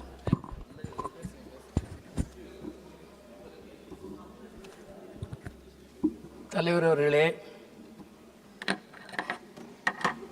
இந்த விஷயத்தில் எனக்கு முன்னர் பேசிய பல உறுப்பினர்களின் கருத்துக்களோடு எனக்கும் உடன்பாடு தான். ஒரு அவசர கதியில் ஏதோ ஒரு அரசியல் நோக்கத்தை நிறைவேற்றிக் கொள்வதற்காக ஆட்சியாளர்கள் இந்த மசோதாவை முன்மொழிந்திருக்கிறார்கள். இந்த மசோதா முன்மொழியப்பட்டதில் மகளிருக்கு அதிக நன்மை பெற வேண்டும், பிரதிநிதித்துவம் அதிகமாக வேண்டும் என்ற நோக்கத்தை காட்டிலும் தனிப்பட்ட அரசியல் ஆதாய நோக்கம்தான் மேலோங்கி இருக்கிறது என்பதை நான் உறுதிபட நம்புகிறேன். அதேபோல் டீலிமிட்டேஷனை பொறுத்தவரையிலும் இதற்கும் அதற்கும் என்ன சம்பந்தம் இருக்கிறது? ஏன் இதை முன்னரேயே நிறைவேற்றி இருக்கக்கூடாது? எதிர்க்கட்சி தரப்பிலிருந்து அப்பொழுது கூட இன்று முதல் கொண்டு வரலாம் என்று சொன்னபோது ஏன் ஏற்றுக்கொள்ளவில்லை? அதை 29ஆம் ஆண்டு போட்டு அதற்கு பின்னர் அது அமுலாகும் என்ற நிலையை எடுத்தவர்கள் திடீரென்று இப்படி ஒரு நிலையை எடுக்க வேண்டிய அரசியல் முக்கியத்துவம் என்ன? அது பற்றி எந்த விளக்கமும் இல்லை. அதேபோல் தொகுதி மறுசீரமைப்பு என்பது இந்த ஆட்சியாளர்களால் செய்யப்படுகிற மிகப்பெரிய தவறு. இப்பொழுது அரசின் கொள்கையை நிறைவேற்றிய தென் மாநிலங்கள், குறிப்பாக தமிழ்நாடு, மிகச் சிறப்பாக நிறைவேற்றியதால் மக்கள் தொகை குறைந்திருக்கிறது. அரசின் திட்டத்தை நிறைவேற்றியதற்கு தண்டனை கொடுக்கிறார்கள். என்ன ஆகிறது என்றால் வட மாநிலங்களில் பல இடங்களில் மிக அதிகமான எண்ணிக்கை கூடுகிறது. ஆனால் தென் மாநிலங்களில் குறிப்பாக தமிழகத்தில் மிக அதிகமாக குறைகிறது எண்ணிக்கை. இது ஆத்திரமூட்டுகிற வேலை மட்டுமல்ல, ஒன்றுபட்ட இந்தியாவை தேசிய விடுதலை இயக்கம் தான் கட்டியது, ஆட்சியாளர்கள் கட்டவில்லை. தேசிய விடுதலை இயக்கம் மகத்தான இந்தியாவை நிலைநிறுத்திய போது வெள்ளையர்களுக்கு ஆதரவாக இருந்த மனோபாவம் கொண்டவர்களின் பிரதிநிதிகள் தான் இன்றைக்கு ஆட்சியாளர்களாக இருக்கிறார். எனவே அவர்களுக்கு தேசிய விடுதலை இயக்க வரலாறு தெரியாது, அதில் அவர்களுக்கு எந்த பங்களிப்பும் இல்லை. எனவே நான் இங்கே குறிப்பிட விரும்புவது, தென்னிந்தியாவுக்கு துரோகம் செய்யப்படுகிறது. இது ஒரு வகையில் இந்த மசோதா ஒன்றுபட்ட இந்தியாவை தகர்க்க வீசப்பட்ட வெடிகுண்டு. அதனால் தான் நாங்கள் இதை எதிர்க்கிறோம். எங்களுக்கு தென் மாநிலங்கள் முழுவதும் பாதிக்கப்படுகின்றன. பாதிப்பதற்கு காரணமாக இருந்ததற்கு இந்த பில் என்ன நிவர்த்தி தருகிறது, என்ன தீர்வு தருகிறது? இந்த பில்லில் எந்த தீர்வும் இல்லை. பாதிக்கப்பட்ட தமிழ்நாடு முதலமைச்சர் அறிவித்திருக்கிறார். தமிழ்நாடு முழுவதும் கருப்பு கொடிகள் பறக்கின்றன. கருப்பு சட்டை போட்டுத்தான் தெருவிலே வலம் பெறுகிறார்கள். அரசின் திட்டங்களை நிறைவேற்றிய தமிழ்நாட்டை தண்டிக்கிற இந்த ஆட்சியாளர்களை வரலாறு கட்டாயம் தண்டித்தே தீரும். அதற்கான முன்னடையாளங்கள் இன்றைக்கு தென்படுகின்றன. எனவே இந்த விஷயத்தை நிறுத்தி வைத்து எதிர்க்கட்சிகளோடு கலந்து பேசி ஒத்த கருத்திணக்கத்திற்கு வர வேண்டும். ஒரு ஜனநாயக பண்பற்றவர்கள் ஆட்சியாளர்கள். இந்தியாவின் துரதிர்ஷ்டம், பொறுப்புள்ள இடத்தில் பொறுப்பற்றவர்கள் வந்து விட்டார்கள். பொறுப்பற்றவர்களால் தான் பொறுப்பற்ற முன்மொழிவுகள் முன்மொழியப்படுகின்றன. இவ்வளவு அவசர கதியில் ஒரு மிக உயர்ந்த ஒன்றை ஏன் அவசரப்பட்டு நிறைவேற்றுகிறீர்கள்? எதிர்க்கட்சிகளை கலந்து பேசி தீர்மானிக்க கூடாது? இவற்றை எவ்வாறு அமுலாக்கலாம் என்பது பற்றி சிந்திக்க வேண்டாமா? இவற்றை அமுலாக்குவது பற்றி எதிர்க்கட்சிகளோடு கலந்து பேசி ஒத்த கருத்திணக்கத்தோடு தான் செய்ய வேண்டும். நாங்கள் இந்த மகளிர் ரிசர்வேஷனை பொறுத்தவரையிலும் அன்றைக்கு இந்திய கம்யூனிஸ்ட் கட்சியின் பிரதிநிதியாக இருந்த கீதா முகர்ஜி அவர்களால் மிகப்பெரிய முனைப்பு காட்டி அனைவரையும் இணைத்து உருவாக்கப்பட்ட ஒன்றுதான் இந்த திட்டம். இந்த நோக்கத்தை நிறைவேற்றுவதற்கு அனைவரையும் ஒன்றுபடுத்துங்கள், அனைத்து தரப்பினரோடும் பேச்சுவார்த்தை நடத்துங்கள். எதிர்க்கட்சிகளை பழி தீர்க்கிற மனோபாவத்தில் இருந்து ஆட்சியாளர்கள் தங்களை திருத்திக் கொள்ள வேண்டும். அதேபோல் ஜனநாயக பண்பு இருக்க வேண்டும். ஜனநாயகத்தையே ஏற்பதில்லை. அது கோல்வால்கர் கற்றுக் கொடுத்ததை கற்று வந்தவர்கள் கோல்வால்கர் சொன்னபடி ஜனநாயக அரசியலமைப்பை பயன்படுத்தி அதிகாரத்திற்கு வந்து ஜனநாயக அரசியலமைப்பை தகர்க்கிறார்கள். தகர்க்கிற முறைதான் இந்த பில் இன்ட்ரோடியூஸ் பண்ணப்பட்டதிலும் வெளிப்பட்டுள்ளது. எனவே ஜனநாயக ரீதியான முறையில் அணுகி இரண்டையும் எதிர்க்கட்சிகளின் ஒத்த இணக்கத்தோடு தான் நிறைவேற்ற வேண்டும் என்பதை இந்திய கம்யூனிஸ்ட் கட்சியின் சார்பில் வலியுறுத்துகிறேன். माननीय सदस्य श्री आगा राहुल्ला सहित जी।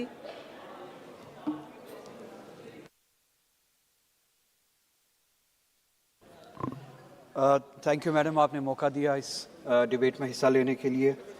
मैं 3-4 पॉइंट्स क्लियर बोलना चाहता हूँ। उम्मीद है आप मेरे पॉइंट्स क्लियर होने तक इंटरप्ट ना करें, मैं ज़्यादा टाइम नहीं लूँगा। बहुत ही इंपॉर्टेंट बिल्स है जो यहाँ पे डिस्कस हो रही है। एक तो कंफ्यूज करने की कोशिश की गई प्राइम मिनिस्टर साहब की तकरीर में कि हम सभी वुमेंस रिजर्वेशन के खिलाफ हैं। वुमेंस रिजर्वेशन बिल जहाँ तक हमारी इतला है पिछले पार्लियामेंट में ऑलरेडी पास हो चुकी है। उसकी इम्प्लीमेंटेशन के लिए डेट तय भी किया गया था। पूरा हाउस उसमें मुतफिक है। तो वुमेंस रिजर्वेशन के खिलाफ न कोई पार्टी है न कोई इंडिविजुअल है, हम सभी उसके साथ हैं।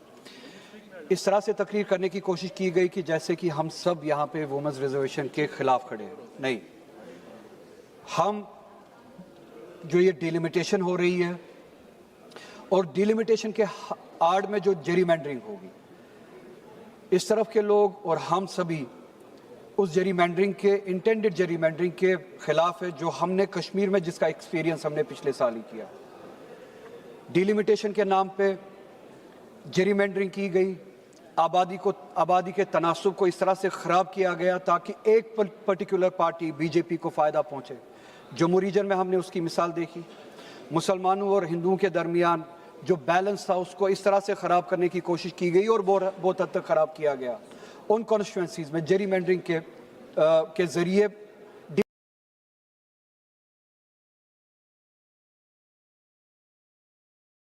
डिलिमिटेशन के नाम पे, जिससे तनासुब ख़राब हुआ। कम्युनल लाइंस पे जो है असेंबली कॉन्स्टिट्यूंसीज को डिलिमिट किया गया। इस बिल के ज़रिए पहला एतराज़ यही है कि हमारा खदशा है पूरे मुल्क में जेरीमैंडरिंग की जाएगी, माइनॉरिटीज़ को इस तरह से उनका बैलेंस कॉन्स्टिट्यूंसीज से इस तरह से ख़राब किया जाएगा कि माइनॉरिटीज़ के पास पॉलिटिकल पावर ना रहे, इलेक्टोरल पावर ना रहे, उनके वन वोट का वही वैल्यू ना रहे जो दूसरी कम्युनिटी से आने वाले लोगों का वैल्यू है। और इसकी मिसालें हमने पिछली डिलिमिटेशंस में देखी है, जम्मू कश्मीर में रिसेंटली देखी है जेरीमैंडरिंग के ज़रिए। होम मिनिस्टर साहब यहाँ पे तशरीफ़ लाए हैं, मैं आपकी तवज्जो चाहूँगा। कश्मीर में हमने इस एक्सपीरियंस को झेला है। हम नहीं चाहते हैं कि पूरे मुल्क में वो जेरीमैंडरिंग हो जिससे आबादी का तनासुब कॉन्स्टिट्यूंसीज में कम्युनल लाइंस पे ख़राब किया जाए। दूसरा इंपॉर्टेंट सवाल मेरा ये होगा, जम्मू कश्मीर के हवाले से हमने जब 1947 में इस मुल्क के साथ इल्हाक किया और हम इस मुल्क का हिस्सा बने, हमने कुछ प्रोटेक्शंस मांगी। आज वो आहिस्ता आहिस्ता वो सारी प्रोटेक्शंस ख़त्म हो रही है। प्रोटेक्शंस मांगने का सिर्फ एक ही वजह थी कि हम हमारे फैसले खुद ले पाए, कोई ख़ास आबादी हमारे फैसले ना ले पाए, कोई ख़ास जियोग्राफिकल इलाका हमारे फैसले ना ले पाए। 1947 से लेके अभी तक आज भी आप देखते हैं, अगर ये डिलिमिटेशन ना भी हो फिर भी प्रपोर्शन में इम्बैलेंस है। एक एमपी उठे थे सुबह वानाबी मरहूम जेटली जी, आंजहानी जेटली जी के वानाबी, जो उनकी तरह बनना चाहते हैं, नाम उनका याद नहीं आ रहा है, साउथ से वो कह रहे थे, खुद उन्होंने कोट किया अरुण जेटली जी को और ये कहा कि अरुण जेटली जी ने 2001 में ये कह के फ्रीज को जायज़ ठहराया, डिलिमिटेशन के प्रोसेस को, कि उन्होंने कहा कि प्रपोर्शन जो है वो इम्बैलेंस्ड है, प्रपोर्शन ख़राब है, it is tilted towards north. South के साथ अगर हम इस आबादी के तनासुब के साथ डिलिमिटेशन करें तो साउथ के साथ और बाकी रियासतों के साथ नाइंसाफी होगी and they will be at disadvantage. We don't want them to be at disadvantage because of this population proportion. मेरा सवाल यह है, क्या आज 2026 में वो प्रोपोर्शन बैलेंस हुआ है? प्रोपोर्शन आज भी उतना ही खराब है। आप ये डिलिमिटेशन करें या ना करें, उसके बावजूद भी खराब है। इट्स टिल्टेड टुवर्ड्स नॉर्थ और इस डिलिमिटेशन के बाद it will further tilt towards north और सारी की सारी ताकत जो है 4-5 रियासतों में होगी। इस डिलिमिटेशन के बाद इंडियन जो नंबर्स है, यूपी, बिहार, मध्य प्रदेश, राजस्थान, महाराष्ट्र और गुजरात मेनली, इनके पास तकरीबन कुल मिला के 400 के करीब सीट्स होंगे और जम्मू कश्मीर का फैसला ये 4-5 रियासतें अकेले ले सकती है। 2019 में इन्होंने 370 एब्रोगेट किया और यह कह के किया कि वो डेमोक्रेटिकली किया। तीसरे सेक्शन में 370 के तीसरे सेक्शन में यह लिखा है आईनी तौर कि अगर आपको इसमें कोई चेंजेस लानी है 370 में तो आपको constituent assembly of Jammu and Kashmir से पहले कंकरेंस लेनी है। आपने नहीं ली, आपने कहा कि गवर्नर ने वहां से कंकरेंस दी, उस गवर्नर की कंकरेंस को हम जम्मू कश्मीर कॉन्स्टिट्यूएंट असेंबली की कंकरेंस मानते हैं। That is a misrepresentation of constitution, of the spirit of constitution. मुझे मेरा पॉइंट कंप्लीट करने दीजिएगा। उसके बाद हमारे पास एक ही इदारा बचता है। जब आपने वो चोरी की फिर एक ही इदारा बचता है, वो पार्लियामेंट है। पार्लियामेंट में आके जम्मू कश्मीर के लोग अपने हुकूक के लिए लड़े तो आइडियली पार्लियामेंट में होना चाहिए हमारे वोट का वैल्यू भी उतना ही हो जितना बिहार, यूपी, महाराष्ट्र, गुजरात का हो। पर जब आपने देखा हमारे पास 6 वोट्स है, लद्दाख मिला के हम 6 वोट जम्मू कश्मीर से चाहे कुछ भी करे, 370 के हक में हो या 370 के खिलाफ हो, 6 के 6, मगर प्रोपोर्शन इस हद तक खराब है इस पार्लियामेंट में कि हम कुछ भी नहीं कर सकते। यूपी मन बना ले, बिहार मन बना ले, राजस्थान गुजरात मन बना ले, ये हम पे चीजें थोप सकते हैं और हम कुछ नहीं कर सकते। हम लाचार है। और जो 2019 में हमने देखा, इस डिलिमिटेशन के बाद वो प्रोपोर्शन और ज्यादा खराब होगा और उसका अताप जो है, उसकी लाठी जो है वो साउथ पे भी बरसेगी, बंगाल पे भी बरसेगी, नॉर्थ ईस्ट पे भी बरसेगी। और मैं खुश हूं ये सारा साउथ कश्मीर बने, ये सारा बंगाल कश्मीर बने, ये नॉर्थ ईस्ट कश्मीर बने और इनको पता चले कि कश्मीर के साथ कैसे ज्यादतियां की गई। और ये डिस्प्रपोर्शनेट, क्या बोल रहे हैं? ये डिस्प्रपोर्शनेट, बात करने दो, बात करने दो। ऐसे बात नहीं हो सकता है। हो गया कंक्लूड करिए, हो गया कंक्लूड हो गया। उस तरह करेगा बात करने दीजिए सर, मुझे कंक्लूड करने दीजिए। गांधी जी सर मुझे कंक्लूड करने दीजिए। हो गया आपका समय, हो गया आपका, आपकी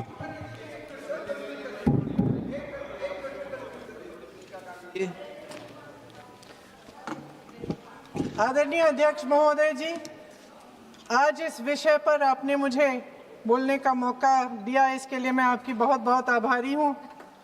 ये वो विषय है जो देश की हर महिला के दिल के का ही विषय है, इसलिए आज इस पे बोलने का मौका मिले, इसके लिए मैं आपकी फिर से आभारी हूँ। इस विषय का एक छोटा सा बैकग्राउंड बताना चाहती हूँ, क्योंकि प्रधानमंत्री महोदय जी ने अपने भाषण में काफ़ी जिक्र किए कि किसने रोका, कैसे रोका, 30 सालों से कैसे ये निर्णय रोका गया। तो इसका बैकग्राउंड ये है, मेरे सत्ता पक्ष के साथियों को शायद ये बात पसंद नहीं आएगी, लेकिन इसका ऐतिहासिक बैकग्राउंड ये है कि इसकी शुरुआत भी नेहरू नाम के एक व्यक्ति ने ही किया।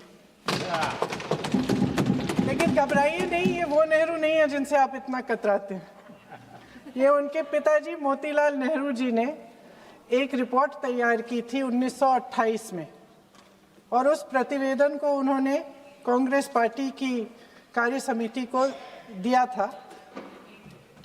वो एक समिति के अध्यक्ष थे, उसमें उन्होंने 19 मूल अधिकारों की सूची बनाई थी। 1931 में सरदार पटेल जी की अध्यक्षता में कांग्रेस अधिवेशन हुआ था कराची में। उस कराची अधिवेशन में इस प्रस्ताव को पारित किया गया और वहीं से ये शुरुआत हुई कि महिलाओं का समान अधिकार हमारे देश की राजनीति में शामिल हुआ।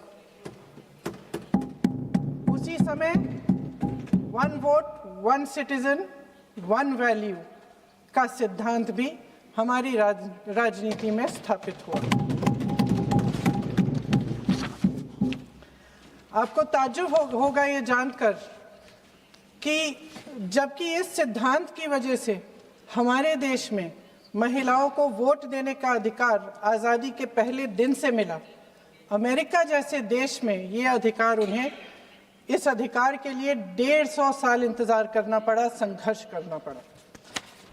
हमारे देश की राजनीतिक व्यवस्था में महिला आरक्षण लागू करना भी दुनिया में एक ऐसा ही अनोखा कदम था। पंचायतों और नगर पालिकाओं में 33% आरक्षण का प्रावधान भी भारतीय राष्ट्रीय कांग्रेस की सरकार ने स्वर्गीय राजीव गांधी जी के नेतृत्व में सदन पटल पर पहली बार पेश किया, मगर उस समय ये प्रावधान पारित नहीं हो पाया। आज आदरणीय प्रधानमंत्री महोदय जी ने भी इसका जिक्र किया, लेकिन हमेशा की तरह उन्होंने आधी बात बोल दी। उन्होंने कहा, सदन को ये बताया कि विरोध करने वाले कौन थे, उन्होंने ये नहीं बताया। उन्होंने कहा कि इसका विरोध हुआ, कौन किसने विरोध किया और नहीं बताया। विरोध तो आप ही ने किया था, भाजपा ने। कुछ सालों बाद स्वर्गीय श्री पीवी नरसिम्हा राव जी के नेतृत्व में कांग्रेस सरकार ने इस कानून को सदन में पारित करके लागू किया। आज अपने भाषण में प्रधानमंत्री जी ने जब पंचायत की आंदोलित महिलाओं का जिक्र किया, तो ये समझ लीजिए कि इस कदम के चलते ही आज 40 लाख पंचायत प्रतिनिधियों में से 15 लाख महिलाएं हमारे लोकतंत्र में भागीदार हैं। 2010 में स्वर्गीय प्रधानमंत्री डॉक्टर मनमोहन सिंह जी और यूपीए की अध्यक्ष श्रीमती सोनिया गांधी जी के नेतृत्व में कांग्रेस पार्टी ने लोकसभा और विधानसभा में महिलाओं को आरक्षण देने का फिर से प्रयास किया। राज्यसभा में इसे पारित भी कराया, लेकिन लोकसभा में आम सहमति नहीं बन पाई। 2018 में आदरणीय श्री राहुल गांधी जी ने मोदी जी को एक पत्र लिखा और उस पत्र में उन्होंने कहा कि ये महिला का जो आरक्षण है ये 2019 तक लागू हो जाना चाहिए। मुझे लगता है कि यहाँ आकर प्रधानमंत्री जी राहुल जी का मजाक तो बना लेते हैं, लेकिन घर जाके उनकी बातों पर गौर करते हैं, क्योंकि हम आज उसी बात पर चर्चा कर रहे हैं। वैसे आज प्रधानमंत्री जी की बातों से ये लगा कि भाजपा ही महिला आरक्षण के चैंपियन, प्रस्तावक और सबसे बड़े समर्थक रहे हैं। इनके पूरे भाषण में यही बात थी, जबकि ये कह रहे थे कि इन्हें इसका श्रेय नहीं चाहिए। कोई भी महिला आपको बता देगी कि बार बार बहकाने वाले पुरुषों को महिलाएं झट से पहचान लेती हैं। थोड़ी सावधानी बरत लीजिए, पकड़े जाएंगे। आखिर जब 2023 में राहुल जी के पत्र को पढ़ने के कुछ सालों बाद, हाँ, उसके बाद पढ़ लिया। आखिर जब 2023 में आदरणीय प्रधानमंत्री नरेंद्र मोदी जी की सरकार ने यह अधिनियम सर्वसहमति से पारित किया, तब भारतीय राष्ट्रीय कांग्रेस ने अपनी विचारधारा के अनुकूल इसका पूरा समर्थन किया। आज भी इसमें कोई शक नहीं होना चाहिए कि भारतीय राष्ट्रीय कांग्रेस महिला आरक्षण के पक्ष में डट कर खड़ी है और खड़ी है। लेकिन अध्यक्ष महोदय, सच्चाई ये है कि आज की चर्चा दरअसल महिला आरक्षण पर है ही नहीं। जो विधेयक के सरकार ने पेश किया है उसका प्रारूप हमने पढ़ा, उससे पूरी चर्चा ही बदल गई है। उनकी सरकार के इस विधेयक का सार सुनिए। सबसे पहले इसमें लिखा है कि संसद में महिला आरक्षण 2029 तक लागू होना चाहिए। हम सहमत हैं।